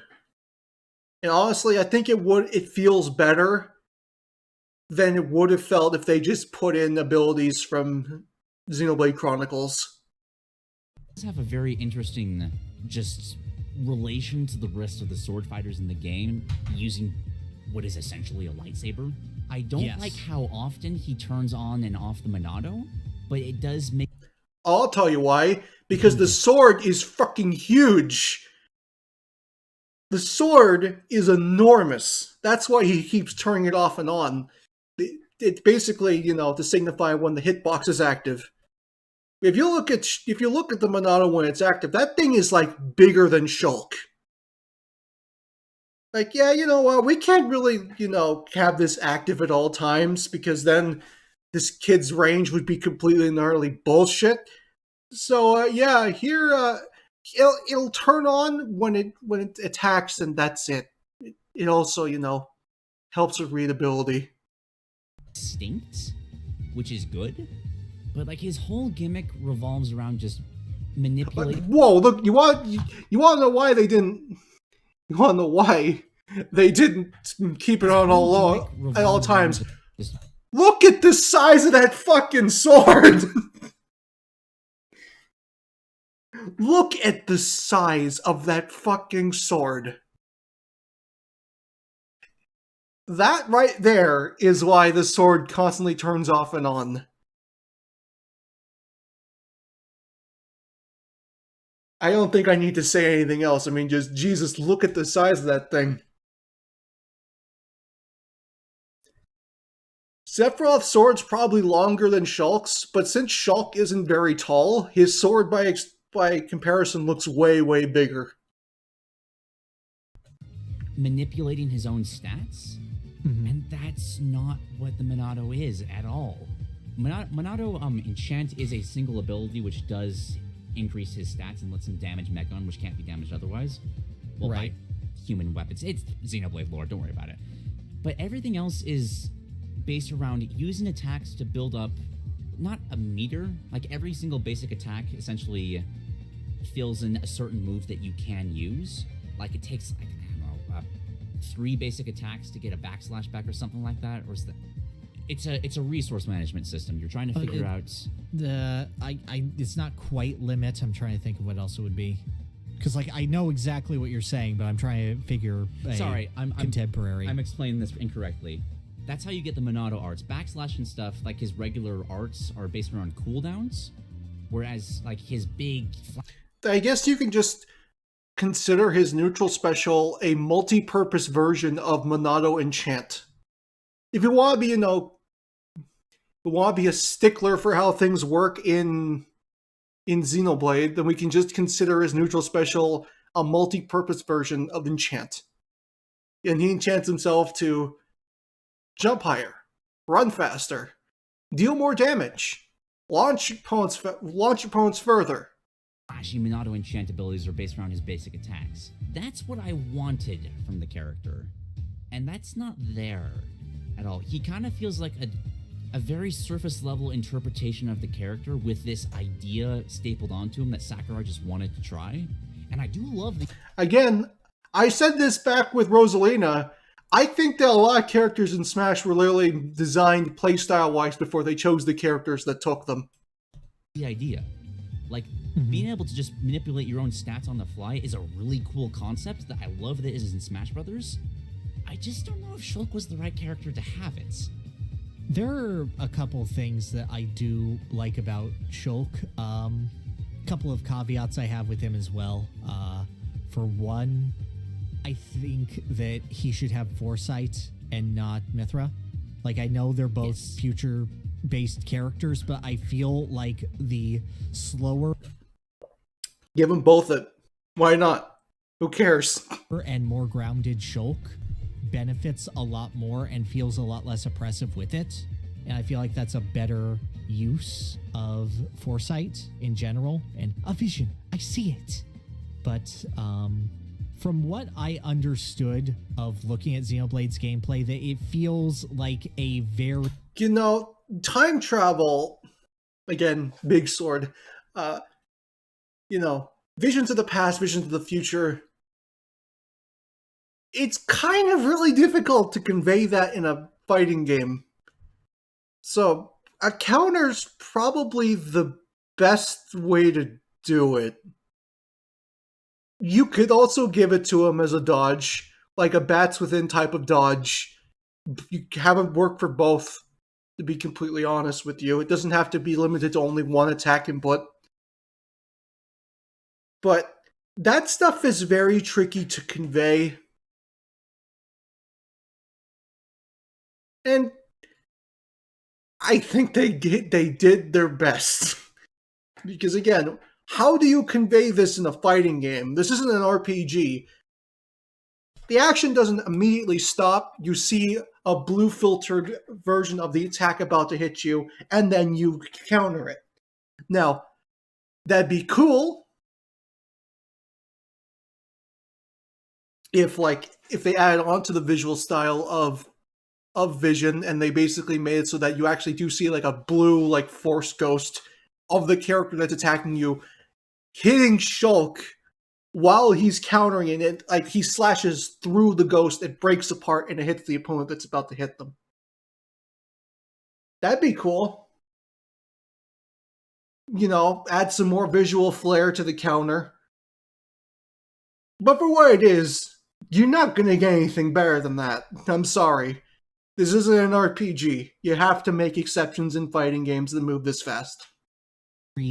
team dynamic game of just a team supporting each other in real time. Am I right about that at all? Yeah, it's kind of an MMO almost, just a single player one. That's the closest comparison I could bring it up to it. Right, that's like, I was seeing it as like it's kind of that and Final Fantasy 12-ish. Yeah. But I don't want to say that like I would want Shulk to be the ultimate doubles character, because I feel that is a bit reductive to him to have. You know, there were a lot of like mechanically inclined characters in Ultimate that were based around specific stuff. I don't think I would ever want a character in Smash Brothers that is focused around doubles. I think that a character having stuff that works well in doubles is fine, but characters centered around being a doubles partner, in my opinion, is bad.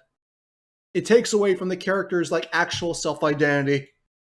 Have not a single player aspect to it, but I feel like, I don't know, because the Monado arts are essentially those buffs, just applied to a single character and translated into a set form.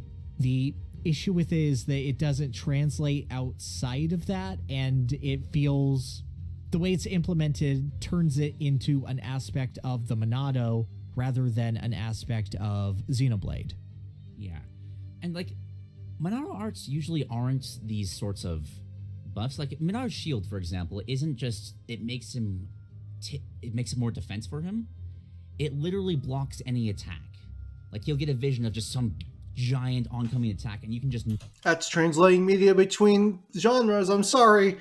You kind of have to make exceptions and or change things around in order to make it work in the context of a fighting game. Nullify it entirely by using Monado's shield.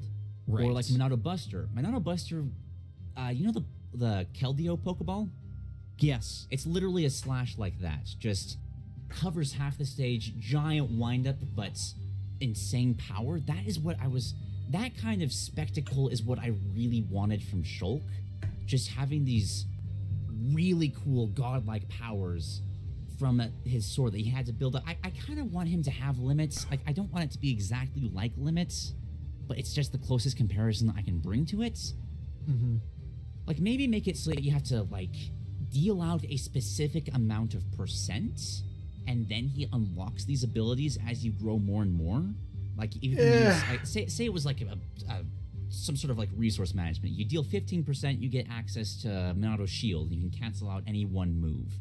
So let me say, like, you'd want it to be similar to Heroes MP, but you start at 0 and build rather than start with the full stock. Kind of. That's it's not perfect, but that's the closest thing I can think of to how Xenoblade combat functions. Because you're supposed to, like, everything about that, using Shulk in that game is built around finding the right time to use these Monado arts. Like, when do you want to... You mean like how they're used in Smash? When do you want to debuff the characters? When do you want to go for these super insane high damage attacks like Monado Buster? What you're describing is how Monado arts are used in Smash. Or a Monado Cyclone. Would you rather have that as a full replacement of the Monado arts as they are? I want... You don't need to. As I just said, what you described is exactly how the arts work in Smash. I want to keep the Monado arts around, I just don't want them on Shulk. Right. My issue that I'm having is that I feel like his moveset is very well built around those arts, and the way that he executes moves, and specifically the speed and power of his moves, and the way that they're used is very well suited to it. Yes. A lot of his attacks being two-part, so you have to time them at the proper moments with the proper arts and the proper spacing. I feel like that's actually really, really nicely done in Shulk's moveset, because, like, I can agree with you that they're not entirely the best representation of Xenoblade as a whole, but I do think his overall design is good. Like, for the direction they took with it, I do think it's good. I just want to clarify that real quick. Right. It's just not what I wanted from the character. I could see... That's fair. I mean, yeah, it's not what you want, but sometimes we need to accept that what we want might not always be best for what the character could be. That, but like, I don't know. I don't know how to fix him necessarily without completely overhauling him. Like, someone like... Leave him alone. He's completely fine. Donkey Kong. I can still keep pieces of him if I want to remix his moveset. Shulk, I have to toss, like, most of it out in order to overhaul him. This is true. Another, just because it's on my mind, another big thing that just really irks me about him, I don't like that he always sheathes the Monado. Like, it's a small thing, but it feels like something that was made solely to differentiate him, which, like... I've already explained why that's a thing. No, I agree. It's there to make the jab animation much easier. No, it's there so that this giant glowing blade isn't constant... Well, I mean, it also adds impact to the attacks that use the sword. And, you know, it basically just... It looks better. I agree that it is a little odd, but it's something that was done specifically because it's a fighting game. Now, characters in future Xenoblade games don't have to worry about that because their swords don't grow to like 1.5 times the length of their body. But it creates this weird the activation cycle of Monado where it's almost like a short-range gun, almost, for lack of a better term, for so many of his moves, like his down air, his smash attacks. You hit them with the weapon and then it stabs into them. I like the feel of that.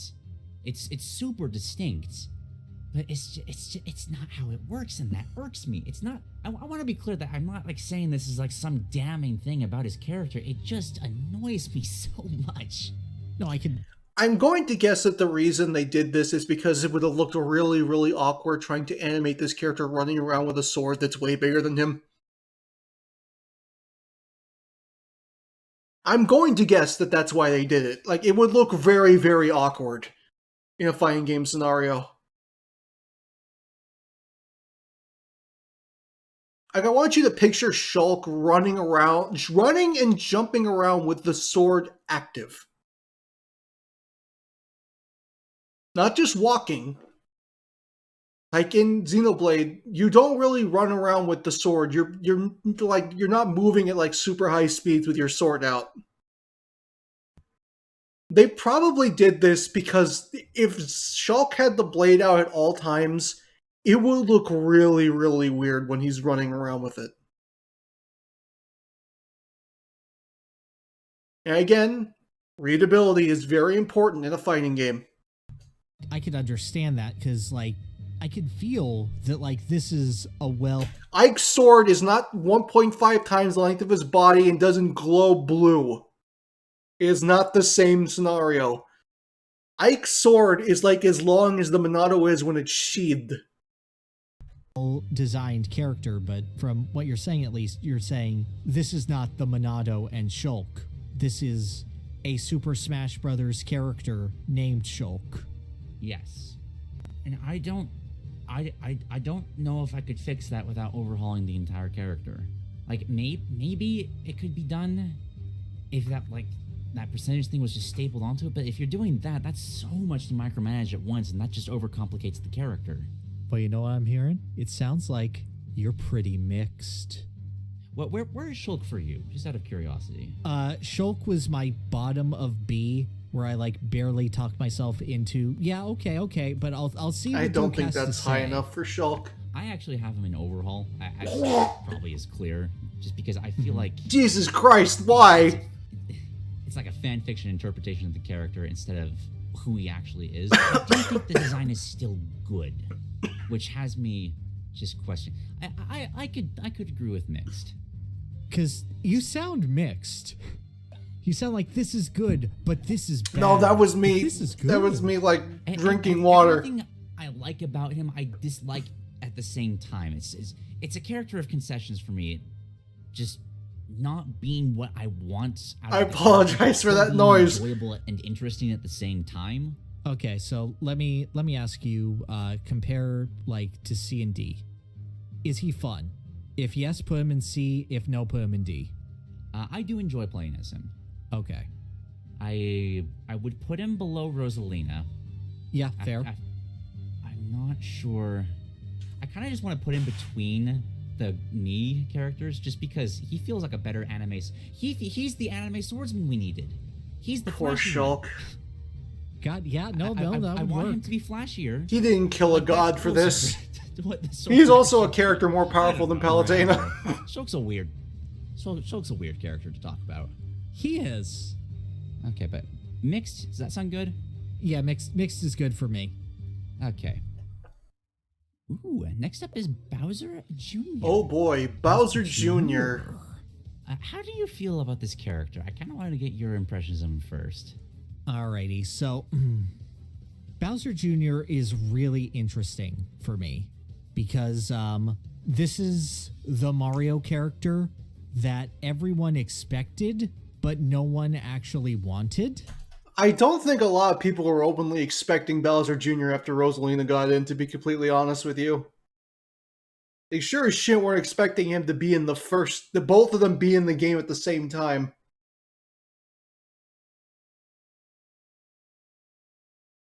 But yeah, Bowser Jr.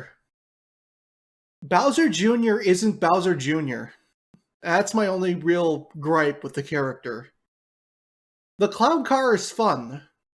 The abilities the clown car can do is fun. They are fun. This moveset is for the clown car and not Bowser Jr.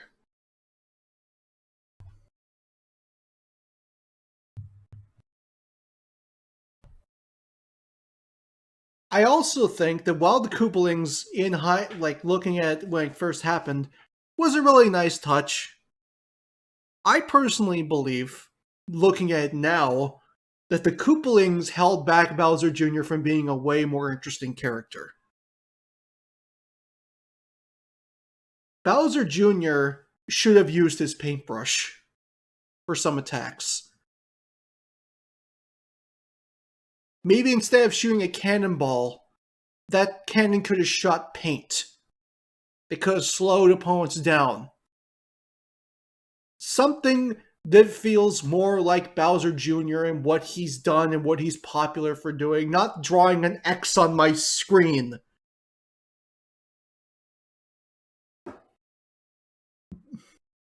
It's also nice that he mixes in aspects of past Mario bosses, like with the Mecha Koopas being the weakness of Bowser in Super Mario World, which is the only time you fight Bowser in a clown car. It's a nice touch. But again, that's a moveset for the clown car, not for Bowser Jr. I also find it really weird that they gave Bowser Jr. a hammer. Yes, I know it's supposed to be a reference to the hammer that Bowser uses in the original Super Mario Bros. It's still weird, and doesn't really fit Bowser Jr. This definitely feels... This, I think, above all else, feels like a moveset that Sakurai wanted, but didn't have a character to give it to. So he put Bowser Jr. in a clown cart and gave him the moveset. That's how I feel about this moveset. It's an okay design, but it's not Bowser Jr. It's not the Koopalings either. The Koopalings getting their wands is nice, but that technically makes them more faithful to the design than Bowser Jr. They could have given him his paintbrush instead of a hammer. Oh. And then he was here, and he was in the clown car, and people were like, yeah? And then they played him, and then people realized, oh wait, I'm nostalgic for Sunshine. This is weird. And Bowser That's still Jr. one of the is best shots in any Smash trailer, with all the Koopalings coming in. He is the best embodiment of playing as a... I also just like how Mega Man in a lot of these trailers is just chilling with the Nintendo characters like he belongs. Like, you know, helping them fight Bowser Jr., getting murdered by Ridley. You know, it's just Mega Man just hanging out. He's a member of the Nintendo family. Mario boss. He has a bunch of goofy attacks with obvious weaknesses. He has a clear weakness, which is the top of his head. He has also, speaking of gimmick characters, or I don't like the word gimmick because it really doesn't fit what people use it for. Mechanically inclined is my terminology for it. Yeah, we're still on Smash 4. I'm probably not going to do Brawl today. I'll probably save it for either tomorrow or a couple of days from now, just to give my voice a chance to rest, because this is taking a while. It's very clear that the reason that they gave Bowser Jr. the 7 Koopalings is because of the fact that Smash 4 introduced 8-player Smash. So it's like, look, you have a character that can turn into 8 different characters, so everybody can use the character and they're all a different person. It was a nice novelty for the time, but looking at it now, it's like, oh, you could have why didn't you just make them an Echo Fighter and give Bowser Jr. more of his own unique stuff? And people probably ask, oh, who's the 8th one then? Just make him a character with only 7 colors. Honestly, the 8-color limit is stupid and should be abolished anyways. Has a bunch of projectiles that are very predictable and easy to dodge, or can be used to hurt. Like, this image right here is why this character is the way it is. This is what they wanted with this design. They wanted 8 characters on the same character, so that you could have this be a reality. And it's fine. It was a novelty for the time, but in hindsight, we should have probably, been more critical of it. Him, and that's fun. That's really fun trying to figure out how do you make this work. And overall, I think he does like a really good job differentiating himself and being this sort of cartoon mischief, but in a different way than, say, Villager does it. I like how the AI immediately killed itself. He feels like a cocky little shit the entire time, and it's great. The thing is that I don't think Bowser Jr. emotes enough. Like, they talked about Lil Mac not emoting enough, when I argued that he doesn't really emote a lot when he's fighting to begin with. Especially since in Punch-Out you see the back of his head when he's fighting, so why would you emote? Why would you put emotes on something that you can't see? Bowser Jr. doesn't emote very much. I mean, he makes noises when you hit him, but like, he doesn't emote like very much at all. The clown car emotes more than Bowser Jr. does. But the clown car is very expressive. Bowser Jr. is not. In making him so goofy, he has a bunch of attacks that just do nothing and go nowhere. And also, in trying to make him all of the... Oh, there's another reason why I say that this is a moveset for the clown car and not Bowser Jr. Koopalings, you ruin the final smash? And also eliminate all character from him other than, yeah, this is a stand-in for a Mario boss. So, like... True, though. I'm not quite mixed because I like everything that he's doing, but at the same time, you remove almost everything that makes him Bowser Jr. specifically, and the specific thing that makes him Bowser Jr., that being his final smash... Another question. Does it work? Why does the clown car not move like a clown car? Like, I just realized that watching Bowser Jr. jump around, the fact that Bowser Jr. jumps like a regular character when he's in the clown car looks really, really weird.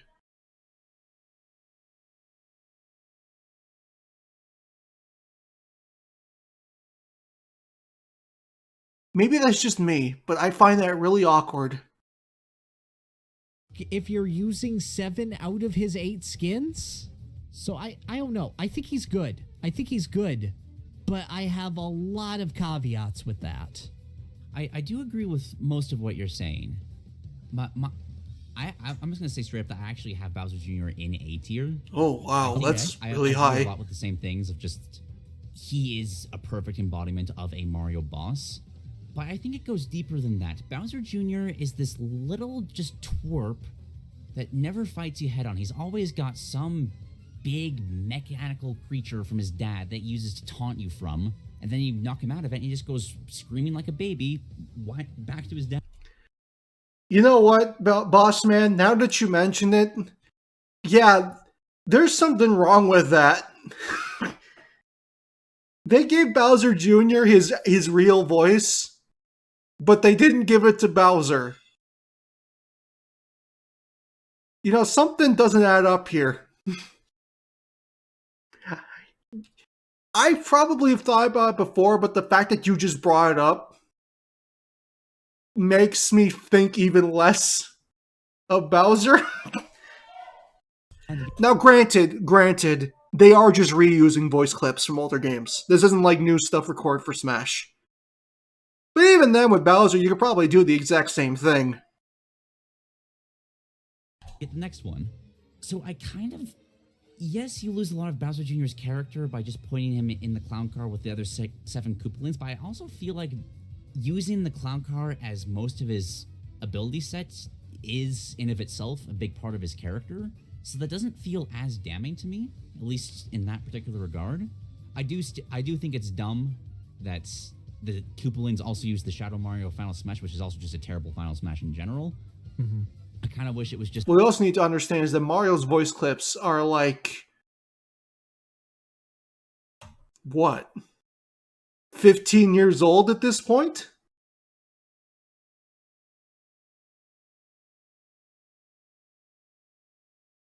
Even if you listen to characters that like, even if you don't want to listen to like Super Mario Wonder Mario and the new way that Charles Martinet is taking that character, like the new like direction that voice is going. Even in like Luigi's Mansion 3, Luigi's voice is way different than it is in the older games. Some sort of giant mech from any number of the ones the Koopalings have used over the years. I loved his Galaxy mechs, like right? the Boomstay machine. And to be completely honest with you, them constantly reusing voice clips is why a lot of people thought they replaced Charles Martinet in Super Mario Wonder. That would have been fun. And like, I get you want to reference Sunshine since it's his debut and that's where he is, but if you're doing that, you can't do the Koopalings. Yeah, I feel like they should have just gone all in on the Koopalings and just... I know people are nostalgic for Sunshine, but the Bowser Jr. wasn't a big part of that game of why it's loved. Like, obviously he's an important role. He's the major antagonist. But Bowser Jr. went on to be bigger in other games, though. That's the thing. You're not going to disc, don't you dare take my Mama Peach away from me, you bad man. Okay, fair enough. But I don't feel like it's necessary to his character to reference that. Like, it is his origin, but he's done so much since then. He's grown into his own thing. And even back then, he was using a bunch of mechs. Like, there was the whole Bowser mech that he said that in the first place. Yeah. Honestly, I would prefer him without the Koopalings. I would as well. As would I. don't think the Koopalings add much to him. I would like it if he had that and he had goop attacks that made you slower. Like, I think, yeah, wow. Make the clown car barf paint. Wow. Holy shit, are we on the same wavelength? I said this like literally less than like 10 minutes ago. About the paint. I really like that. Oh, you just dropped into B tier for me. Oh, that'd be so good. Oh, that works so well with like his car thing as well, because it would automatically spin out if you hit the paint. Mm-hmm. Oh, that'd be so good. And like make that change it. Make it like super strong if he hits it when he's spinning out. So like make it, oh no, wait, I meant to do that. I don't know. There's just there's so much to Bowser Jr. and how over his own head he gets that isn't represented, and I think he does it decently well. He does it better than another character whose characterization gets in over his own head in this game. But yeah, I just feel like either go in hard on It's All of the Koopalings or go in hard on Junior. And he mostly goes in on the Koopalings, but not quite. And that not quite just doesn't bring him over the line for me. I can agree with that. I won't move him at all, but I do just want to gush a little bit more about just how much he does, because like he's one of the most unique character designs in the entire game. Like totally. Nothing is taken from another character. There's so much. I to a point that I'm impressed like that he got this much work devoted to him. Also, I just looked over at the chat. Walnut, please remember, Morton shares the same voice actor with Lucas.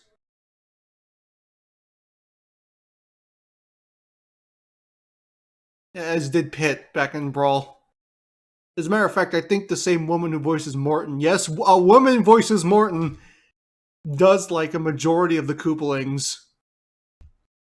Just like the various unique I think she also does Bowser Jr. too, actually. Animations between just the boxing gloves and the drill. Yeah, Lenny Manella?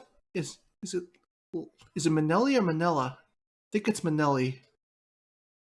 Lena Manelli, I think is what her name is. Yeah, she's an extremely talented voice actress.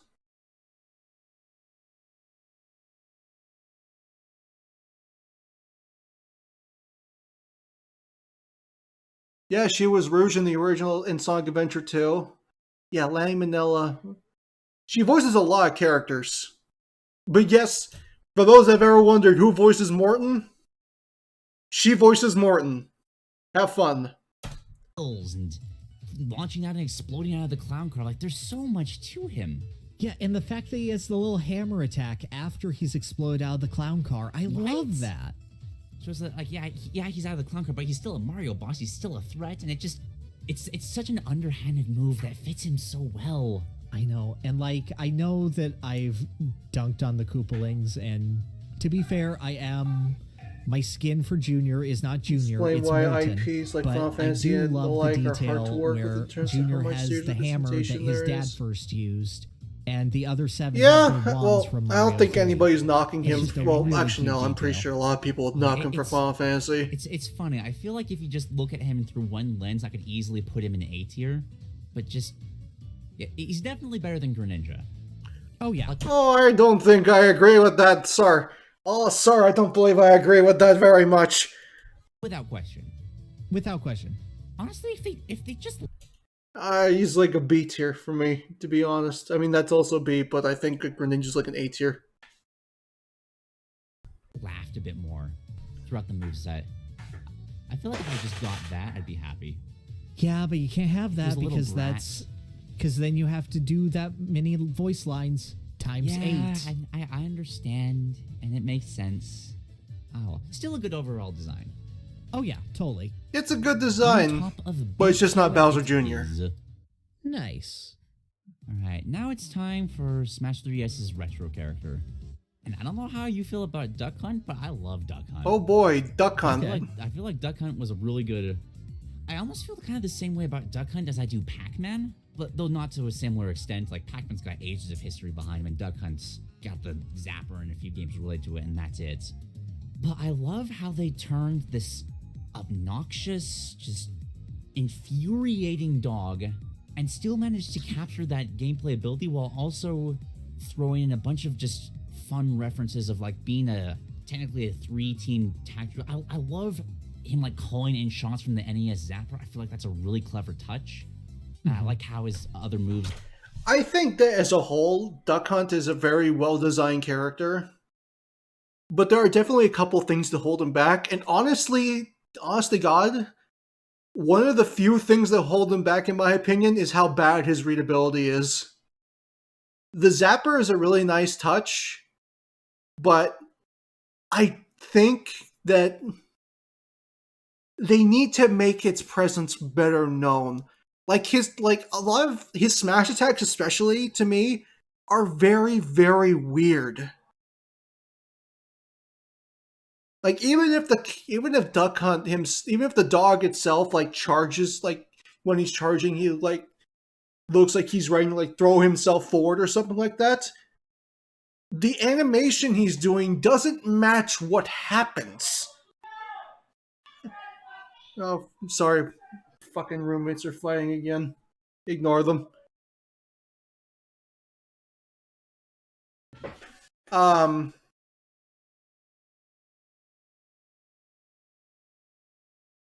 Fuck, where was I?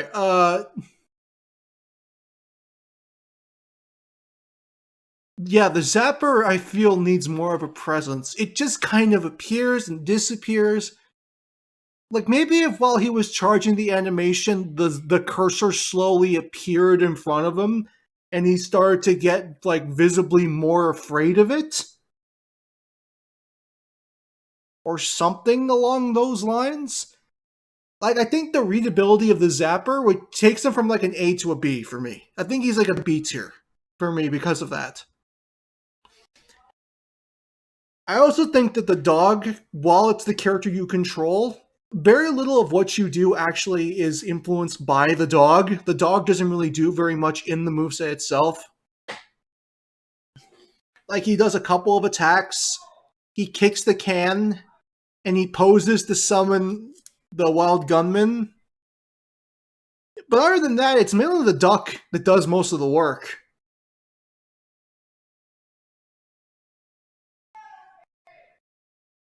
And I won't lie to you, sometimes it kind of, even though I know Banjo's in the game now, it kind of does feel like there are aspects of this that they just wanted to do for Banjo, but they couldn't.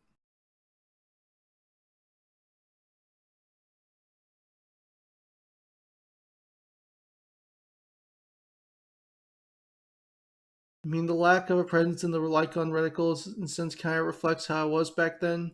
You don't know where you're aiming till you fire. I get that. But again, translating media, you need to change some things around and you need to make some sacrifices. I understand that in a light gun game that makes sense, but for a fighting game, it doesn't. And that's the problem.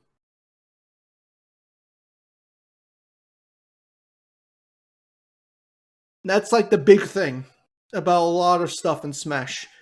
Because Smash isn't your traditional fighting game. There's a lot that's broad. There's a lot of stuff that you need to translate between a ton of different genres. Every genre, I think almost every genre in existence has been translated to this game at least once.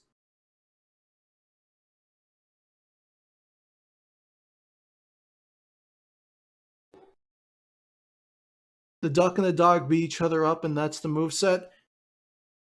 I think that the dog should absolutely be way more mean to the duck. I think the dog is too nice. This dog is infamous for being a dick.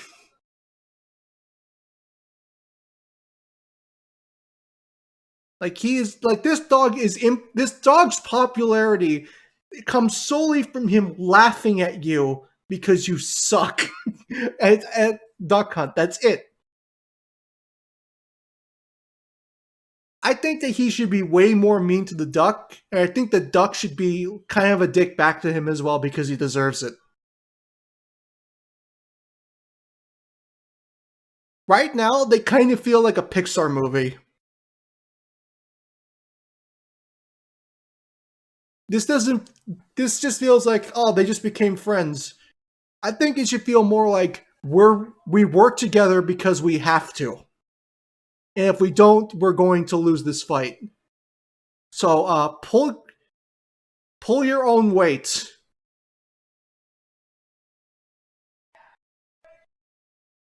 Well, I'm not saying the duck should be a dick. I'm saying the duck should be a dick to the dog. Because the dog deserves to be treated like shit because he's a dick.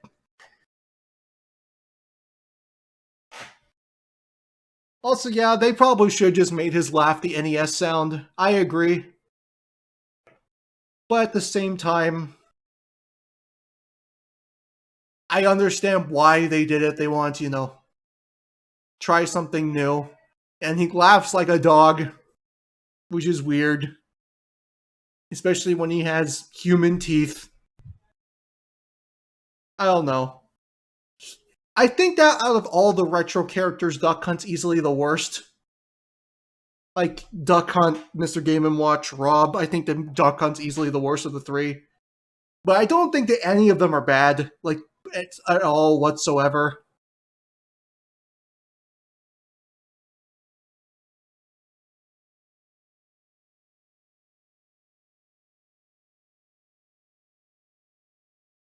Ices I wouldn't put in the same boat, because that's a game reference.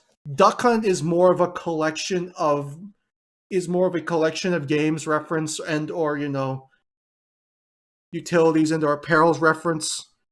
Like he's referencing games that come with a gun. Rob is based on the toy, and Mr. Game & Watch is referencing a game console that predates everything made by Nintendo. In the gaming world, at least. Yes, I know. They've been around for over 100 years, and they used to make cards.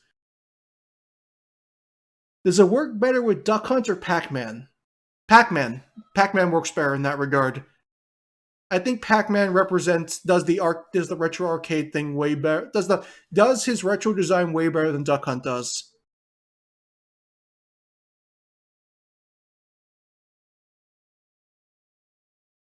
I don't know. Like, kind of play into that, like kicking out the TNT. Like this? There's not enough, like, visual representation of why this dog should be scared before the shooting starts. I don't know. Maybe instead they can actually have it so that it looks like the dog's going to attack. Like he's like rearing up and he looks like he's about to jump at you. But then the gun comes out and stops him from moving, and he like leaps and he like backs up. He's like scared, like, holy shit, what the? No, please don't shoot me.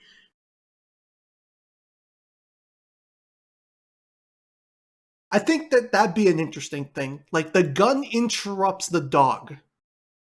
Because at least then the readability of the attack works. And it adds a lot more personality. I don't know. Using the frisbee. The gunmen kind of feel like they were just stapled on there. I'm not fond of those.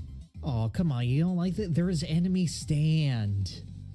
Punch there and then Duck goes arf arf. And then the duck looks at you and goes, my stand.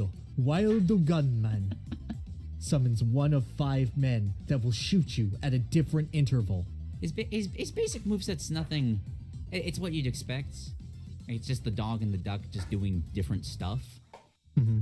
But overall, I like the design. They're very expressive characters.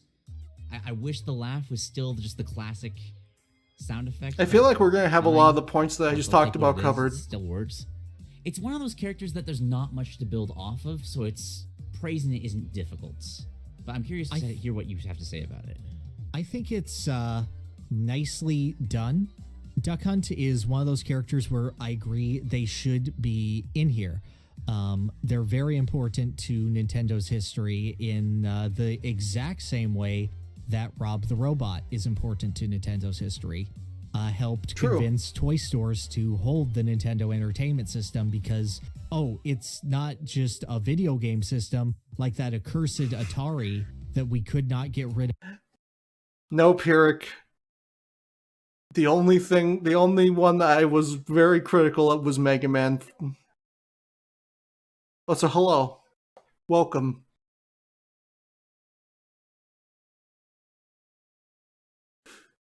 You said a lot of really, really weird things about Mega Man. And a lot of them I don't really understand and or know how to respond to.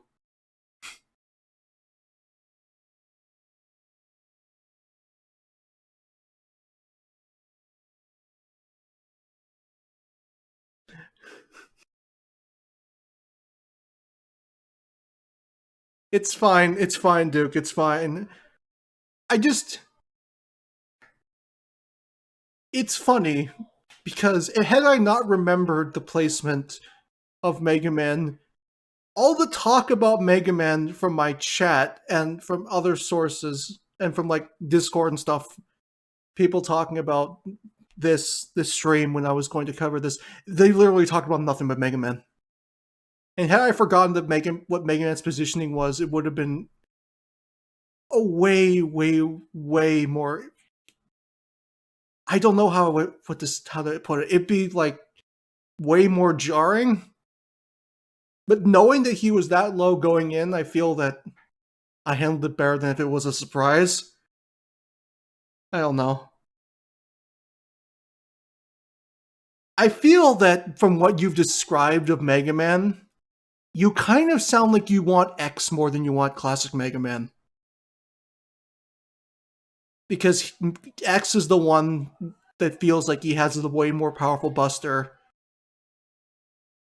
He's the one, you know, that has the ability to charge all of his Robot Master weapons and all sorts of stuff like that.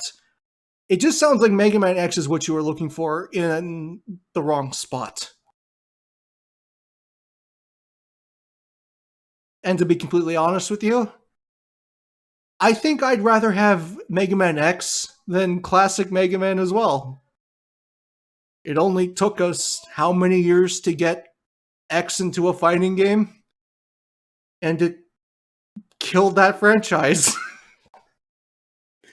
So, I don't know.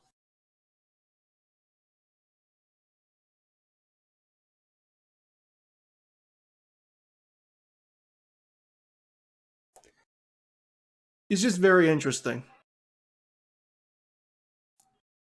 It's very clear that you really like the character. At least I'll say that much. It's very clear that you like the character, and I feel again. I must say I apologize that you had to be subjected to Marvel vs. Capcom 2 Mega Man because that character is so bad. That character is so bad. Then again, so is 85% of Marvel vs. Capcom 2's roster, but what are you gonna do?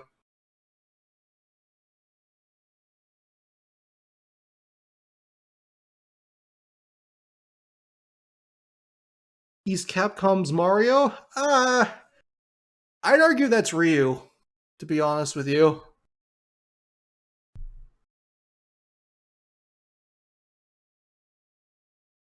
I mean, you can make Marvel 3, they did that. Yeah, I know, I played Marvel 3 competitively for a few years. And honestly, they gave Zero Mega Man's mechanic from Marvel vs. Capcom 1 and 2, and he's able to do it way better because the player is able to roll their thumb along the buttons and not have to only hold one button to charge a move, since Mega Man can only charge his Mega Buster by holding Heavy Punch.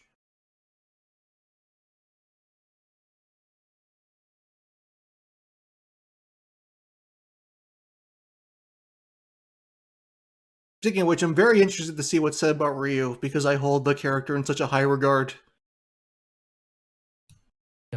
And I think he's next.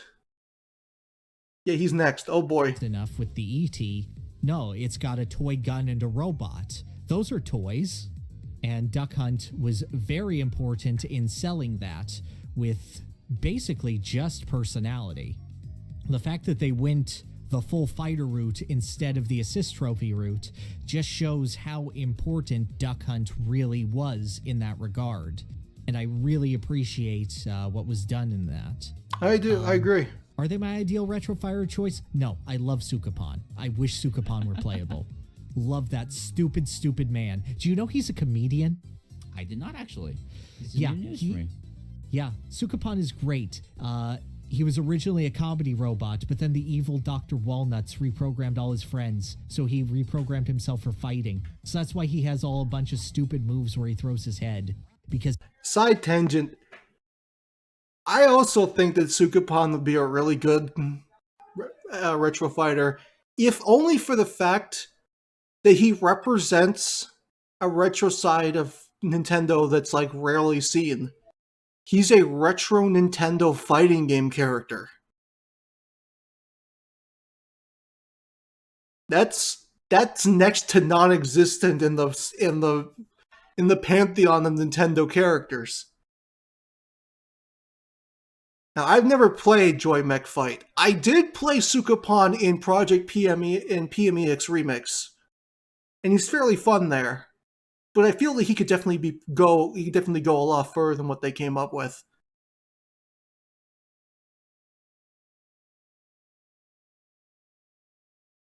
I promise you that I do not think Ryu is trash. Oh no, is that foreshadowing for what comes next? Oh no. I will definitely say I feel very bad for Sukapon that he got stuck on a spirit, on like one of the most awkward spirit battles in the entirety of Ultimate, which was Rayman's. Rayman, what do they choose? Sonic in a Kirby stage with Sonic music and Sukapon assist trophy. What in the name of what? It's so strange. But then again, Sukapon's a little odd too. But maybe that's why people love him so much. He's still trying to make you laugh. Love him. Should be playable. Anyway, Duck Hunt. I feel like what's been done with him is really, really clever in elevating that. My issue with Duck Hunt is that it doesn't feel good to use a lot of his moves. Specifically his smash attacks have always felt like some of the worst ones to connect. That I absolutely agree. I even said this. It's because of the fact that there's like no readability on them. In the charge animation makes no sense. Sound design. Their sound design is what it needs to be, and the impact is what it needs to be, but it's so disconnected, and I feel like when you look at Duck Hunt, the feeling that it's the dog, the duck, and the person behind the TV with the zapper isn't all that well conveyed. No, it's not. And I 100% agree. To convey that, but I don't know. I don't like that. Well, as I said, I think the best way to do it is you're going to need to make some sacrifices transferring between, light gun media and a fighting game. I think make it so that the light gun interrupts the dog trying to attack, or make the reticle slowly appear on screen so it gives the dog something to be visibly scared about. I think that's pretty much the only two ways you could possibly do it. Or at least, do it cohesively.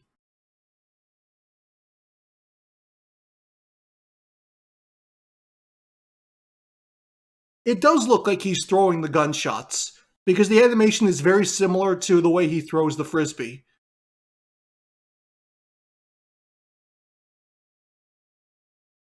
I don't know. I feel like it could definitely be conveyed better.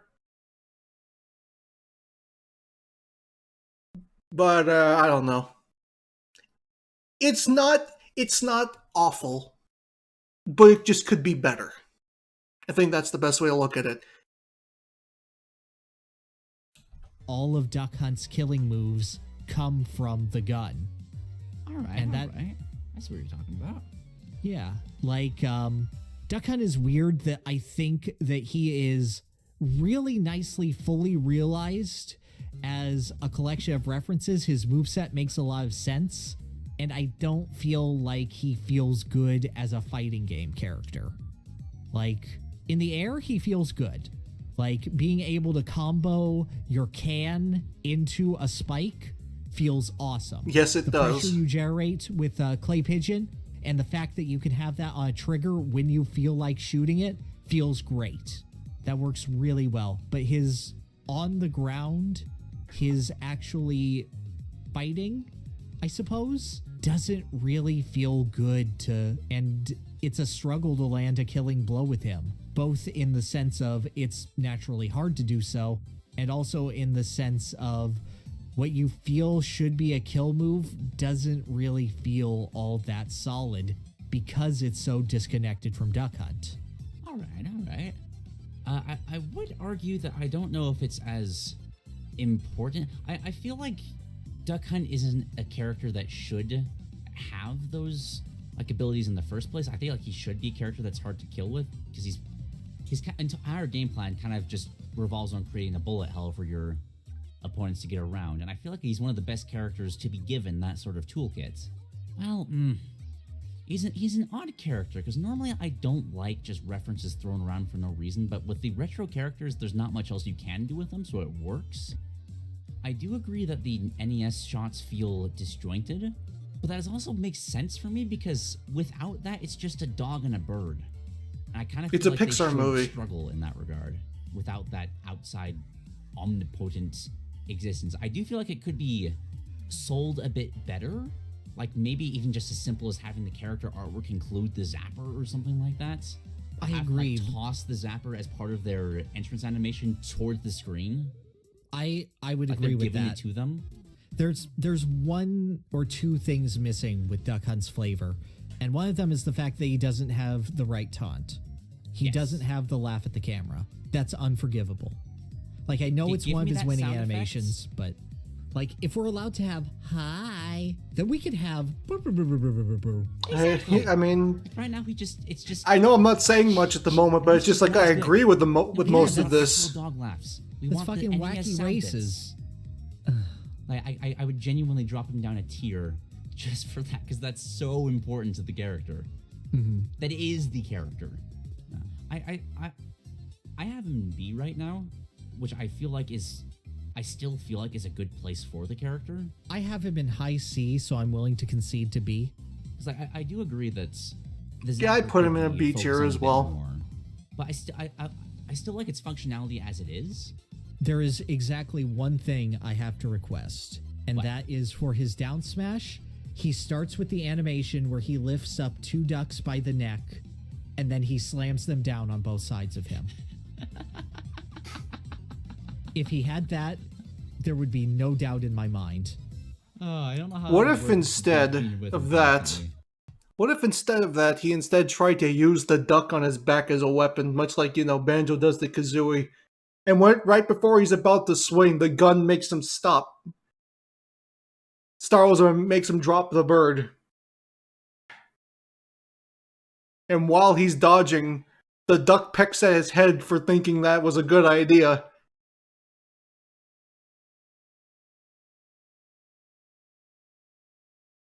Again, I agree the dog should be a dick.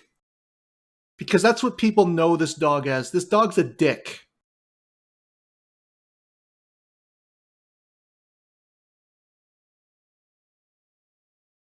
I don't know. Thing is that that's a lot of animation work for something so small. Well, it's less that he forgives him and it's just like begrudgingly like, oh yeah, we gotta work together. I gotta work together with this idiot. Oh great, yeah, you know what? Just go, just start moving. Go fight back. Come on, go. Come on, I'll help. Like, I want there to be animosity between the dog and the duck. I don't know. Just the look of sheer horror on its face as it's holding two of its loved ones. Ask Kazooie. Or maybe it just strangles that duck and gets a new duck afterwards. And he finds a new duck, yeah. That'd be terrible, but I'd love that. Have you seen the Super Mario Party main game? There's one that's Whack-A-Mole. And every time that Monty Mole is up to it, he just has this look of absolute terror, like, oh god, what am I doing with my life? Just that with the duck. You know what, exactly, like Bugs Bunny and Daffy Duck against Elmer Fudd. Elmer Fudd's the one with the light gun. I would love that a lot. The friendship between them's kind of adorable, but I'd rather the dog be the dog be an asshole. That's what everybody loves about Duck Hunt. Or, yeah. Well, what they remember about Duck Hunt. The dog is too nice. Should be jerk dog. Remind me who we got in B. I agree. Right now we got Bowser Jr., Greninja, and Wii Fit Trainer. I'd put him above Wii Fit. Yeah, I would too. I feel like that's a better like retro celebratory character. Yeah. Plus, I do want to just compliment again, just there's a lot of clever things they do with just like the clay pigeon and the TNT that make him not fun to play against, but interesting to watch others play him, and just how they set up those different things. It creates a lot of interesting scenarios that I do want to shout out. It's fun to try to learn him, and that feels really, really good. But it's fun. But like, if I get him, I'm like, on random, I'll go like, okay, I'll try to do something cool with this. It's not like a tool I will never use. Yeah. All right. I feel good about that placement. Yeah. Oh boy. This next one's interesting because I think we have like the same opinion. It's time to talk about my I think boys. we cover both Ryu and Ken at the same time. Ryu. Before we start and we get anything, I think as you know, somebody that plays more traditional fighting games than Smash, Ryu is fantastic. Ryu in Smash was one of the first times I saw a trailer for a Smash character, and I immediately thought to myself, oh yeah, I want to play that guy. That one combo he does to Mewtwo in his debut trailer was enough for me to just be like, okay, you know what? Goodbye, Ganondorf. I'm mating Ryu. Why? Because that combo, because everything about Ryu in Smash is great. He feels, in my opinion, Ryu in Smash feels like a blend of Street Fighter 2, 3, and 4 Ryu with aspects of Versus series and Capcom versus SNK. Ryu is basically like a third strike character that has hit confirms like a Versus series character. For those that do not play Street Fighter, not every move can be canceled into specials like they can here in Smash. Everything Ryu does in Smash can just be canceled into like everything under the sun. Even in Smash Ultimate, they gave the guy cancels for his Smash attacks. So you can down smash Tatsumaki at low percents and deal like 45% damage. It's fantastic. Ryu is the most iconic fighting game character ever conceived, and I don't think I need to explain why. Tap and hold just doesn't work. Get good, skill issue. That's all I can say about that.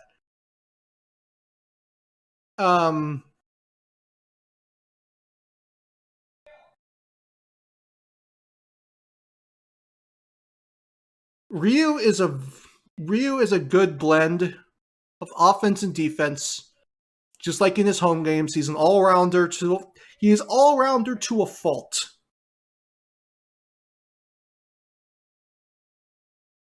He is great. He's great at offense, he's great at defense. In Smash Ultimate, I'd argue he's better at defense, but he can still do like 40 to 50% combos, and his Shoryuken is still a great ender. A great way to kill confirm. Ken, I'd argue, is something even possibly better than Ryu. Because Ken is a character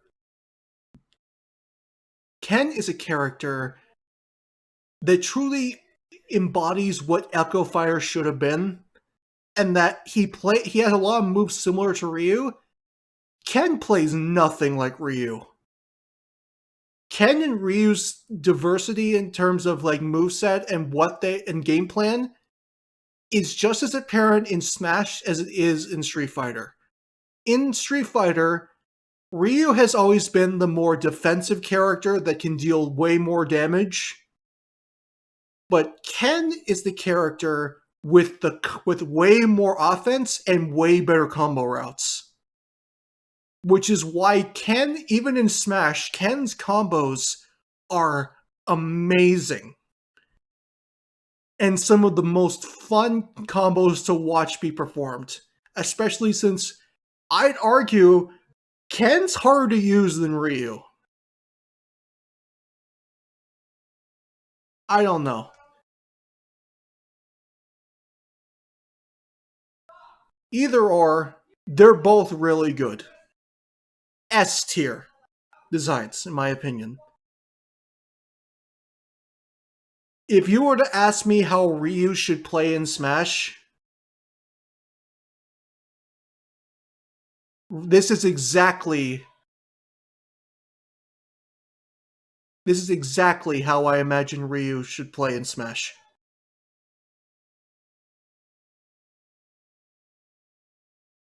The way that he has the custom inputs, the access to multiple buttons, the great combos, the fantastic footsies, and then you bring in Ken, who just has even more offense and more combos, and he's way more fun in a lot of areas. This is what I would like to consider the beginning of when Smash characters started to get a notable skill ceiling. Because before Ryu and Ken, a lot of characters didn't really have a barrier of entry. Ryu and Ken have a barrier of entry. Now granted, it's not very big. It's just literally, like, learn how to do quarter circle forward. Or half circle forward if you want Shakunetsu Hadouken. And stuff like that. I've never... Yeah, I mean, I can't say this. I played more traditional fighting games than Smash.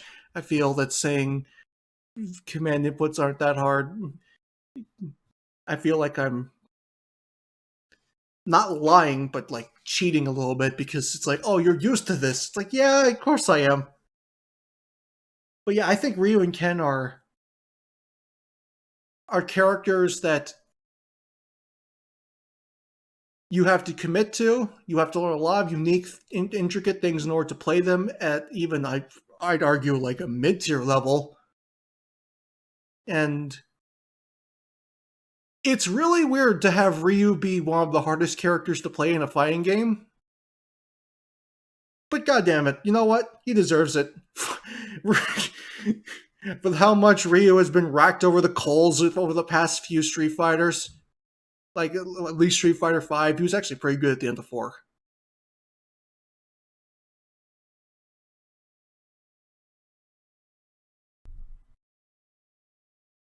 I don't think that Ryu's the biggest barrier of entry. I think that he has a barrier of entry, which is something that a lot of Smash characters don't have. I'd argue that...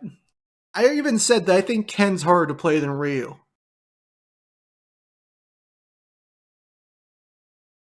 I think that Peach is harder than both of them. I agree. Peach is very difficult to play.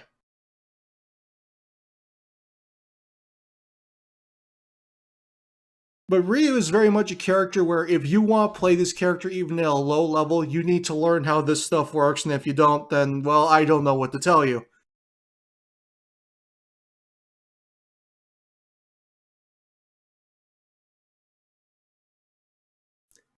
The automatic turnaround that was introduced in Smash Ultimate was one of the greatest godsends these characters ever got. These characters are now impossible to tech around. If you try rolling around them when they're charging a move, they will turn around and hit you. And it's fantastic. It adds a lot to their footsie style, to their all-rounder, neutral heavy play styles.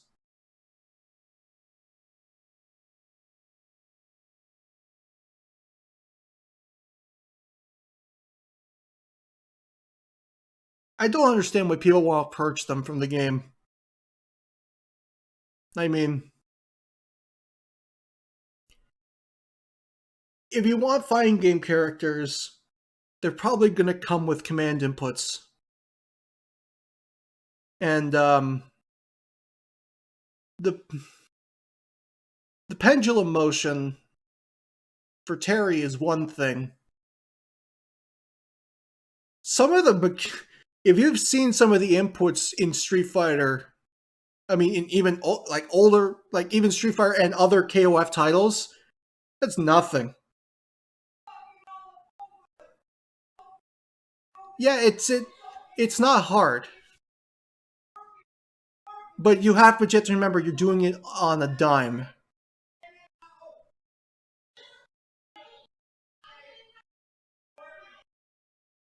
So let's look at Ryu. I'm just because I have them right next to each other. I do as well.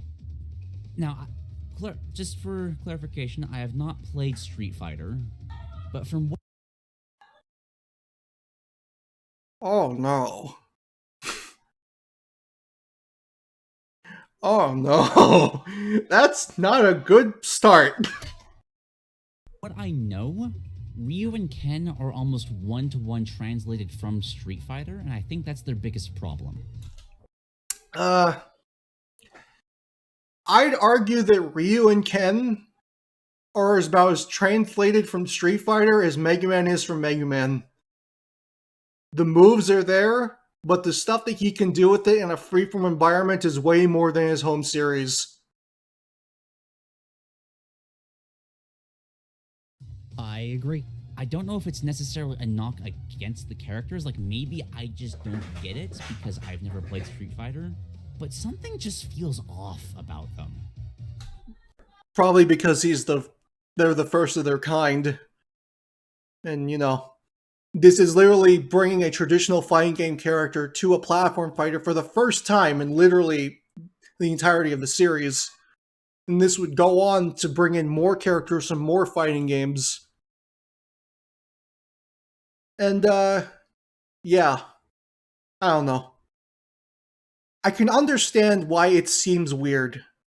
Because at the time, it kind of was.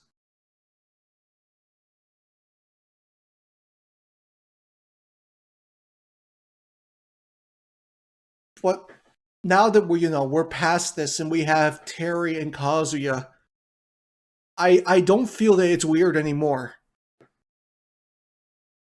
I don't know if it's that they're too clunky, if I just can't get the button inputs right down in my mind, so I don't want to like fault them. Oh, there's the combo that made me want to play the character. Might just be bad.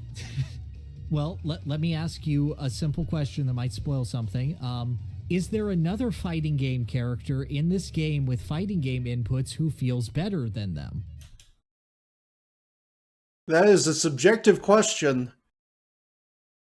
And I'd honestly argue that in terms of like impact on their hits and how satisfying some stuff feels to pull off, no. I don't think I would say that character exists.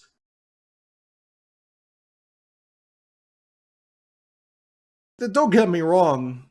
Terry and Kazuya, as a Kazuya main myself, I will definitely tell you, these characters have stuff that feels extremely satisfying to pull off.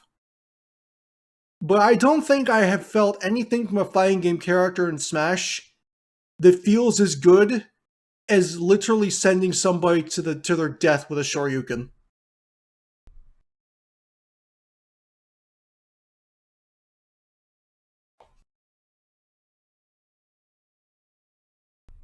Maybe that's just me.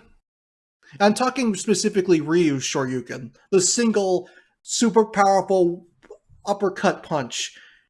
Ken's is also good, but since it's multi-hit, it doesn't feel as powerful. Absolutely. Well, there you go. Then no, it's not just you. I just don't know if that's just... Poor kid. That's probably what would happen if these two characters actually fought. It's a blurred line between those right now for me. Because I do think like they translated Street Fighter into the game really well in a lot of different areas. Like from like simple things of just like the parry sound effects. I love that that's there. That they got all the inputs to work exactly as they're supposed to. I love that they have two final smashes. That's just neat. No, that's well done, and there's a lot of really, really nice flavor. They always face the fighter. their face. I appreciate that they have their focus attack from Street Fighter 4, just so that their moveset isn't 100% Street Fighter 2. I'm gonna be nicer about this because I know that they're both here listening to this, but so I'm just gonna tell you this. While I feel that Ken is definitely closer to being a one-to-one recreation of Street Fighter 2, Ken and Ryu have a ton of attacks and animations that are based on other Street Fighter titles. For example, Ryu, I'd argue, has a bunch of stuff that is very reminiscent of Third Strike. And I know Third Strike. I say Third Strike. I mean Street Fighter 3. We call it Third Strike because Third Strike's the one that people play and is the only one that people actually like in Street Fighter 3's legacy. I'm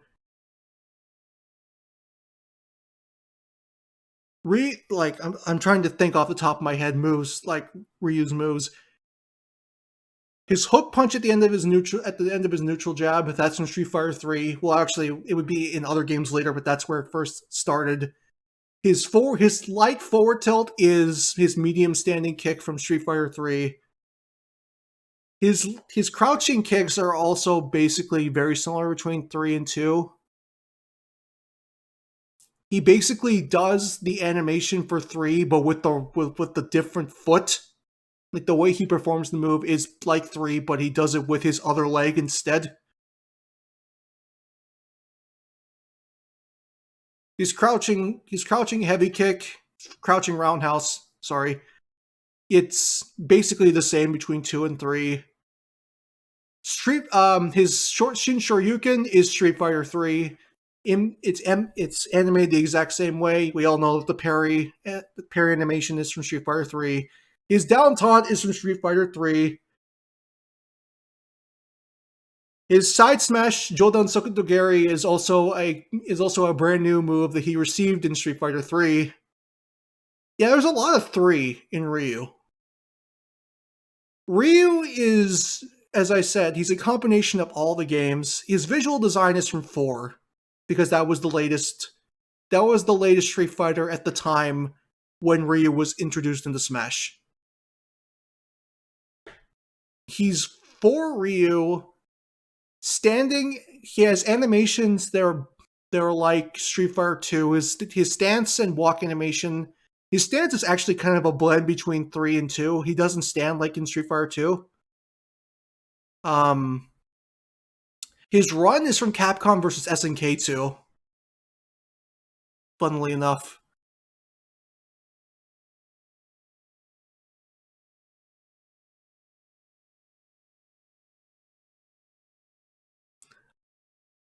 Oh, I definitely agree that the spirits and music selection is weird.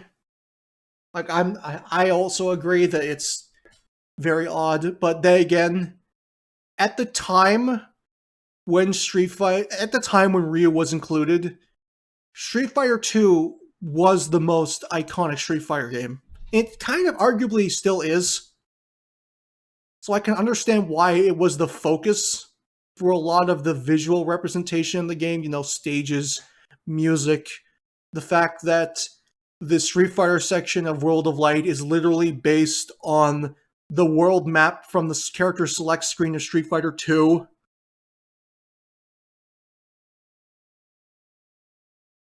It's very clear that this was the game that they wanted to have the most representation. I mean, they even brought back Yoko Shimomura to remix Ryu's theme, which was very, very, like, a big thing at the time. It's like, holy crap, the original composer coming back to make this music. It's kind of how Super Mario RPG fans feel right now, except for us it was Street Fighter.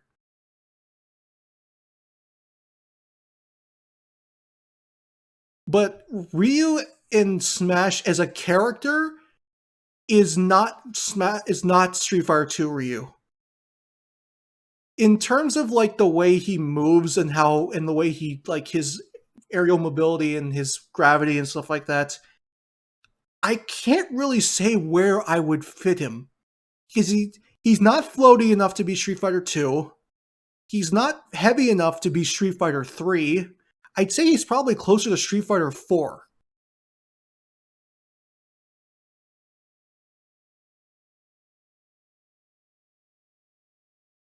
I think that you saying that Ken is a one-to-one recreation definitely holds more water, because I feel that Ken, a lot of stuff Ken has in this game is definitely based on Street Fighter 2, like his crazy kicks.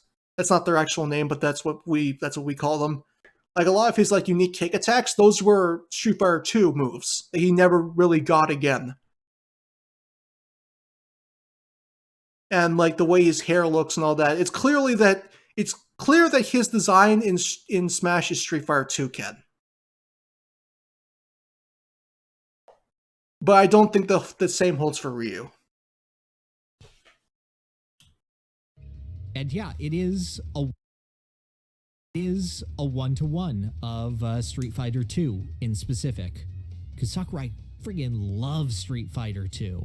Like, not a single song from any other Street Fighter game other than Street Fighter 2's remake. Well, I guess you could argue that, you know, the remixes of like Ryu, Ken, Guile, Vega, characters retain their music going forward. Like Ryu's theme, I know like all the characters got different themes in Street Fighter 3, but they brought it back to using Street Fighter 2 themes in Street Fighter 4, carried on Street Fighter 5. And now in Street Fighter 6 they have all brand new music again. So I don't know if I'd actually say it's all from Street Fighter 2. I definitely do feel there should have at least been, like, even if they didn't remix it, music from, like, Street Fighter Alpha, or Street Fighter 3, or Street Fighter 4. I don't think there should have been music from 5, well, there wasn't been music from 5, because 5 wasn't out yet when Ryu was released. I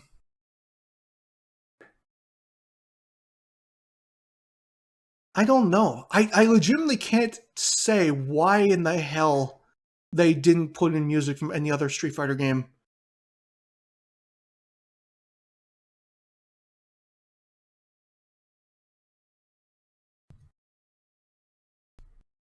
I have nothing for that, Chief. I'm sorry. Not a single stage or reference. A couple of spirits, like we got Jury in there, but none. You got Jury. You got Sakura. You got Dan as well. Dan's the worst spirit in the game. Poor Dan. He's moved past his joke character days, guys. Let him be. He was a really good character in Street Fighter 5. Come on. In the actual Street Fighter story mode of World of Light, of course. Of course not. No. That's only Street Fighter 2. There is so much love to that game in specific, and it does not translate to a platform fighter. Ryu and Ken I argue it does. So very, very stiff, and that is because a jump in Street Fighter is a massive commitment. It is what you do in order to avoid your opponent hitting you from the front. It's what you do to avoid projectiles. If you jump, your opponent can, if they reg you, anti-air you, and that'll do a ton of damage and send you back right where you started. It's what you do when you're to avoid your opponent just guarding low. The issue is, in Smash, it's a very basic thing that you do very, very often. So Ryu and Ken end up feeling very, very stiff because of that, and like, I think they shine. But they're grounded fighters. You're not really gonna be jumping around as Ryu and Ken. Ken, I feel you'll be jumping around a lot more because you can get combos out of stuff by using, like, jumping up air. Like landing up air, up air loops into Shoryuken. I feel Ken feels better to jump around with than Ryu.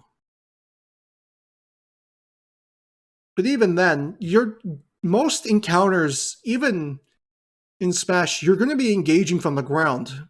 You're not supposed to inherently jump around as Ryu and Ken.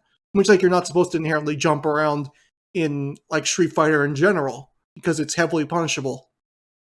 On Final Destination style fights, and it feels a little wrong whenever you add even one platform into the mix. Don't tell that to Ken players. Ken players love platforms. The combos that Ken players can get off of players that don't tech platforms properly is absolutely nuts.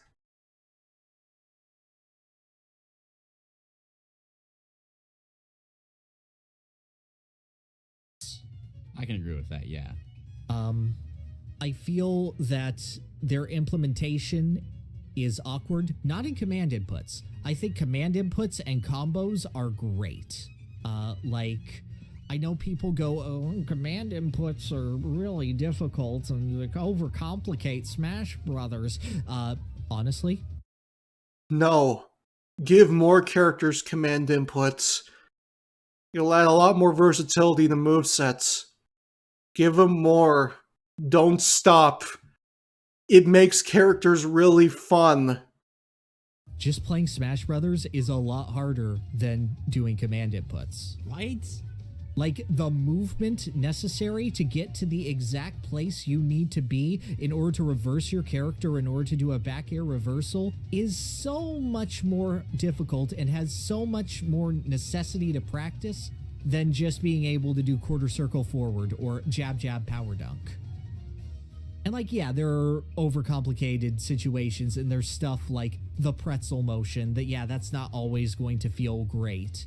And yeah, you can't do it on a dime, but the core of the issues with their character doesn't come from the fact that they have command inputs or that they're complicated. It comes from the fact that they're stiff and the fact that, I don't know. I feel like the pressure sensitivity of their A-button attacks doesn't really work for all controllers. Because I mean, it depends. If you map it to the tilt, if you map it to the right stick, it pretty much works on every controller properly. I think the only exception is like using Joy-Cons, but how many people are you going to run into that play Smash with Joy-Cons? That's something you can compensate for when you have one major controller for a system, or you have an arcade machine that has one button and it will always be that one button. In Smash, there are so many different ways to control a character that I don't feel like the tactile feedback is consistent enough. And yeah, you can learn that and get your own thing, but it's a weird thing where you have to learn a feel for pushing a button that no other character really has to do or deal with. And it's... Yes, I like that. I like the character has something that no other character does.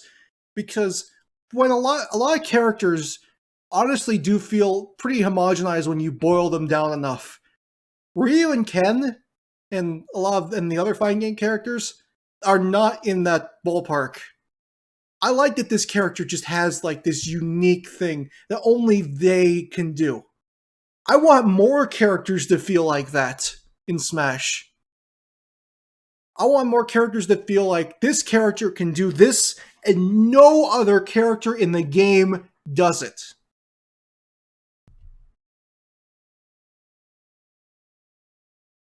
I don't know, it's just me. In a way that I find isn't as learnable or isn't as consistent as a command input even is.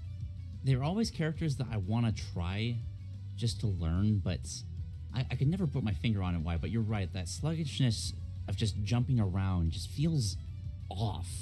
And like, there are ways to do this. There is one very clear way to do this that we will get to eventually.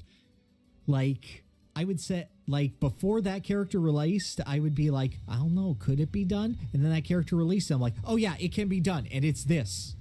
I don't know, because the way that Ryu and Ken work is that Street Fighter 2 is very much a game about single solid moves. Like, you could do a straight... Well, maybe the original Street Fighter 2.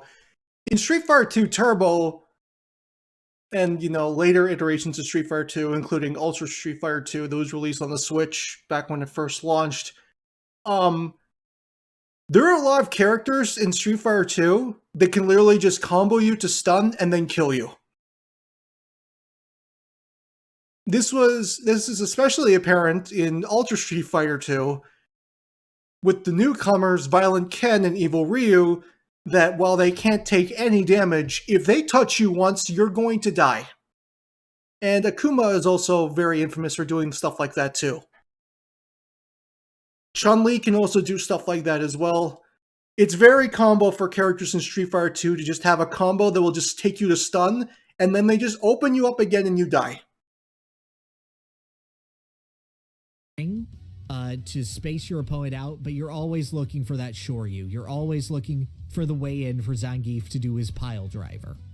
Street Fighter 2 Vanilla and New Challengers being Ton Up Ultimate was based off of. I'd argue it's closer to Turbo.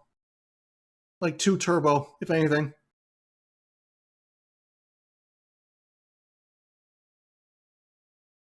I don't know. With how, like, quick that Ryu and Ken can combo their attacks together, I feel that that's definitely closer to what it was.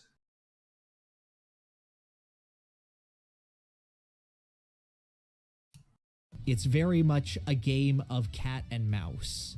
And due to being one-to-one recreations, Ryu and Ken's only real tool to do that with the opponent is focus attack, which I think is a great concession, but it's only one move among their entire moveset. And when your movement feels off, then, you know, you can have a bunch of little tools to help you with that.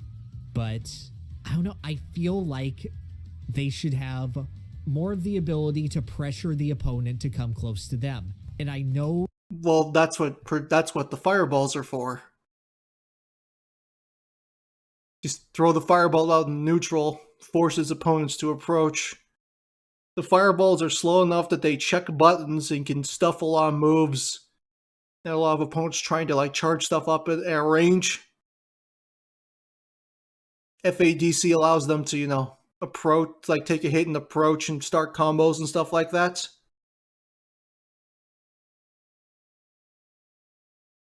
I feel that that's in their moveset. Especially with Ryu, I feel that's way more apparent because, as I said, Ryu's way definitely more defensive than Ken, since he has the multi-hitting fireball Shakunetsu Hadouken.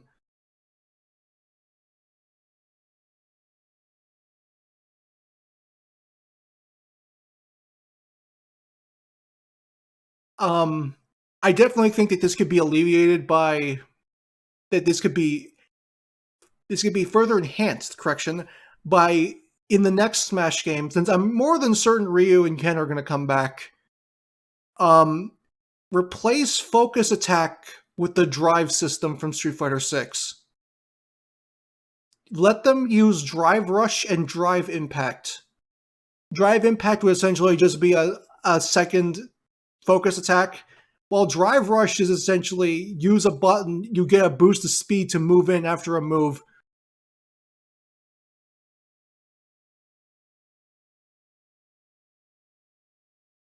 It'd be interesting.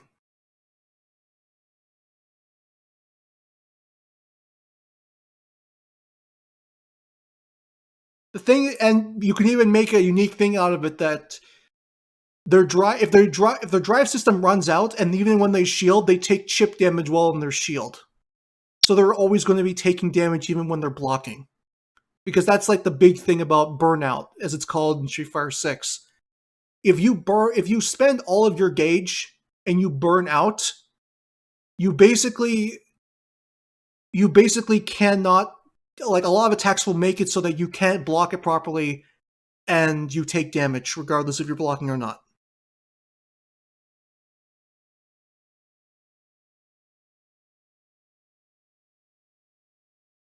I think that'd be a very interesting mechanic for Smash.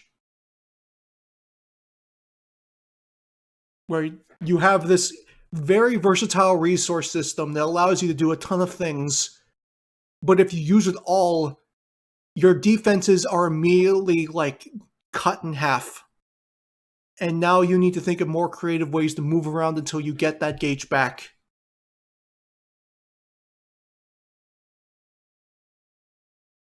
Imagine if the whole roster had something like this, then the game would be more fun.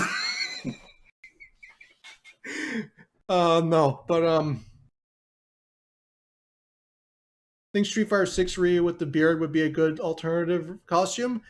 I'm honestly surprised that since Ultimate came out in 2018, it wasn't. I'm surprised Hot Ryu, as that's what we call him, was not a costume in Marvel. Marvel versus Capcom Ultimate in Smash. That embellishes their original design, like having Ryu have the ability to shoot a diagonal fireball. That's ludicrous. That's the Setsu. No, that's what Akuma's for. Put him in the game too, please, Sakurai. I would highly appreciate it. No Hado. That's an evil influence that we can't allow our good boy Ryu to have. But I feel like it's necessary for something like Smash Brothers. I feel like it's telling that's... I'm just going to say it's Terry. Everybody knows that we're talking about Terry when I say it. I feel like it's telling that they made him a move specifically because attacking upwards just isn't a thing. Right. And they were willing to like, okay, we're just going to embellish this a little more. But that doesn't really exist in Ryu and Ken's kit. Well, the thing that's funny about that is that Ken and Ryu have the same light jumping kick. Ken uses it for his up air, but Ryu doesn't. It's like they realize that the move they gave Ryu looks really weird, and they're just like, oh, for Ken, you know what? Why don't we just give him the move that works? And I do feel like it's detrimental. I just don't know where to put them, to be perfectly honest.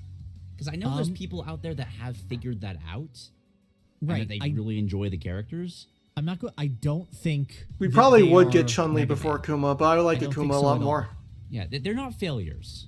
I think that if you tweak their movement, I think that they're solid. I think that they're more accessible if they move a little bit better and have a little better flow. Or you tweak things to make it so that they're slower, but they encourage the opponent to come closer to them. But I feel like the weird... Well, I couldn't imagine Ryu and Ken being slower than they already are. I mean, Ken's not slow. I mean, neither of them really feel slow because of how quick their dash is. But like, I wouldn't want to picture them being slower. I don't know about that. One-to-one that they have doesn't really accomplish either. But also, you can get a game going with them. And it does feel like Street Fighter when you do, and that does feel good. So I have them in C, personally. Oh. Yeah, I had them in B, and I've been moving them. Wow, I didn't know I was looking at an actual tier list for Street Fighter. This is where Ryu always ends up. Between B and C. Poor guy. This entire thing. I feel like they're definitely better than everybody else we have in C tier right now. I could honestly make an argument for B tier, just being at the bottom. They don't have many problems, but the problems they do have are so intrinsic to just what's important in a platform fighter. And I feel like for being wrong, I think I did okay. I think so too. Who struggle at platform fighting? Your mind was in the right place, but your heart wasn't in the. But you know, the answer wasn't found in the heart of battle. But they have different tools that allow them to excel. There are characters that make you play Super Smash Brothers in a different way, and some of them do great, and some of them don't. And Ryu and Ken, I feel, fit right in the middle of that, where it's not inherently obvious to you, and but you can get there with them. But the way that you get there with them is different than the way that you play Street Fighter, I feel. I feel like Terry... well, that's the thing. They don't play like any one Street Fighter character. As I said, they feel like a combination of several Street Fighters, a bit of Versus Series, and a bit of Capcom versus SNK.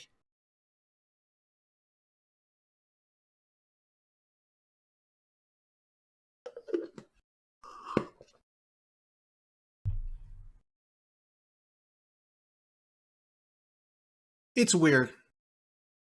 And honestly, I really wish that there was a Smash game where Ryu plays like this. Yeah, it's called Smash Ultimate. I really wish there was a Street Fighter game where Ryu and Ken actually felt like this. With just like having all these cancels on every move, and you can do all these unique combos. I would love a Street Fighter game where Ryu and Ken played anything like this. Ken's already busted in Street Fighter 6. I'm thinking more about Ryu. Because even in the Versus series, games that are way faster paced than Smash, Ryu is still a very, very slow character. Is one-to-one transitive. I feel like Ryu and Ken you transplanted them, but the system changes don't really fit, so you have to play them in a somewhat different manner than you would play them in Street Fighter. Can we agree that they're at the top of C tier, though? Oh, absolutely. Yeah. Oh, just out of curiosity, who's better, Ryu or Ken? I think if we're being objective, it's Ken, simply because he has all the combo paths, and he's faster, and he has like way more ways to start damage. I mean, if we're gonna be serious, there are very few games where Ryu is better than Ken. I think the only Street Fighter game where Ryu is better than Ken is like one iteration of Street Fighter 2 and Ultra Street Fighter 4. Like, Ken was really good in several instances of Street Fighter 2. He's top tier in Third Strike. He was still very good in Street Fighter 4. He was good in Street Fighter 5. He looks to be one of the best characters in the game right now in Street Fighter 6. Like, Ken's always good. Ryu, not so much. Ryu can sometimes be good, but sometimes he can be really bad, and sometimes he can be Street Fighter 5, where he's consistently been one of the worst characters in the game. To the point where Daigo had to drop him. Ryu's a little better. Because Ken has the attitude where you'd expect more of a rushdown style with him, whereas... Which he has. I feel like Ryu's discipline works in his favor and fits the moveset better. Alright, I can agree with that. Also, I'm just like, gonna... Even if I might like I'm just gonna edit this, just so people don't think there's more... Overall, a good example of this. Since Mega Man took a long time, it's only Smash 4 today. One-to-one translation isn't exactly what you want from a character. Right. All right, next up is Cloud. Oh boy, How do you Clud. feel about Cloud? Whew. Cloud is a tricky one for me because I like him. I am so happy that he is in this game. Like, it's less about listening and more about the fact that I'm not used to talking for 6 hours in a day. Like, most of the time when I talk, I think I at most talk like for 45 minutes in a day's time. Unless I'm doing like voice recording. My throat hurts so bad right now. Holy Jesus. Cloud is a very, very interesting character to me. Because Cloud...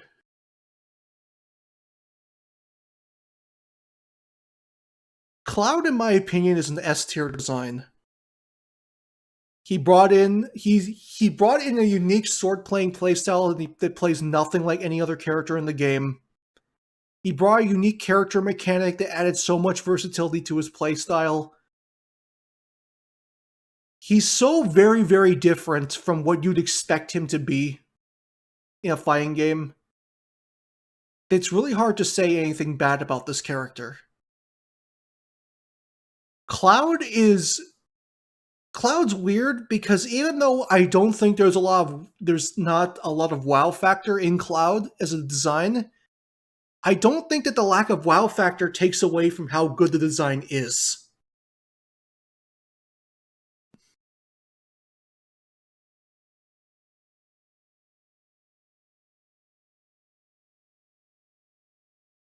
It's very weird. I don't really know how to put it. Other than just like, yeah, he's like S. He's like one of the best character designs in the game. He doesn't really do anything overly extravagant. He has really good character. He has really good character mechanic that adds a lot of versatility to his playstyle. He's horribly designed because he's bad, because he's nearly unpunishable at times. In Smash 4, maybe, not so much in Ultimate. In Ultimate, I think they figured out a good balance point for character balance. If it helps you get to the finish line, we don't cover Corrin in this vid.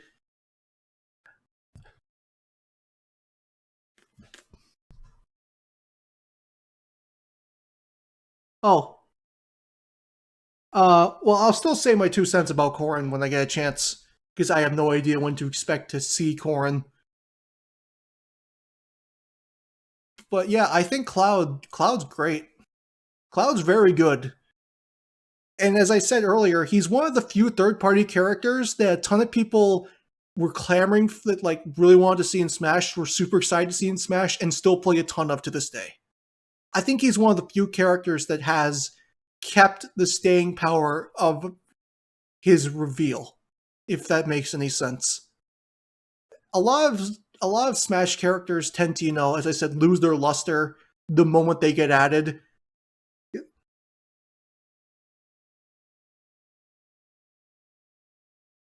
Duke hates Corrin, so we shove Corrin into the glut of... Oh, he's in Melee. Well, I'll still at least say a couple of things, because I do have a couple of interesting things to say about Corrin. Cloud was ridiculous in Smash 4. Bro, everybody in Smash 4, it doesn't matter if you played competitively, it doesn't matter if you played casually, everybody in Smash 4 had a Pocket Cloud. Every single person. And if you didn't have a Pocket Cloud, you at least wanted to have one. But never had the time to, play the character and get good with the character. I feel there's more PTSD for Cloud's back air than his up air, to be honest.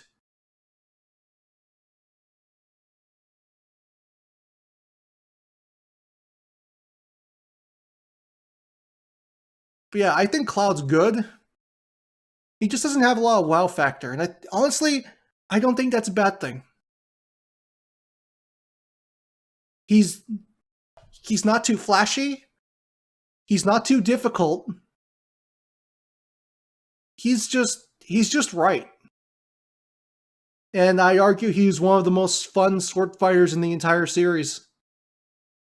It's a shame he's not coming back in the next Smash. Character will never happen kind of characters, he would be up there at the absolute top. He is the one that blew the lid off of every single possibility. Yeah, that's true. Modern age, I would say, because obviously the first one who blew the lid off of what was happening was the most drastic departure from Smash imaginable. But from an importance standpoint, and from a God, this character is here, that is so great standpoint, Cloud is among the top. Yeah. I think the way that he plays is incredibly fun. I think that as a rushdown swordsman, he feels really good to play. He has a game plan for when you need to deal with projectiles or take a minute. I think Limit, despite all complaints and bitching about it, is a fun system. And now that they've had a part where you can lose the limit after not using it in time, I think that that's healthy, and I think it's much better implemented than Max KO Punch. I think that the only thing I would change about Limit is find a way to let Cloud use charge while moving around or doing something else. Limit canceling into, canceling the end leg of a move into limit charge or something like that. I'm let me give you an example. Not a lot of people are going to get this because I know some, because it's from another fighting game. Street Fighter V, there's a character named G. And his main mechanic is that, with one of his V skills, is that he absorbs power from the earth, and as he absorbs it, the more you absorb, the more powerful your next special attack will be. Normally, you have to stop and pull the power Pull the power out of the earth. Oh, thank God! Thank God somebody gets it. Thank you, Pyric. President of the Earth, one of the best designed characters in the entire Street Fighter series. So he pulls the energy out of the earth, and as I said, that empowers his next move. What you can do, though, is that after you perform a special move, you can cancel into that, and he does like a quicker version to charge himself up. Like at least one level. It feels very natural, and it flows really well with the rest of his kit. I want Cloud to have something like that with Limit. Like maybe like he can do, like he has like a flourish animation after performing a move.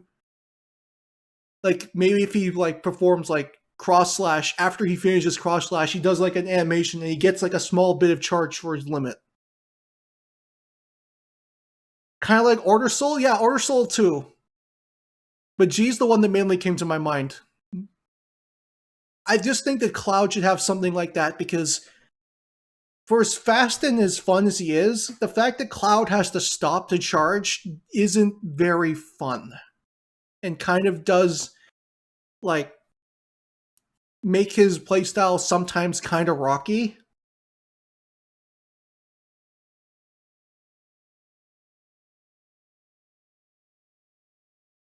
I don't know. I just feel that they could probably do something to let Limit be charged, even if it's a little bit, while you're doing other attacks. Just see that you don't need to stop in order to charge. I don't know. I think all of the systems that make him up are really, really solid and really, really strong. Yeah, he just feels good to play, and my only issue with him is that I don't have anything to say about him in specific. Like, everything that he does is good and fits. Why isn't Cloud getting into Smash 6? Well, that was more of a joke because of how hard it was to get Cloud into Smash Ultimate. You know, considering he was like the last nuke, he was like the last veteran that they actually got in, and he almost didn't make it. So I'm just thinking to myself, if it's not everyone's here situation, then Cloud might not come back. Or it could be totally wrong, and Square's like, you know what? This game makes us a ton of money. This game gives us a ton of publicity. Put Cloud in the game. We'll even give it to you as a discount because we know how much money this is going to make us. I don't think Sephiroth will come back, if that's any consolation. Cloud's up in the air. Sephiroth is... I don't know. And Sora too. His character and feels good to do. And like, yes, these are definitely Cloud moves, but there's like... Limit's a good gimmick, but there's nothing that really wows me about Cloud in any sort of way. Like, it's just, yeah, it's Cloud. He's good. He is an odd character in that regard, because, like, in a game full of sword fighters, like, he still manages to, like, this was at the point. You know what? That's true. They are very chummy right now. I mean, they're working together on Super Mario RPG. Is this the first time since Super Mario RPG where Nintendo and Square have worked on a game together? Because I think it might just be.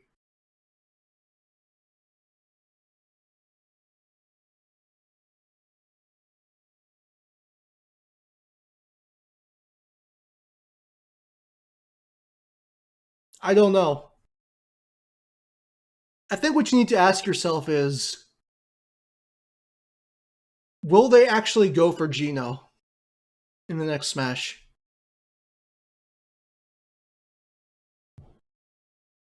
I think that's what you really need to ask yourself. I think that maybe Cloud will come back. Especially, you know, you have to understand, Cloud in this game was before the enormous success of the remake coming out. In both Smash 4 and Ultimate, this was way before the Final Fantasy VII Remake came out, even Part 1. And we have Part 2 coming next year. If they have if they have the last part coming out around the same time as Smash 6, why would they not put Cloud in the game?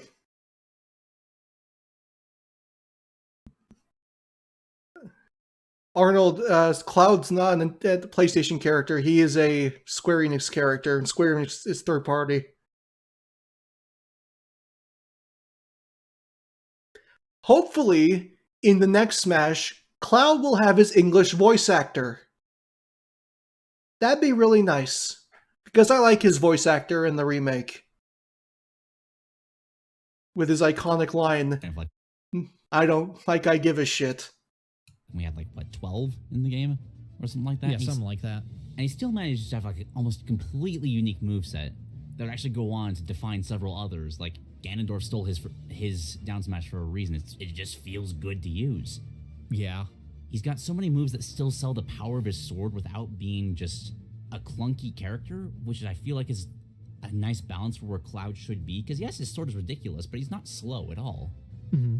There's a part of me that feels like something's missing from him, but I feel like that's more just due to how customizable Final Fantasy VII, like the gameplay of that, like the whole materia system. I don't think you can translate that into Smash Brothers at all. So Limit is a good stand-in for that, just using the different Limit moves. I feel like that's the better choice and they went with that. Mm-hmm. I really hate that it's only his Japanese voice. I have this problem with... I think a lot of people agree. But I know it's a small thing, but the character feels incomplete because of that. Like, he didn't quite make it all the way over. I had a lot of the same problems, just like his victory music as well. It's not a remix, it's just the same thing. I don't know if I want to mark him down for that, but it does make his inclusion in the game feel odd. Well, it felt odd when he only brought 2 songs with him. That as well. Like... We're living in a post. That's not the character's fault. That's Square Enix's fault. Final Fantasy, neat. Yeah, how's that going for you? With as many Cloud's not in songs charge of his Game & game's Watch. Music. But now that we live in a hindsight world where those wrongs have been righted, essentially, it's weird to talk about. Because, like, we have a more complete view of Final Fantasy. The only thing that's really stayed the same is Cloud. And I don't know, it's odd because Ike took his final smash, and because of that, Omnislash... Oh, don't worry. If his trailer is any indication, he let Ike know exactly how he feels about that. Feels less special? Yeah, I'd agree with that. Like, obviously, Cloud had it first, but No, even obviously. though he did it first, I feel like Ike does it better. I feel like Ike is the compromise of Sakurai wanting to do Cloud, but not having the rights to him. I'd argue that, yeah, I would argue that Ike, especially like Ultimate Ike, and maybe Smash 4 Ike, that's more like, I couldn't get Guts from Berserk, so here's Ike instead. Because Ike in Smash has always felt like a Guts wannabe. If that makes any sense. Because even if we're talking about like the way Ike plays, Ike's playstyle is very satisfying, but Ike in Smash does not really is not really a good representation of how Ike plays in his home games. Ike in like Path of Radiance was way more of a speed-based character than a power-based one. To be fair, Cloud's also a Guts wannabe.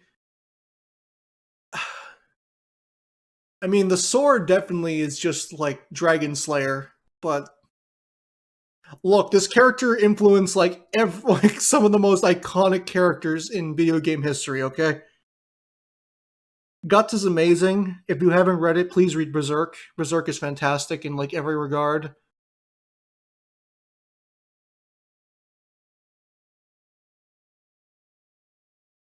Some of the best fighting game characters are also heavily inspired by Guts. I'm looking at you, Nightmare.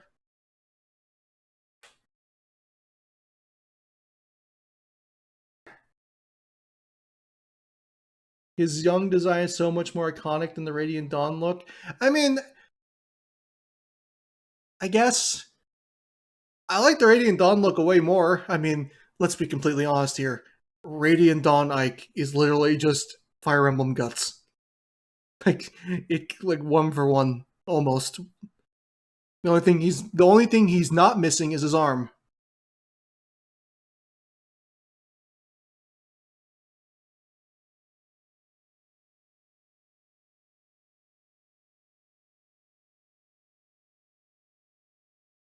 I don't know. But then he got Cloud. That's actually an interesting point, because if you're making that comparison, I'd argue that Cloud's speed definitely is closer to what Ike should have been, if anything, because Cloud's very fast, and apparently Ike is very fast too. I actually like Ike a little bit better in that way, just because Ike's sword feels so much like the sound effects on that sword hitting anything are just. Oh, Ragnell is so crunchy. I do feel like there's a little. Yeah, it makes sense for just differentiating. Ragnell does have some of the best impact sound, the sound effects in the entirety of the series. Does a really good job of just capturing that. Hey, this is a heavy weapon, but he's still able to wield it because it's anime. Mm-hmm. I don't. I mean, he's also a super soldier. I have a problem with Cloud somewhere. Like the reason Cloud just throws this sword around like nothing is because he's genetically enhanced to be able to do so. I don't know if it's the sound design. I don't know if it's the voice. I don't know if maybe I feel like there should be some sort of. Also on the subject of Ike, since I know I don't want to take away too much from Cloud, but on the subject of Ike, Sakurai, why did you change his voice? And why did you make it worse? Brawl Ike was so good. And they carried it over to Smash 4. And it fit the design of Radiant Dawn Ike even more. Why did you get rid of that voice actor? He was so much better. Especially, the deadpan. I fight for my friends.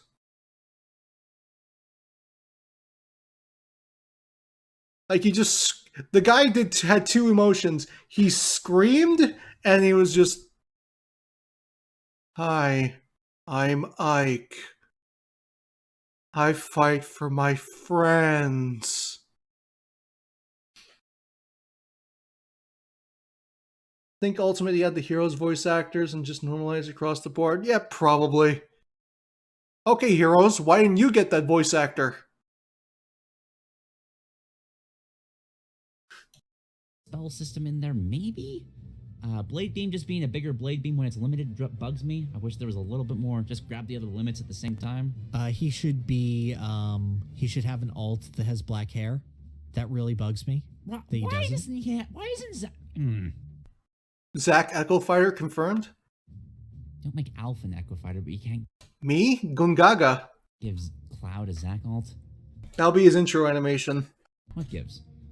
Oh no, well then we'd have to add the price of freedom, and everyone would hate having one of the best songs of Final Fantasy in the game. Oh, it'd be terrible. I don't know. I think my problem with Cloud comes more from just the circumstances that he was added and just how incomplete his addition felt. His actual design is still pretty solid. It's what you'd expect from the character. Hey, this guy's got a big sword and he's got some flashy anime moves, and that's cool. Like, he's fulfilling, and it feels like you're playing as Cloud when you do it. He's the problem I have with Bowser Jr., but less. Like, he doesn't show a lot of character, but it's Cloud. Yeah, it's Cloud. You can't really go, oh no. The thing is that Cloud has a lot of character. It's just that they kind of forgot a lot about it going forward after the original Final Fantasy VII. And they brought it back a little bit with the remake. I mean, he's not, a mopey, edgy bitch anymore. Who will I have pizza with? But, I mean, he does the job fine.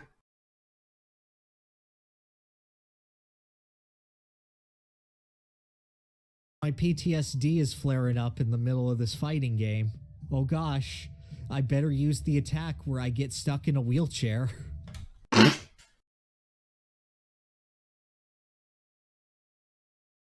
throw the wheelchair as an attack. I don't know. That'd be a great side B. Just copy and paste Bowser's Jr. side B and just have him roll forward. Just have Tifa come in from the background. That could be a good loss animation. You know, Cloud loses and you put him in a wheelchair. Just go, oh! If custom moves ever come and then back, she that pats needs his to be head one of and he's them. like, I'm better now. He goes, let's mosey. Overall, very, very, very good character. Yeah. Where do you have him? I have him at the top of B, like even compared to everyone else. I feel that's low. That's a little low. Problem with that. I don't know if I don't have enough wrong with him to put him in A, but putting him in A just also kind of feels wrong. Just because, like, when compared to like Pac-Man and Villager, like the other two characters we have there, they are so expressive and they do so much. Like, it's genuinely impressive. Whereas Cloud's just kind of what I would expect from. Well, I think it's harder. It's easier for those characters to emote and have it be visually, you know, apparent that they're emoting. Humanoid characters, especially like this in the fighting game, they don't emote very much unless they're like performing very specific attacks.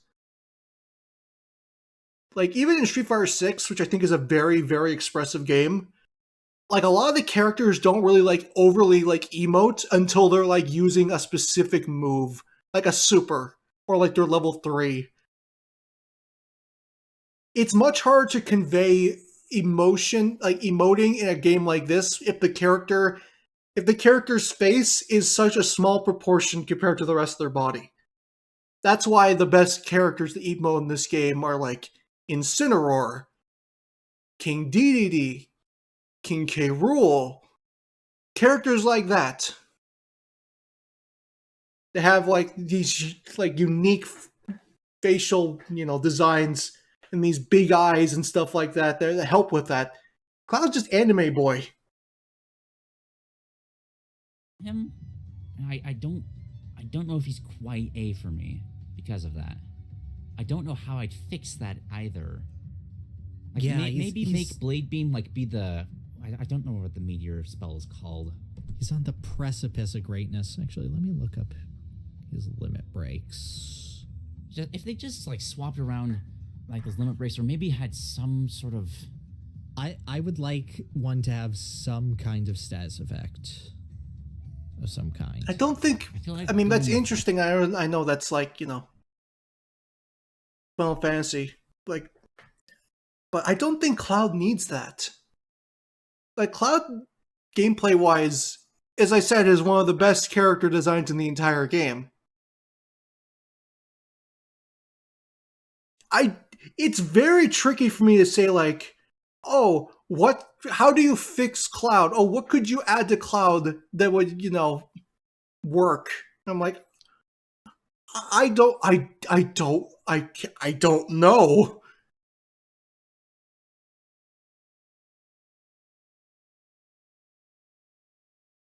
More emoting and expressions, sure. But other than that, it's like the kit is so well designed. Both Final Fantasy characters feel that way. It's like, what could you add? Okay, bare costumes, but like, I'm talking about like the gameplay aspect. He could use more costumes. I think a cross-dressing costume would be really nice. I think that'd be very funny. I think a lot of people would use it.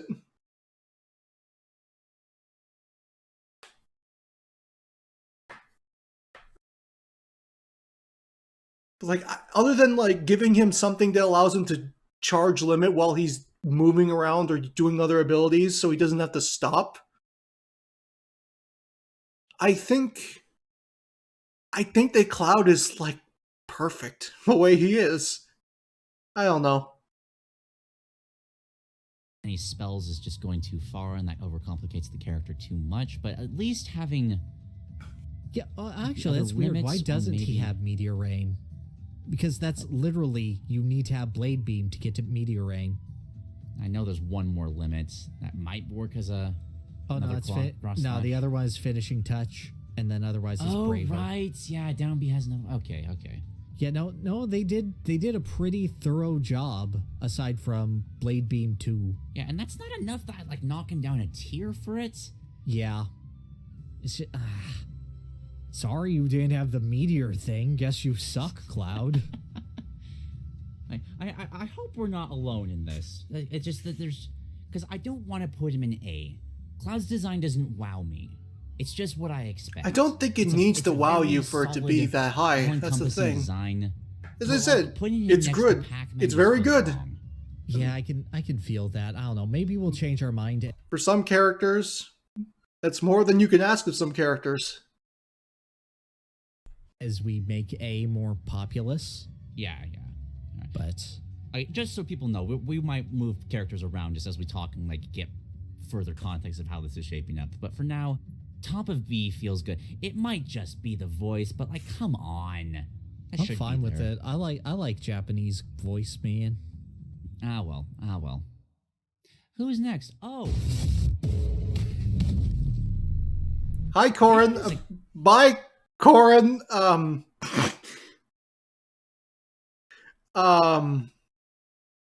Okay. Yes, I know. I heard why not covering Corin now, but I think I should still give my 2 cents just so I remember it now while it's fresh in my mind. So Corin is a very interesting character to me, and allow me to explain to you why. As I said, most of my background in fighting games mainly comes from traditional fighting games. I played Marvel vs. Capcom 3, BlazBlue Continuum Shift, and Vampire Savior competitively throughout like my early 20s. And Vampire Savior is not only my favorite fighting game ever made, but it's my favorite game of all time. It is the fighting game that got me interested in fighting games. It got me interested in character design, visual design, like art in general, because of just how amazing the game looked. I adore Vampire Savior in nearly every regard. And one thing about Corin that had me very excited when the trailer was shown off was that Corin felt like he felt like he was going to be a Darkstalkers character. For those who don't understand what that means, Vampire Savior is a part of a series named Darkstalkers. Darkstalkers is its American name. It's called Vampire in Japan. Vampire Savior is just the name of the 3rd title in the series. That's what it's called in Japan. We just call it that here, everywhere, basically. A lot of characters in Vampire Savior and Darkstalkers in general, they animate, and they are they animate a lot, and they are very, very expressive in their animations. Like, a lot of the animation team used a lot of Tom and Jerry and Hanna-Barbera cartoons and a lot of Disney as like inspiration for how characters moved and attacked. And a common thing in Vampire Savior is that when characters like attack, their bodies will like morph into unique stuff.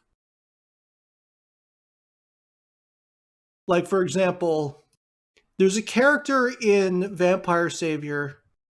Hang on, I'm just bringing up a video to make my point. Just gonna put some. Oh, perfect. We have the character I was about to talk about. Fucking Anakaris.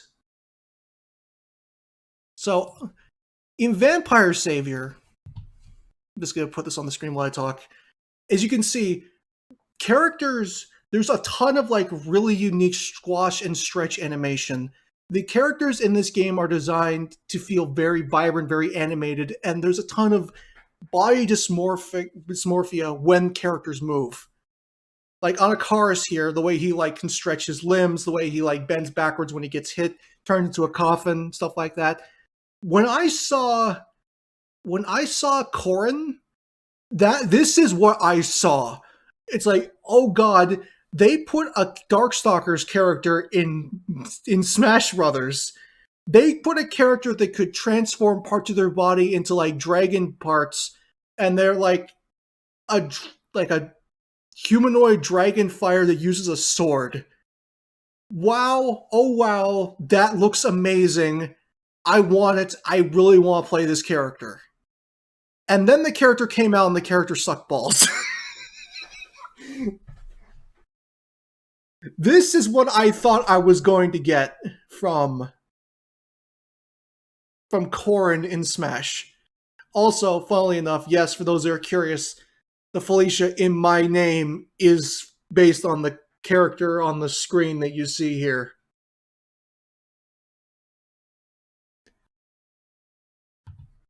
But yeah, this is what I expected from Corrin going into Smash. And he's not that. I mean, he's partially that. I just wish he was more of that. Like, oh yeah, he uses a sword sometimes, but he can like transform his body into like, he can like summon dragon claws. He summons wings, which is really cool. You know, he's got this giant like poke that was like the longest smash attack in the game for a while. Like, that's what I thought I was getting with Corrin. And he's there a little bit, and honestly, I don't know how to feel about Corrin. Like, the disappointment of what I wanted him to be not being fully realized is one thing, but I don't even know if what I wanted is truly what the character was. That's the thing. Like, I built up this image of this character in my mind. Oh, this character could be one of the best animated characters in the entire game. Nope. No, what you're going to get is weirdly, really slow Marth type character that can sometimes use wings and does big poke attack. And he has glimpses of what you're looking for, but he doesn't really fully realize it. And his final smash is he flushes you down the toilet. Like, I don't know. I don't know what to say. I don't know where I'd put Corrin. I'm curious as to what they'll say about Corrin when we get to him, but we're not talking about Corrin. We're getting to the last character, and we're talking about the character that made the game she debuted in a living hell to play. Hello, Bayonetta. How are you today? Character that's kind of going back off of like Ryu and Ken. When you translate a character into a game, you don't want it to be exactly the same, because when she was first introduced into the game, that's what killed the competitive. Well, not there was a lot more problems than just that, but like Bayonetta was broken. Yeah. I kind of liked that because it fit her well, but I do like how they've toned her down for Ultimates, and I actually think she might be one of the best characters. Well, me and a few other people believe that since it's confirmed by this point that Smash Ultimate is in development when this character was released for Smash 4. I'd argue that Bayonetta is a Luke in Street Fighter V situation, where this character was always meant to be a newcomer in the next game, but they put her in, because why not?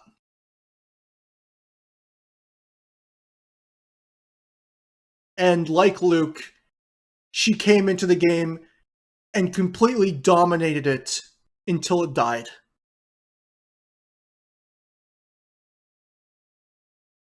Now, I have no proof for this. I'm not going to say that this is guaranteed. I'm not going to say anything along those lines.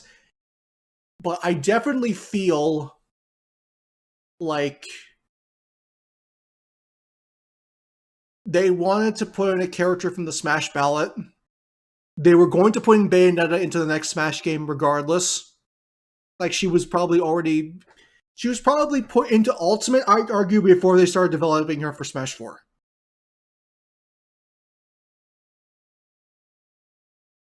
They were going to put her in Ultimate regardless, and they realized that all the top requests for characters in the Fires ballot would not work, and they would not be able to do them. As we now know, that the statements about, other feasible characters, Bayonetta being #1 worldwide, was a crock of shit. I think they saw that Bayonetta was requested a lot. They said, you know what? We've got this character already. Let's just put them in the previous game and call her a newcomer for that game. And just leave it at that. Now, I'm not saying that's what happened, but I wouldn't be surprised if that is what happened. They're never going to tell us. So I'm going to stop asking as to whether or not it's true.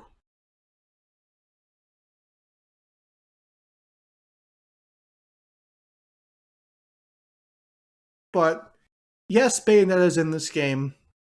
And I'm happy that she got in. While a lot of people were really upset with how, overpowered she was, I don't think people saw the character Bayonetta get into the game and be like, oh, fuck, not you. They're like, oh my god, Jesus Christ, she's actually in this game. As we've talked about. Really? Yeah. Because she's an action star, right? Yes. The whole point of her stuff is like the combo moves together, which she does extremely well. Like, she has the most, I can't think of another character that has more just built-in strings than her, because that's what her entire kit is based around. You're supposed to knock them out, do the whole up B into the side B and all that kind of stuff. There's a lot of cool things you can do just to finish those combos. I love that she has, like, separates. Yeah, she has a lot of target combos. Down, it will, like, shoot her guns as she's using the move. Mm-hmm. There's a lot of really just nice small details between, like, having her Shadow have the, what's that, the Madam Butterfly, I think? Yeah, something like that. I don't think she's perfect, though. I said one of the best, I don't mean, like, the actual, like, Pac-Man and Villager are definitely better than her. I will admit I have her in A tier right now. I might move her down. All right. I think her smash attacks suck. Okay. Oh, that's not what I was expecting. I'm gonna send you a video real quick. This is a bunch of combos done by Dante in Marvel vs. Capcom 3. Oh, no. Okay. And I'd like you to look at these combos and tell me what's different. Yeah, that's Dante doing Dante things in Marvel vs. Capcom 3, all right. From how Bayonetta's look in Smash Brothers. I'm just watching Dante juggle someone with like 4 times the gun. Yeah, so but yeah, there's a lot more variety here. Yeah, and Bayonetta has that variety. Do you know that she has gun ice skates? Oh, okay. I see where this is going, and I'm going to quash it really quick. Bayonetta and Devil May Cry, the way their combo systems work and how you're ranked is completely and totally different. Bayonetta's ranking system ranks you entirely off of combat. It's less about your combo, and it's just the biggest thing about Bayonetta is just you don't get hit. Bayonetta, you can do a lot of the same things over and over again, and you can still get pure platinum as long as you do not get hit. Devil May Cry very much is a game where it will punish you heavily if you do the same stuff over and over again. You are encouraged to constantly switch your weapons, use your gun as like a combo filler, and like hold them in the air and stuff like that. Devil May Cry's ranking system is also like not bearing on the end result of the level. Like you go into a fight, you can get anything from, a D to smoking sexy stylish. But even if you go through most of the level and you get like, I'd say like maybe just like A's or like maybe just S's, you can get the highest rank on a level. Especially in like Devil May Cry 5, which sports the best combat in the entire series.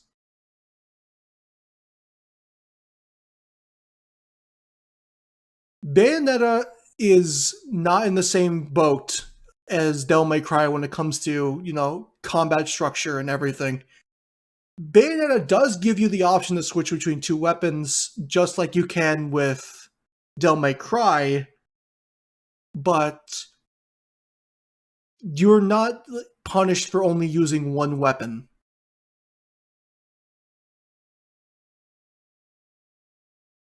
If that makes any sense.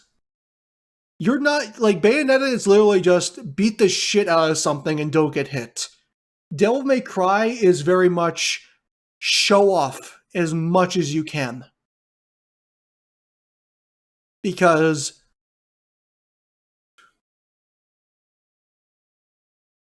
the rankings aren't real and the points don't matter. I think limiting your Scarborough Fair is significantly underselling Bayo's versatility and the sheer flavor of what Bayo can offer.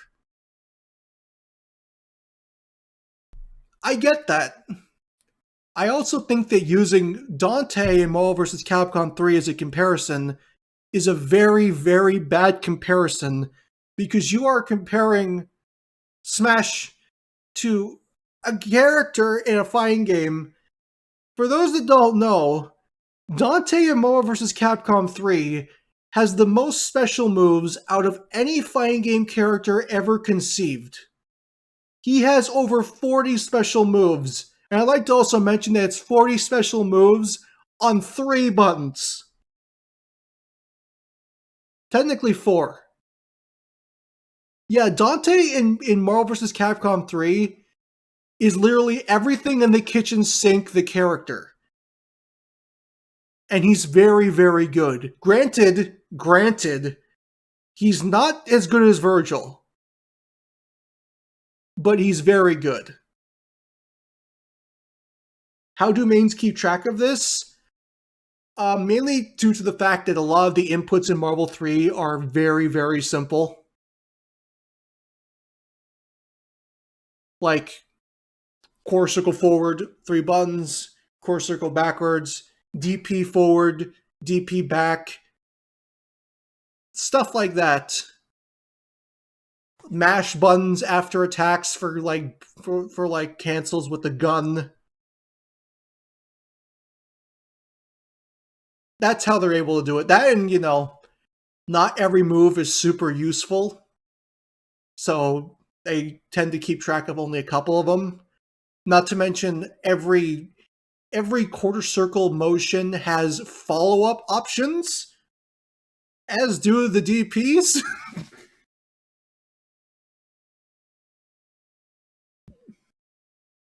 How did they get it in there without being confusing? Ryota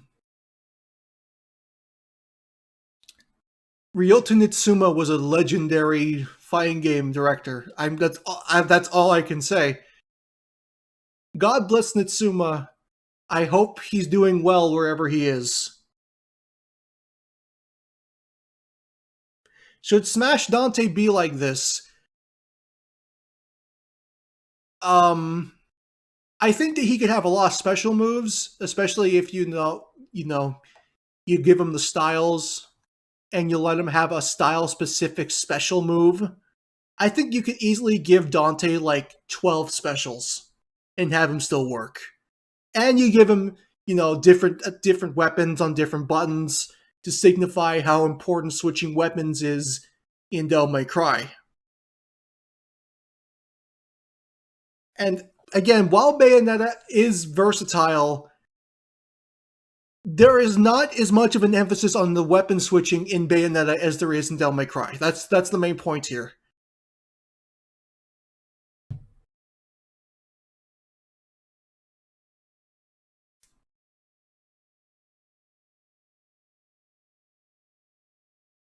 If they censored the smoke and sexy style, I would be sad. Me too. Especially if they let you actually rack up combos, get combo rankings, and then when you finish that combo, you could get a unique taunt, just like you can Devil May Cry 5, because that's like the big thing. That's like the big thing of getting like SSS rankings in fights in Devil May Cry 5. Other than personal satisfaction, you get like a really cool taunt at the end of the fight. That's it. It's all for personal satisfaction. In Bayonetta, you're doing it for like a linear ranking system. And I kind of wish that, you know, maybe in the future they make a Bayonetta game where they just let you have a combo system like that. That's just like, you know what? We're going to give you all this.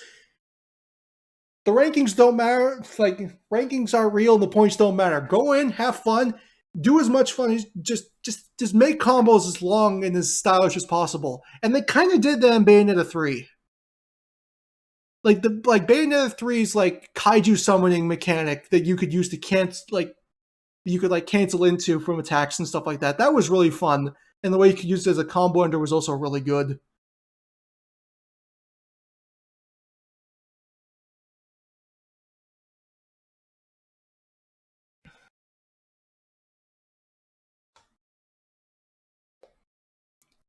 The problem is also that there's stuff in Bayonetta you cannot get away with in Smash. For example, you can't put Mario in an Iron Maiden. Or put Pikachu in a guillotine. Or crush Ganondorf's balls with a giant spiky ball, with a giant spiky wheel. I'm talking about Wicked Weaves, for those that are curious. Like, there's stuff in Smash that you can't get away with. I think that that in the next Smash, if Bayonetta comes back, there's a lot of stuff that's from Bayonetta 3 that they could easily add to Smash to make Bayonetta way more diverse in terms of playstyle. Because as she is now, she does have instances of an action game character in Smash. The biggest issue I have with Bayonetta in Smash, and I'm not talking about Smash 4, we all know what the problems are with Smash 4. I think that they way over-nerfed Bayonetta in Smash Ultimate. I don't know who on the team thought it was a good idea to increase Bayonetta's landing leg with every attack she performs in the air before she lands. But I hope that man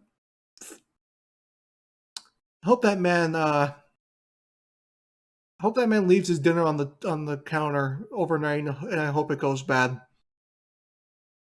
That's a thing. Yeah, that's a thing. Bayonetta as a character in Ultimate will have higher landing leg the more attacks she deals in the air before she lands. And honestly, it's the dumbest thing I've ever seen.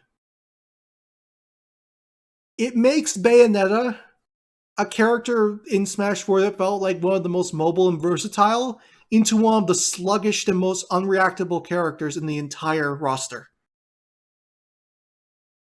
Like, that alone puts her no higher than mid-tier for me in terms of design. I can't put her higher than that because of that design aspect alone. It's so ass backwards and bad. Could you imagine if they added Dante to Smash and they gave him something like that? Oh yeah, you did all this cool aerial combo that did like 15, 16 hits. Good job. By the way, you're now in you're like in 95 frames of recovery animation when you hit the floor. Have fun.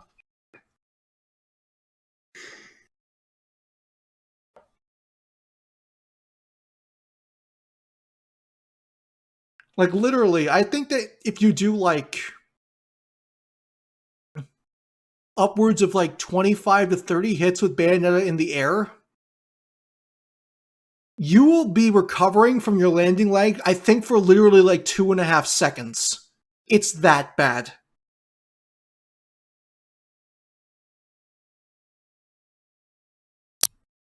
I did not, actually. Yeah. I should probably admit right now, I have a very surface level experience with the actual Bayonetta franchise. I know it gets crazy, it's a platinum game. Yeah, so Bayonetta I've always seen Bayonetta as a... I would only accept that if it was cancelable. Because all the taunts in Devil May Cry are cancelable.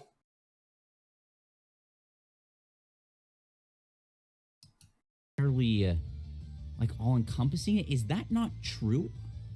See, Bayonetta represents herself and the way that her games flow from combo to combo very well. Big issue is that a lot of that is dealing with the enemy's guard and then ending in a climax time, which is, as you can guess from the name, a very, very sexy execution. With that said, she has a ton of different attacks to use. Like, she has a living... Also, before I go any further, I think there's one aspect of her character design that I see nobody talk about. I kind of want to mention it because I absolutely love it. Bayonetta's forward throw is literally a reference to Akira from Virtua Fighter, where she does an elbow check, and she can even sometimes say Shinin Hayandayo, which literally means like you're 10 years too early to fight me, which is like Akira's most iconic line.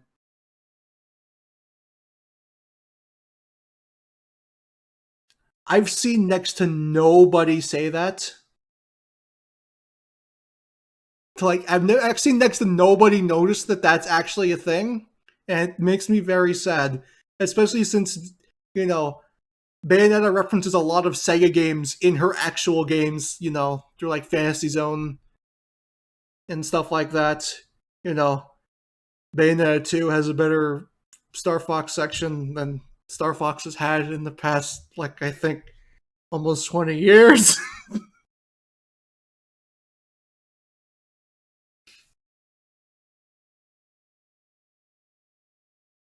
So I'm surprised that nobody realized that she literally has a Virtua Fighter reference in her moveset. Tana? Oh, no, I mean, like, it hasn't been good since Assault. That's what I mean. I think Assault was, like, what, 05? 04? Is 04 or 05?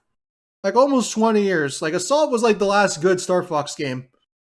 If you don't count Star Fox 64 3D, which is just Star Fox 64 3D.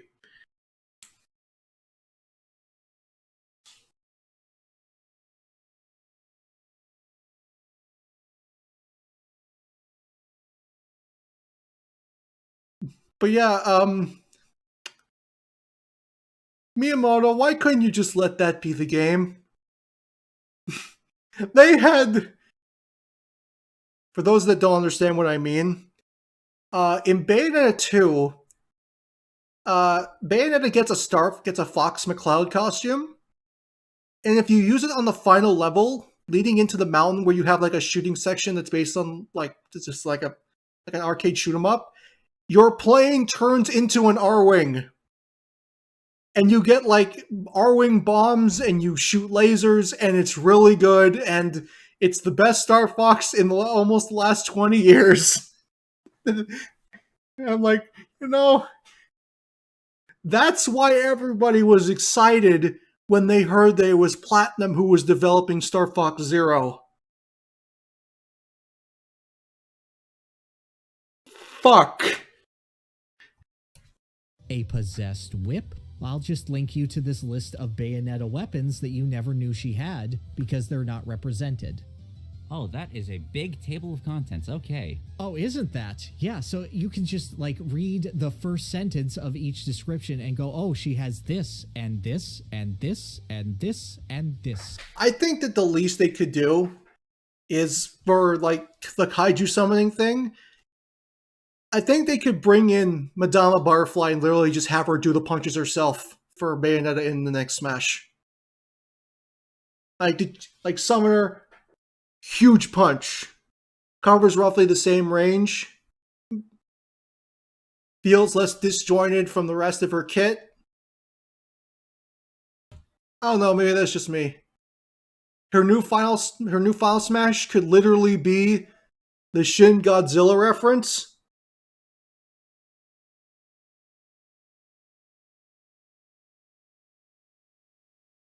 Instead of, having to beat your opponent up, you literally just, summon Shin Gamora. And he, releases beams all over the place. I don't know. Nintendo was the one that encouraged Bayonetta's slutty Halloween Nintendo costumes. That is very true. And God bless them for it, because they were very, very good.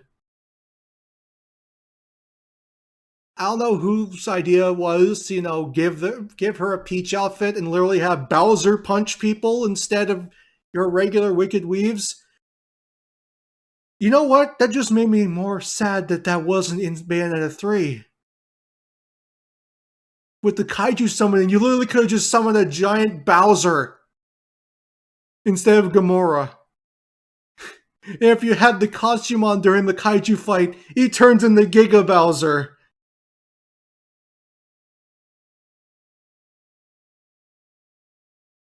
Oh well, maybe next time. And what does she use? She uses the kickies and she uses the feet guns. And it's important for her to have the feet guns. The feet guns are important. They're a big defining aspect of her character. Listen, Plant. Nintendo's not afraid to make it very apparent that the people that work there are very horny sometimes. Have you seen, every character in Tears of the Kingdom?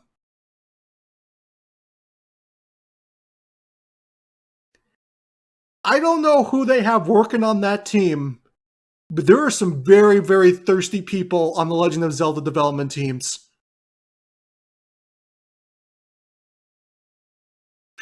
Jesus Christ. But the issue that comes with this, I feel, is that every Bayonetta every Bayonetta combo in Smash feels very samey, and worse, it feels like it's just slowly dancing you to the top of the screen where it hits you off. Well, that's mainly a fault that, they didn't give her a lot of really good horizontal options. They gave her a forward tilt. They gave her a forward tilt and forward air command target combo, and that's basically it.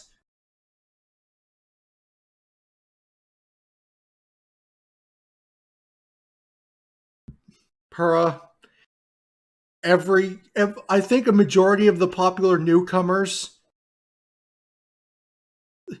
people want to sleep with everything that moves. Now, this is true.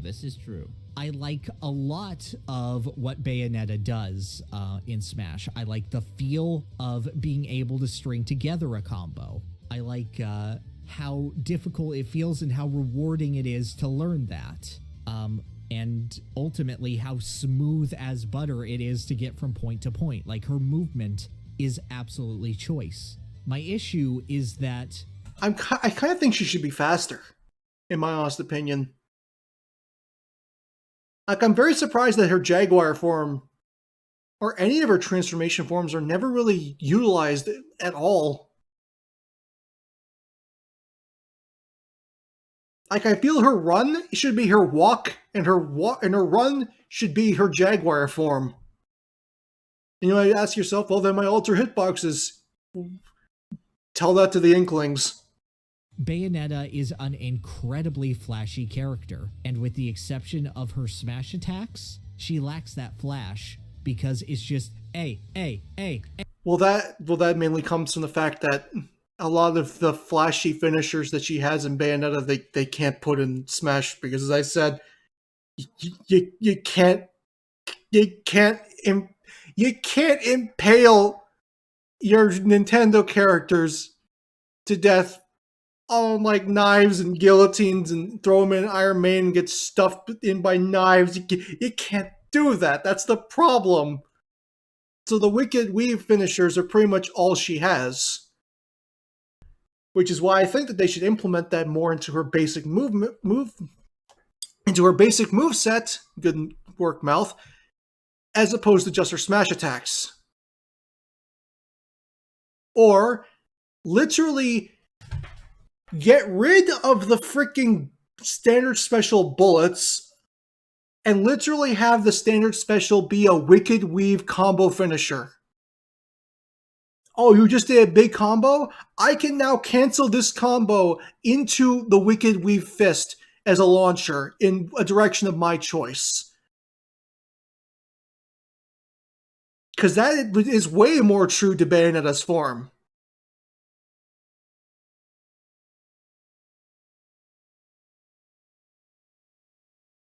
I don't know, maybe that's just me. I was never really a fan of her standard special to begin with.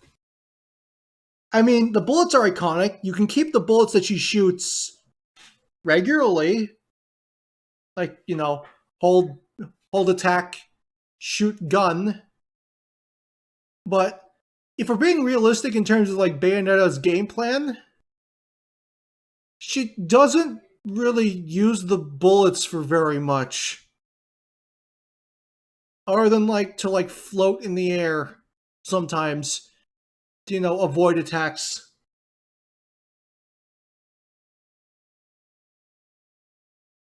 I think that if you turned it into, or even you could keep it. You could keep it the bullet shots, but it also doubles as a Wicked Weave ender if you use it like out of a move. So you get like combos and you get this big combo finisher for using this move.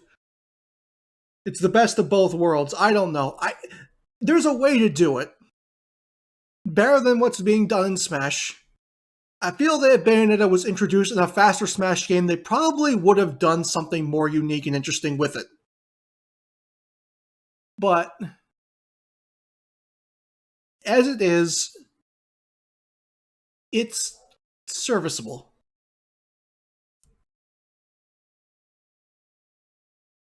Because as far as I'm concerned, especially in Ultimate, since Bayonetta really doesn't have many kill confirms outside of her smash attacks, the fact that most of her combos literally feel like they have no ender. Like, oh, you did enough damage to knock them out of range, so I guess the combo's over, I guess. I guess we're back to neutral. I did a little bit of damage, I didn't kill you. I could have, if I was another character, I probably could have killed you, but you know, I don't have any way of capitalizing on my hit confirms when my frame data isn't already not very good to begin with. I don't know. It's just like, I feel that if Bayonetta catches you in a combo, you should be scared of what's gonna happen. And I don't mean like, oh god, I got hit by one move. Oh, here I go, the top of the screen again. I mean, oh, she caught me with like her forward target combo. She could jump cancel into like forward air and then like do a Wicked Weave finisher, and that'll do like huge damage. Like, I don't want to be caught by this. Yeah, like Kazuya scared. Exactly. If Bayonetta inspired as much fear in people as Kazuya did, I think I'd like her a lot more. Hey, boop, you're gone. And without that element of Bayonetta, without the extravagance of Bayonetta, I feel that you lose a lot. And looking at Dante video, like, he pulled out an electric guitar, he's kicking you and punching you, he just shoots out a rain of arrows to the sky that come raining down to combo you again. Okay, so allow me to explain what's happening here. Just to explain like how this wouldn't work in Smash. I'm gonna lay out this combo for you. Bayonetta is an incredibly flashy character, and with the because it's just boop, you're gone. And without that element of Bayonetta, without the extravagance of Bayonetta. The Ryu and Ken segment went fine. I wasn't as harsh as I'm sure a lot were expecting. I think I was fair with Ryu and Ken. I feel that you lose a lot. And looking at Dante video. Okay. So he just did Prop Shredder. I'm pretty oh. I forget what Prop Shredder's follow-up is. Basically, you get Prop Shredder off of, like, grounded, like, gunfire. Like, he pulled out... Okay, and then now he's using Acid Rain. That is Core Circle Forward, light, plus another light attack for a follow-up. Electric guitar. Bring it back down, just doing all this. That's Core Circle Forward. Core Circle Forward medium, plus that follow-up, which counts as a separate attack. And punching you. That's just, shooting, out DP, jumping medium. Of arrows to the sky that come raining. No, there's too much to talk about. Basically, he's pushing a lot of fucking buttons. Down to combo you again into gun, into sword that drags you into it, into more gun. Like... there is so much going on. There's so much dynamic. And is it the same kind of combo that Bayonetta... The sad thing is that while Dante is very fun to watch in Marvel vs. Capcom 3, since he has so much to work with, Virgil does what he does, but with way less to learn and just way faster. Because he has a teleport that can teleport right behind you. His moves have more range. And he's a way better character. I mean, Dante's like a top-tier character, but he's not Virgil. But then again, Virgil is broken in everything he's a part of, so don't make it sound like I'm saying Dante sucks. Is doing, yes. But is it infinitely flashier? And it's like, oh, he do this, but he do this, though. Yeah. And I feel like we're missing the flash from Bayonetta. I don't know. I just like... she's all... Virgil? I guess he's top 3, yeah. I was going to say, I don't think Dante's top 3. I'd say he's maybe like top 10, but I don't think he's top 3. Build up without the actual climax. And I would love to actually climax with Bayonetta. I'm sure a lot of people would too. Okay, did you prepare that before we started talking, or did that just come naturally? That came naturally. No. Much like a climax would. Nice. Solid line, 10 out of 10. Thank you. Alright, sorry I've been quiet a lot. I've been slowly changing my mind, because, again, very surface level interpretation. I knew about the climax attacks, but I always thought that was just... clarify for me real quick. Is that the same thing as like the final smash in the game in like... Yes, you do the hits, and then you're allowed to do the big elephant man who eats you and whatnot. Okay, but that's a more ingrained part of her combat in the games, is what you're saying. Right. Yeah. Okay. Yeah, for big enemies, you combo that, and then you get the big hit with them. Like that one specifically, that one I think is a boss kill. It's been since release since I played Bayonetta. It is a boss kill. It's how you kill like the first major boss of the game. There's a finish. It's very outdated though. If Bayonetta 2 and Bayonetta 3 are anything to go by. It was arguably outdated when they gave it to her in Smash. To her. Like she finishes you off. Here her combos are very, very half-massed. Okay. Okay, I'm fine. I can see what you're saying. Because like her only real finisher is to carry you off the top. Like that's yes. it. Yeah. Like maybe just off the sides, like if with her forward air chain, if she catches you right next to the blast zone. But even then, that rarely happens. Like yeah, that or she witch times. Yeah, part of why I hate the smash attacks is because they just don't fit into any of that other stuff. It's just like you kind of throw them out and they don't gel. I'm not gonna lie, I do love the down smash though. That is nice. But that's more just because of the heel stomp being the smash. That's just a fun. I love the disjointed spike that it allows for you. Like that feels dominant to me. That is literally step on me, mommy. Okay, Yeah, and that is a big part of Bayonetta's character. Yes. Also, tell me if I'm alone on this. I feel like her smash attack should have more oomph behind them. It's another case of sound design where, like, Ganondorf kicking with his foot feels more impactful than Bayonetta summoning a 20-foot tall demon to punch somebody. Well, I don't know. Have you seen the size of Ganondorf's feet?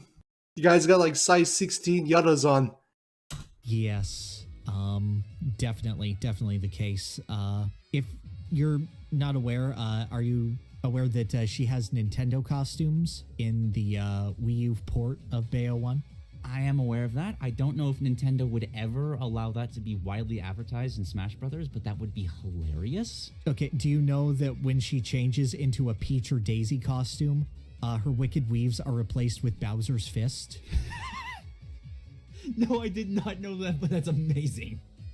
Yeah, so there's that. Part of the game. And let me tell you, she also got a Chain Chomp as a weapon as well. that sound design sells that, yeah, that's Bowser's Fist. So yeah, no, it is toned down in Smash. I just want to give you the most literal comparison I can. Okay, so how would this be fixed? Like, this problem? Like, would we just be replacing a lot of her moves with just different attacks? Like, she's... I feel like I already explained how I would fix it, but... It's basically just, I think the best way to do it, you just give her something to...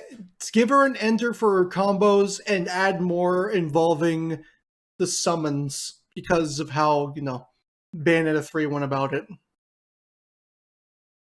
Basically just all kicks. Which, like, you know, look at her, obviously. Well, yeah. Well, but, like, would you, like, replace a few things with, like, living katanas or, like... I would like her to have more moves that have a purpose for later. Like, for example, make the Wicked Weave, give that, like, a 2-second delay as a smash attack. And have her be able to move during those 2 seconds so you can combo into it. I feel in that case, you might as well just make it a special move. Because what that, I'm pretty sure you could just make that a special move and get rid of Bang Bang Gun. Okay. Like, have the amount of charge you have for that move be the length that it takes for the move to come out after you let it go. So just have, like, set those up. I like that. Yeah, have some kind of finish removes and then better specialize. I mean, I know Bayonetta was still in the there is no new state. I know.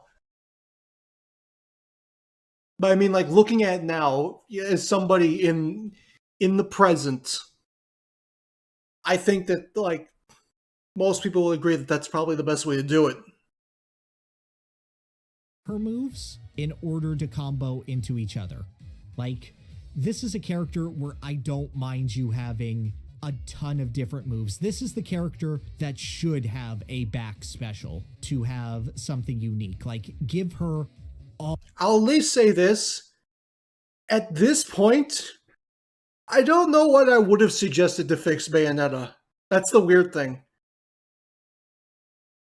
Like, at this point in time,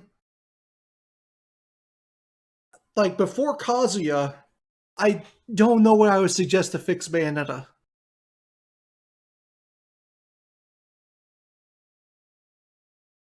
I think it mostly would just be the Wicked Weave, like, combo cancel, like combo ender, and that's pretty much it.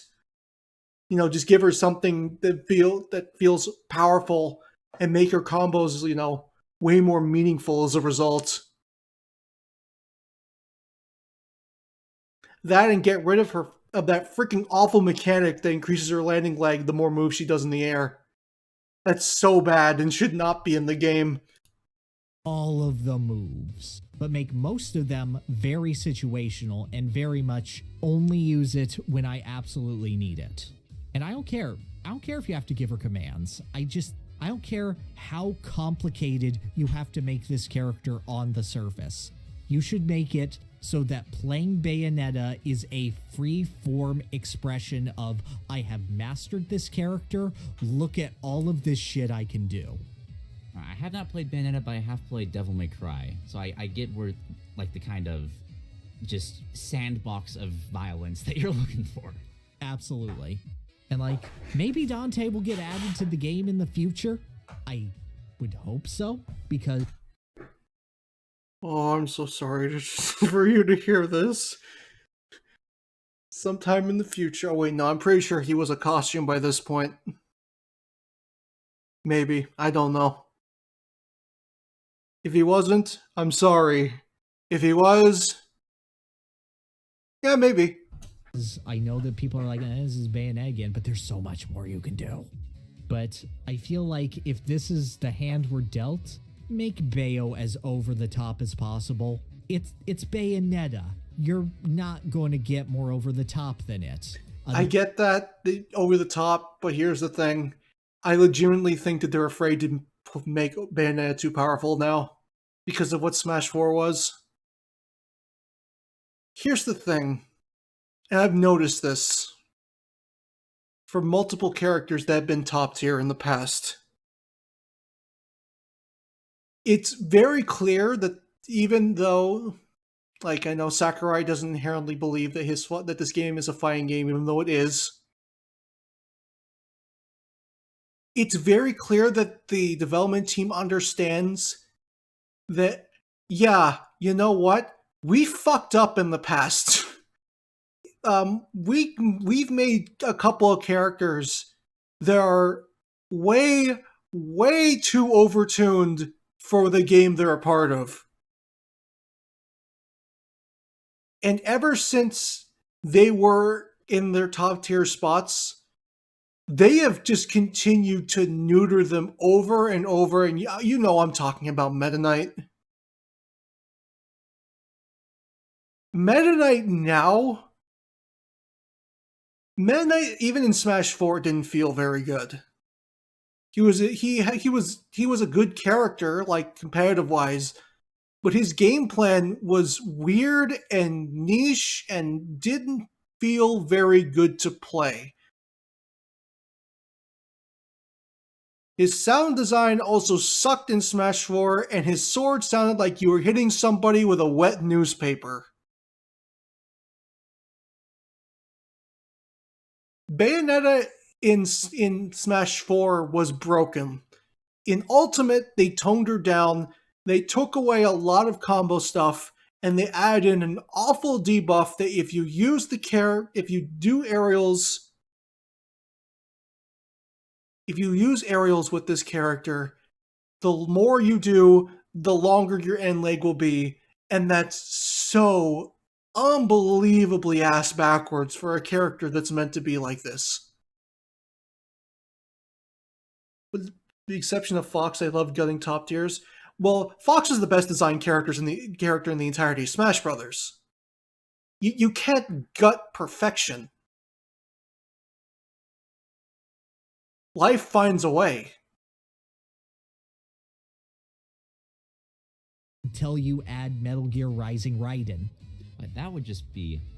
I don't know if I need another character in the game after Raiden. I've never... Oh, for those who are curious, I did a video about him. You can watch it if you want. I like Raiden too. I think he's a really good character. I've never even played that game, but I've seen enough gameplay of that to know just the beautiful insanity that would ensue. Oh, 100%. And if you give him his sombrero disguise, I'd never play anyone else. Okay, well, I went into this with Bayonetta. If this keeps going, my voice is going to sound like Raiden in like about 15 and 20 minutes. In A tier, but I feel like a lot of this podcast has just been you educating me on characters I don't know much about. Well, that's which fine. I appreciate, by the way. It's why I love Smash Brothers. I love learning more about these characters. But no, absolutely, you educated me on Shulk very well. So, oh, glad to provide. Where do you have Bayonetta then? I have her in C. Because okay. I like what she brings. I'm glad that she is in the game. I think that what she does on a base level is good. I want so much more. Okay, so it's more of a matter of missed potential. I can really respect that. Yeah, it's Cloud. I mean, that's a fair spot. But, like, I'm not going to knock that spot. Obvious to me. That's like mid tier. I put her in mid tier as well. C tier do you have her? Like, is she better than Ryu? Is she worse? I have her... I feel like she at least functions better than Ryu.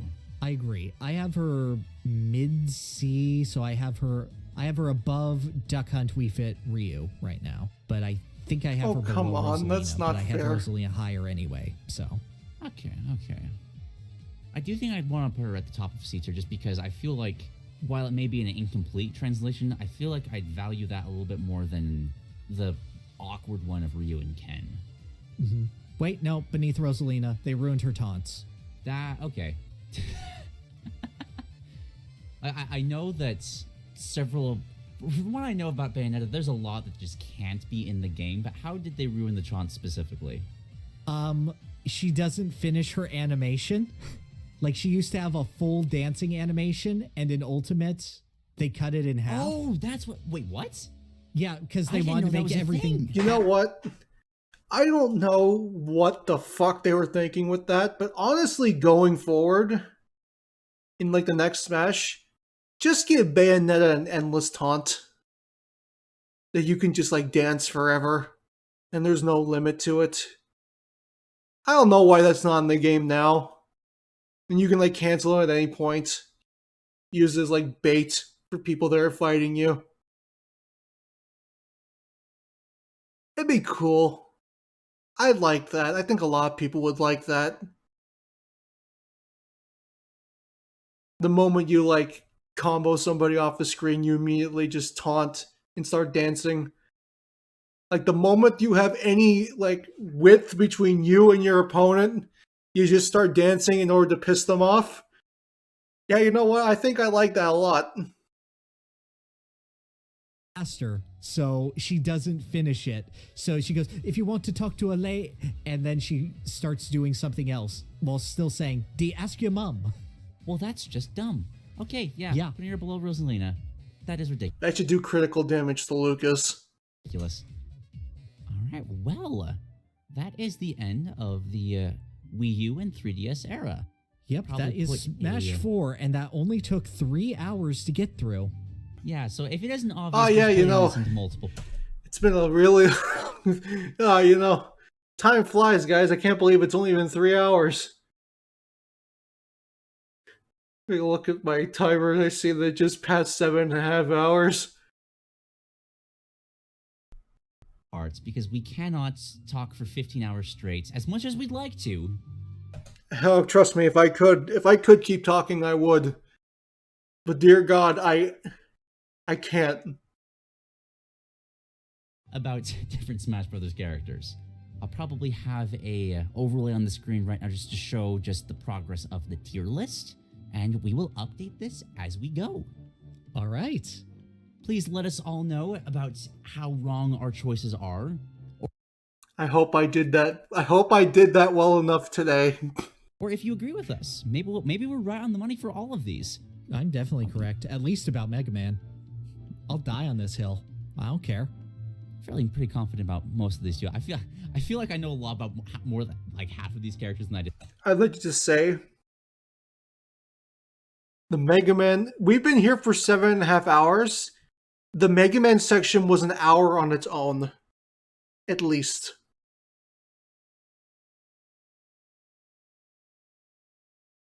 I do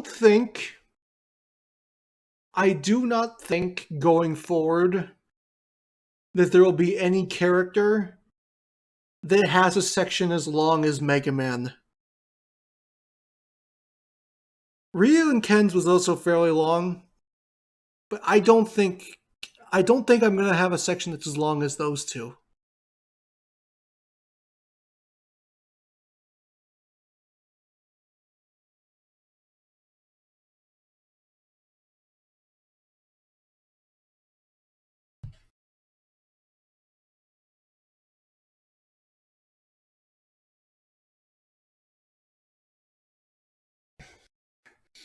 What's your opinion on Wario?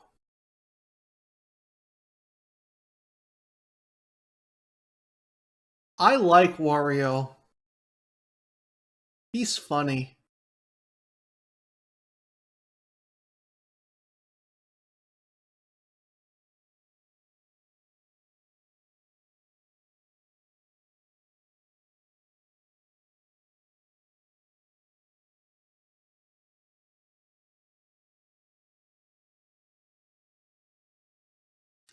When will I be streaming again? That's a very good question.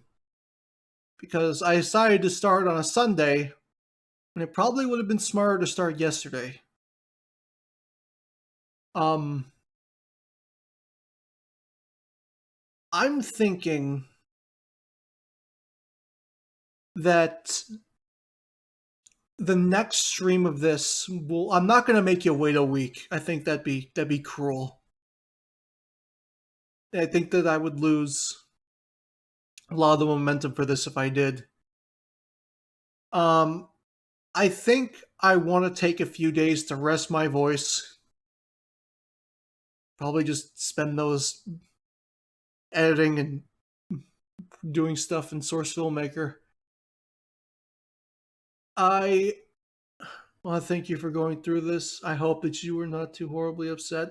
I mean, I might have been a little bit dramatic during Mega Man, but everything else, not really.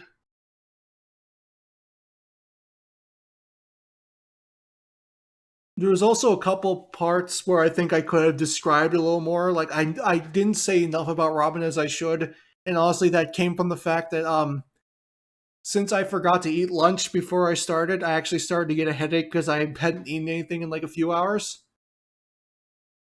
So I was like battling a headache and waiting for a painkiller to kick in because I'm an idiot, and it's the second time I've done this. I'm going to make sure that I bring food and eat before the stream, like less than a half an hour before the stream the next time I do this.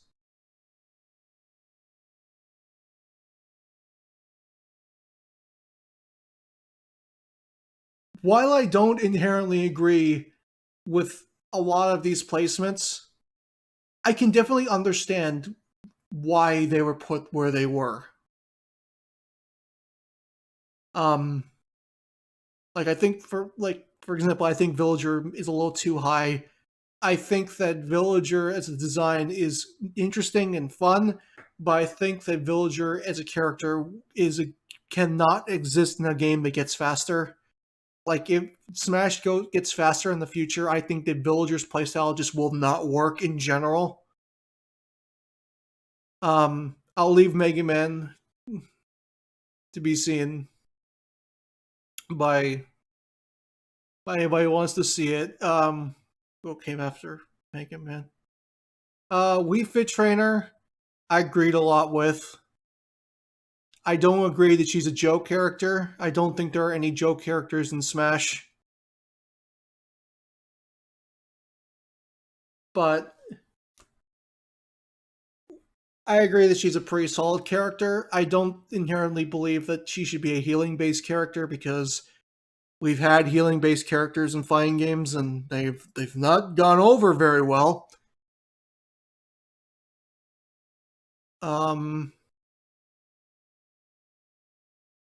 Rosalina and Luma, I think, is a fantastic design. I definitely feel like it was a playstyle that was designed before they chose the character, as I also feel was the case with several other characters in Smash 4.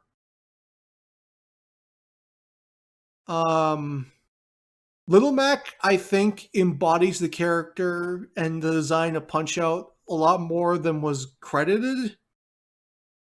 But he inherently doesn't work because,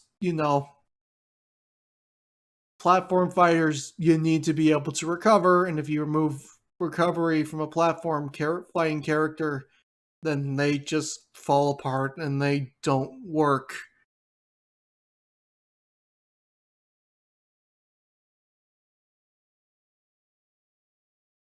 Who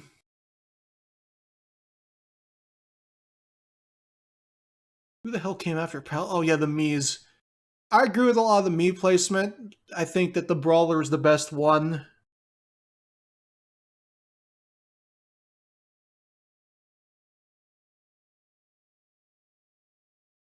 think Brawler's the best one. Gunner, second best. Sword Fighter feels the weirdest, and I honestly argued that I think that a lot of his stuff, it was like supposed to be on Chrom before they cut him, because he does a lot of moves that feel very similar to what Chrom does in Fire Emblem. Like, they gave him an Aether They gave him an ether. They gave him like this spinning like charge move that's like that he does against Lucina in like a cutscene in Fire Emblem Awakening. Like, I don't know, Swordfire feels weird. And funnily enough, I'd argue that Swordfighter feels less weird and clunky than Chrom does as a character in the game as himself.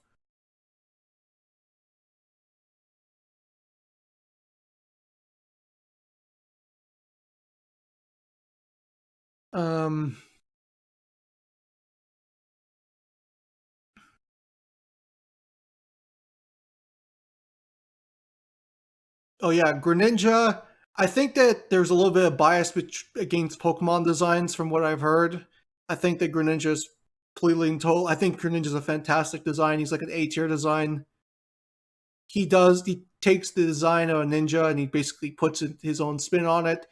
He has a lot of rogue elements, which are, you know, inspired by the fact that Greninja is based on the classic RPG rogue, much like Delphox is based on the mage and Chestnut was based on the warrior.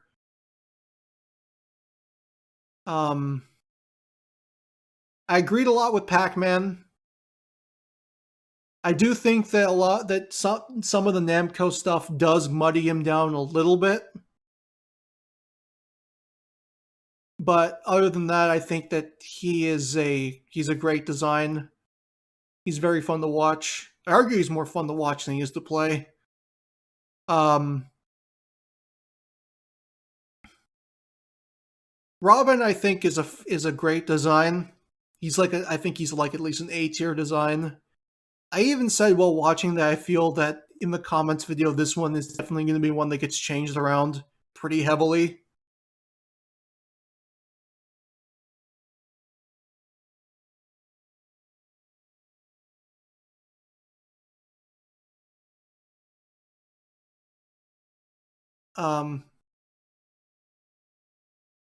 And Bowser Jr., I said, feels like he's less of a design for Bowser Jr. and more of just a design for the clown car that he's in.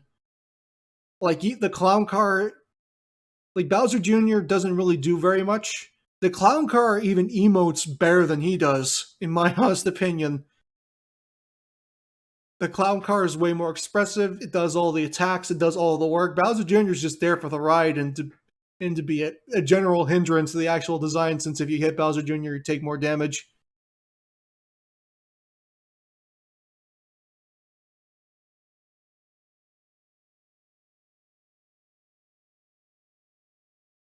Oh yeah, and I thought Palutena was serviceable. I thought she was like a mid-tier design. I think that the design of like the nonchalant goddess, who's like so much more powerful than everyone else, only really works if she's the most powerful character in the game, which she isn't. There are characters in Smash that have killed gods, fought gods, killed gods. One of them kills them for taking his cake. For the smallest of reasons. You woke him up from his nap, and now he's going to murder an intergalactic demigod.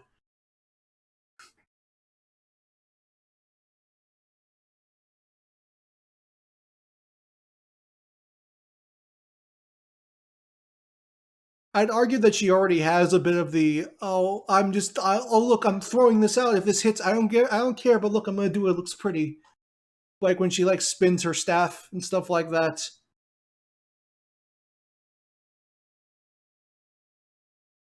I still stand by my opinion at the very beginning of this stream that I do definitely feel that Smash 4 has the best designs out of the entirety of the Smash series. I'm not saying like, oh, they're like all the best, like they're the best character designs in the game. But like in terms of like all the characters put together, I don't think that there's like, except for a couple, I don't think that any of them are bad. Like I think a majority of Smash 4's designs are really good. And I feel that Smash 4 is the place in the Smash series where they really, really started caring about how characters play and feel. Way more than Ultimate. Ultimate feels like it was trying to be a compromise between Brawl and Smash 4. They had some. They were experimental with some, but for most part, Ultimate felt very, very safe. Like, the majority of designs of the like out of nowhere designs were basically just built off of characters from this game more than anything else. Like Terry and Kazuya were like really cool and that, but that stuff came in because of Ryu.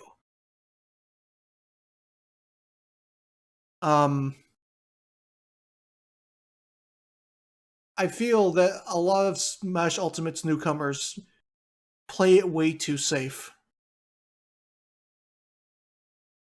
And they want to just find a compromise between, like, creative design and just, oh, this character's here now. Now, not all of them. I think that there are some characters in Smash Ultimate that are immaculate character designs. Incineroar. But yeah, that's personally how I feel about a lot of Ultimate's newcomers.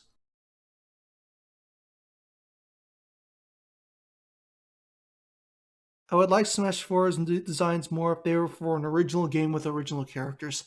I mean, that's fair. I just feel that, that I think Sakurai and his team realized that a lot of the newcomers weren't going to have a lot of wow factor. Especially compared to, like, how impactful Sonic was in Brawl and stuff like that, and how Brawl introduced a lot of, like, the extra characters for series and, like, really fleshed out the Nintendo roster. Like, oh, we got some characters. And some of them are interesting. We got a couple of third-party newcomers, and they look really fun and interesting. But, like, we're going to have to, like, really work our ass off to make these, like, Nintendo characters really, like, shine. Because in terms of, like, star power, they're, like, nowhere near Brawl.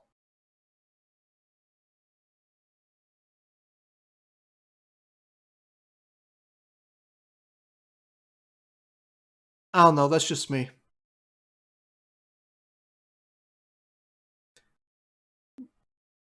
It definitely feels like this is the point when Sakurai looked at his game series and was like, "This is a fighting game.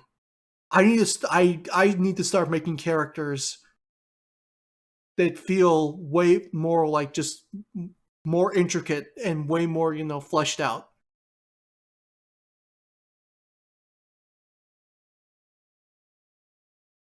But that's just me.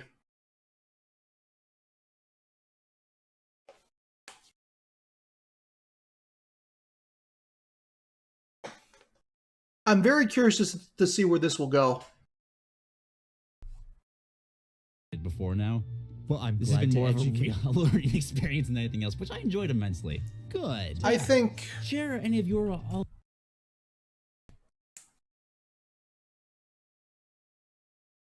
I think that the next couple of streams of this will be definitely faster. Again, I don't think we're going to run into another. We're not going to run into another Mega Man.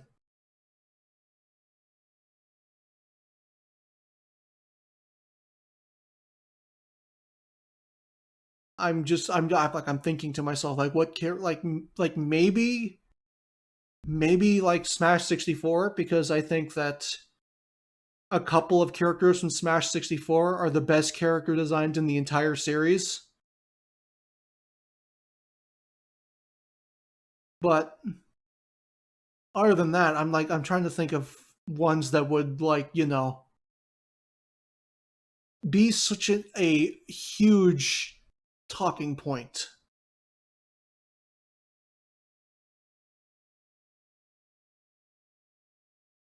I'll definitely say The reason I have Snake on the thumbnail is because Snake is a character that I do remember the placement of, and Snake actually might be a talking point.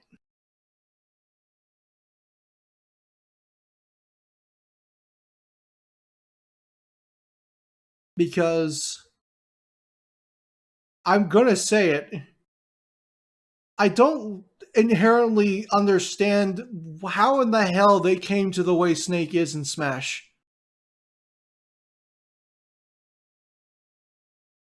Especially when he's supposed to be a composite of all the snakes put together, which is why he's Big Boss in Metal Gear Solid 2 Snake's clothes.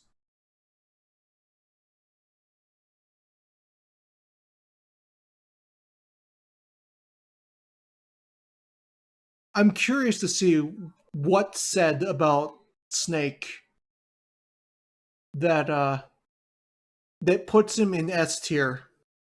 Spoilers. I'm not gonna probably. I haven't even said what I'm gonna stream next. Per has a video dedicated highlight. The video explaining his views on Snake. I recommend watching that for further context. I will watch it after the critique is done. Because I am curious, and I don't want to spoil anything. I'll definitely say that the thumbnail that I came up with for this stream was supposed to be more than it was. The idea was that it was supposed to be Snake sitting in front of his box, and his box had a sign on it that said yard sale. And like he has all of his explosives on the floor. Mega Man's just like, what the fuck is this? I thought you were a sneaking character.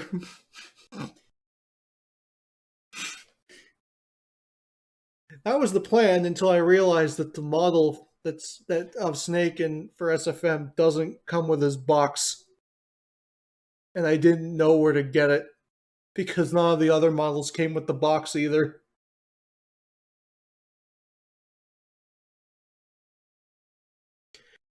And Snake ignores him. I was also gonna draw tiny little sweat beads on his head, since he's looking up at Mega Man don't mention, don't talk about it, please. There's little beads of sweat. I don't know. I'll definitely make one for the next stream. Maybe I'll just make it. I'll just find one and I'll just put a cardboard box. I'll just find a cardboard box and I'll put it behind Snake. And just put a little sign that says yard sale on it. I don't know. If Brawl is shorter, I may cover, I think Smash 64 is after Brawl.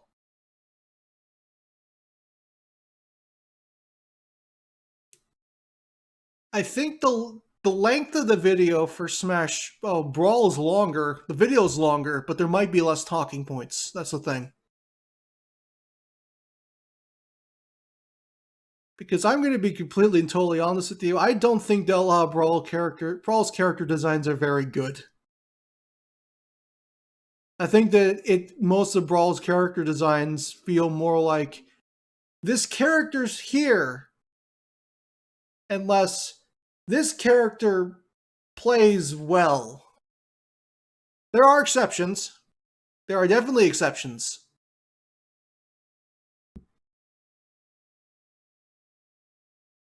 But the next time I stream, I think I'm going to make it Wednesday. I think that, a couple of days to rest my voice will be good. We'll start at the same time, 1:30. And we'll go through Brawl. And then from that point on, I think we'll come back on either Friday or Saturday.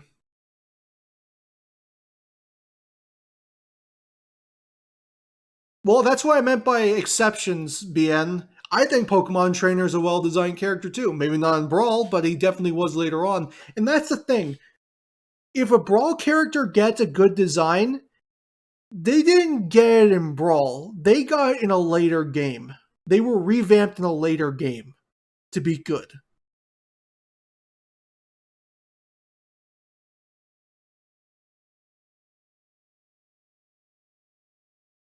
I wish you the best on that. Let me know if I can be of help with anything.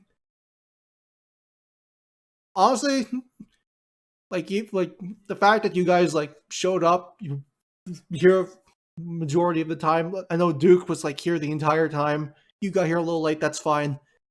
But the fact that like you guys even just came by to watch and you're like really good sports about it, like I don't think I could really ask for anything else. Like that alone is like more than I could possibly ask for, to be honest with you.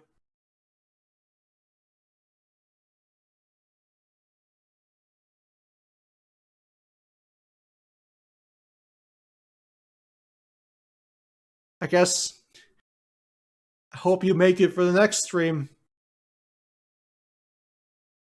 Because I want to hear the stuff about Snake. I'm legitimately interested to hear the opinions on Snake.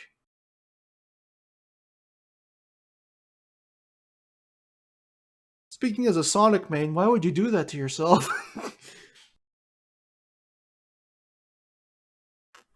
So yeah, Wednesday, 1:30 p.m. we're going to do part 2. That is the plan. It'll be Brawl and maybe Smash 64. If we do not get to Smash 64, it will be Smash 64 on, I want to say maybe Friday. Then Melee on Saturday, and then we'll end it on Sunday with Ultimate. And the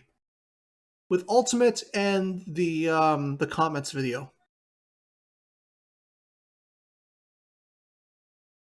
I thank you all for joining me.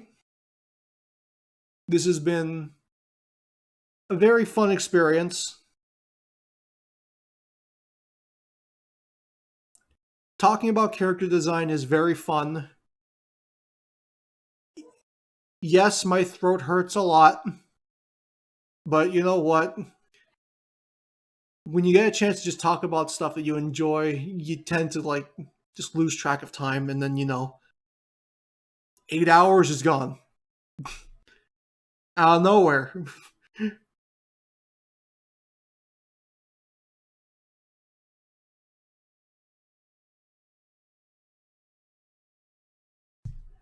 So yeah, I'll see you guys on Wednesday, and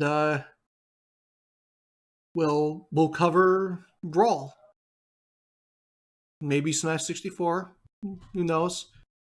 It's definitely going to be an interesting experience. Going back and looking at Brawl's newcomers. I already can expect that Olimar is going to be bottom tier.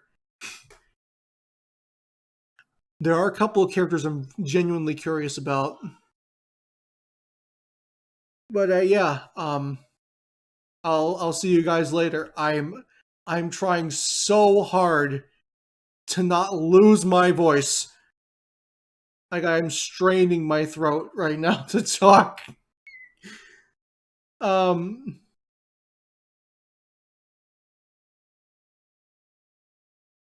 So yeah, I'll see you guys Wednesday at the same time. I'll probably put up the video. I'll put up like this stream notification. This is going live this day. Tomorrow, I just have to go into SFM and make a new thumbnail. Maybe I'll put like Fox hiding behind the box. It's like a signal that, oh, maybe we'll cover Smash 64 today. I don't know.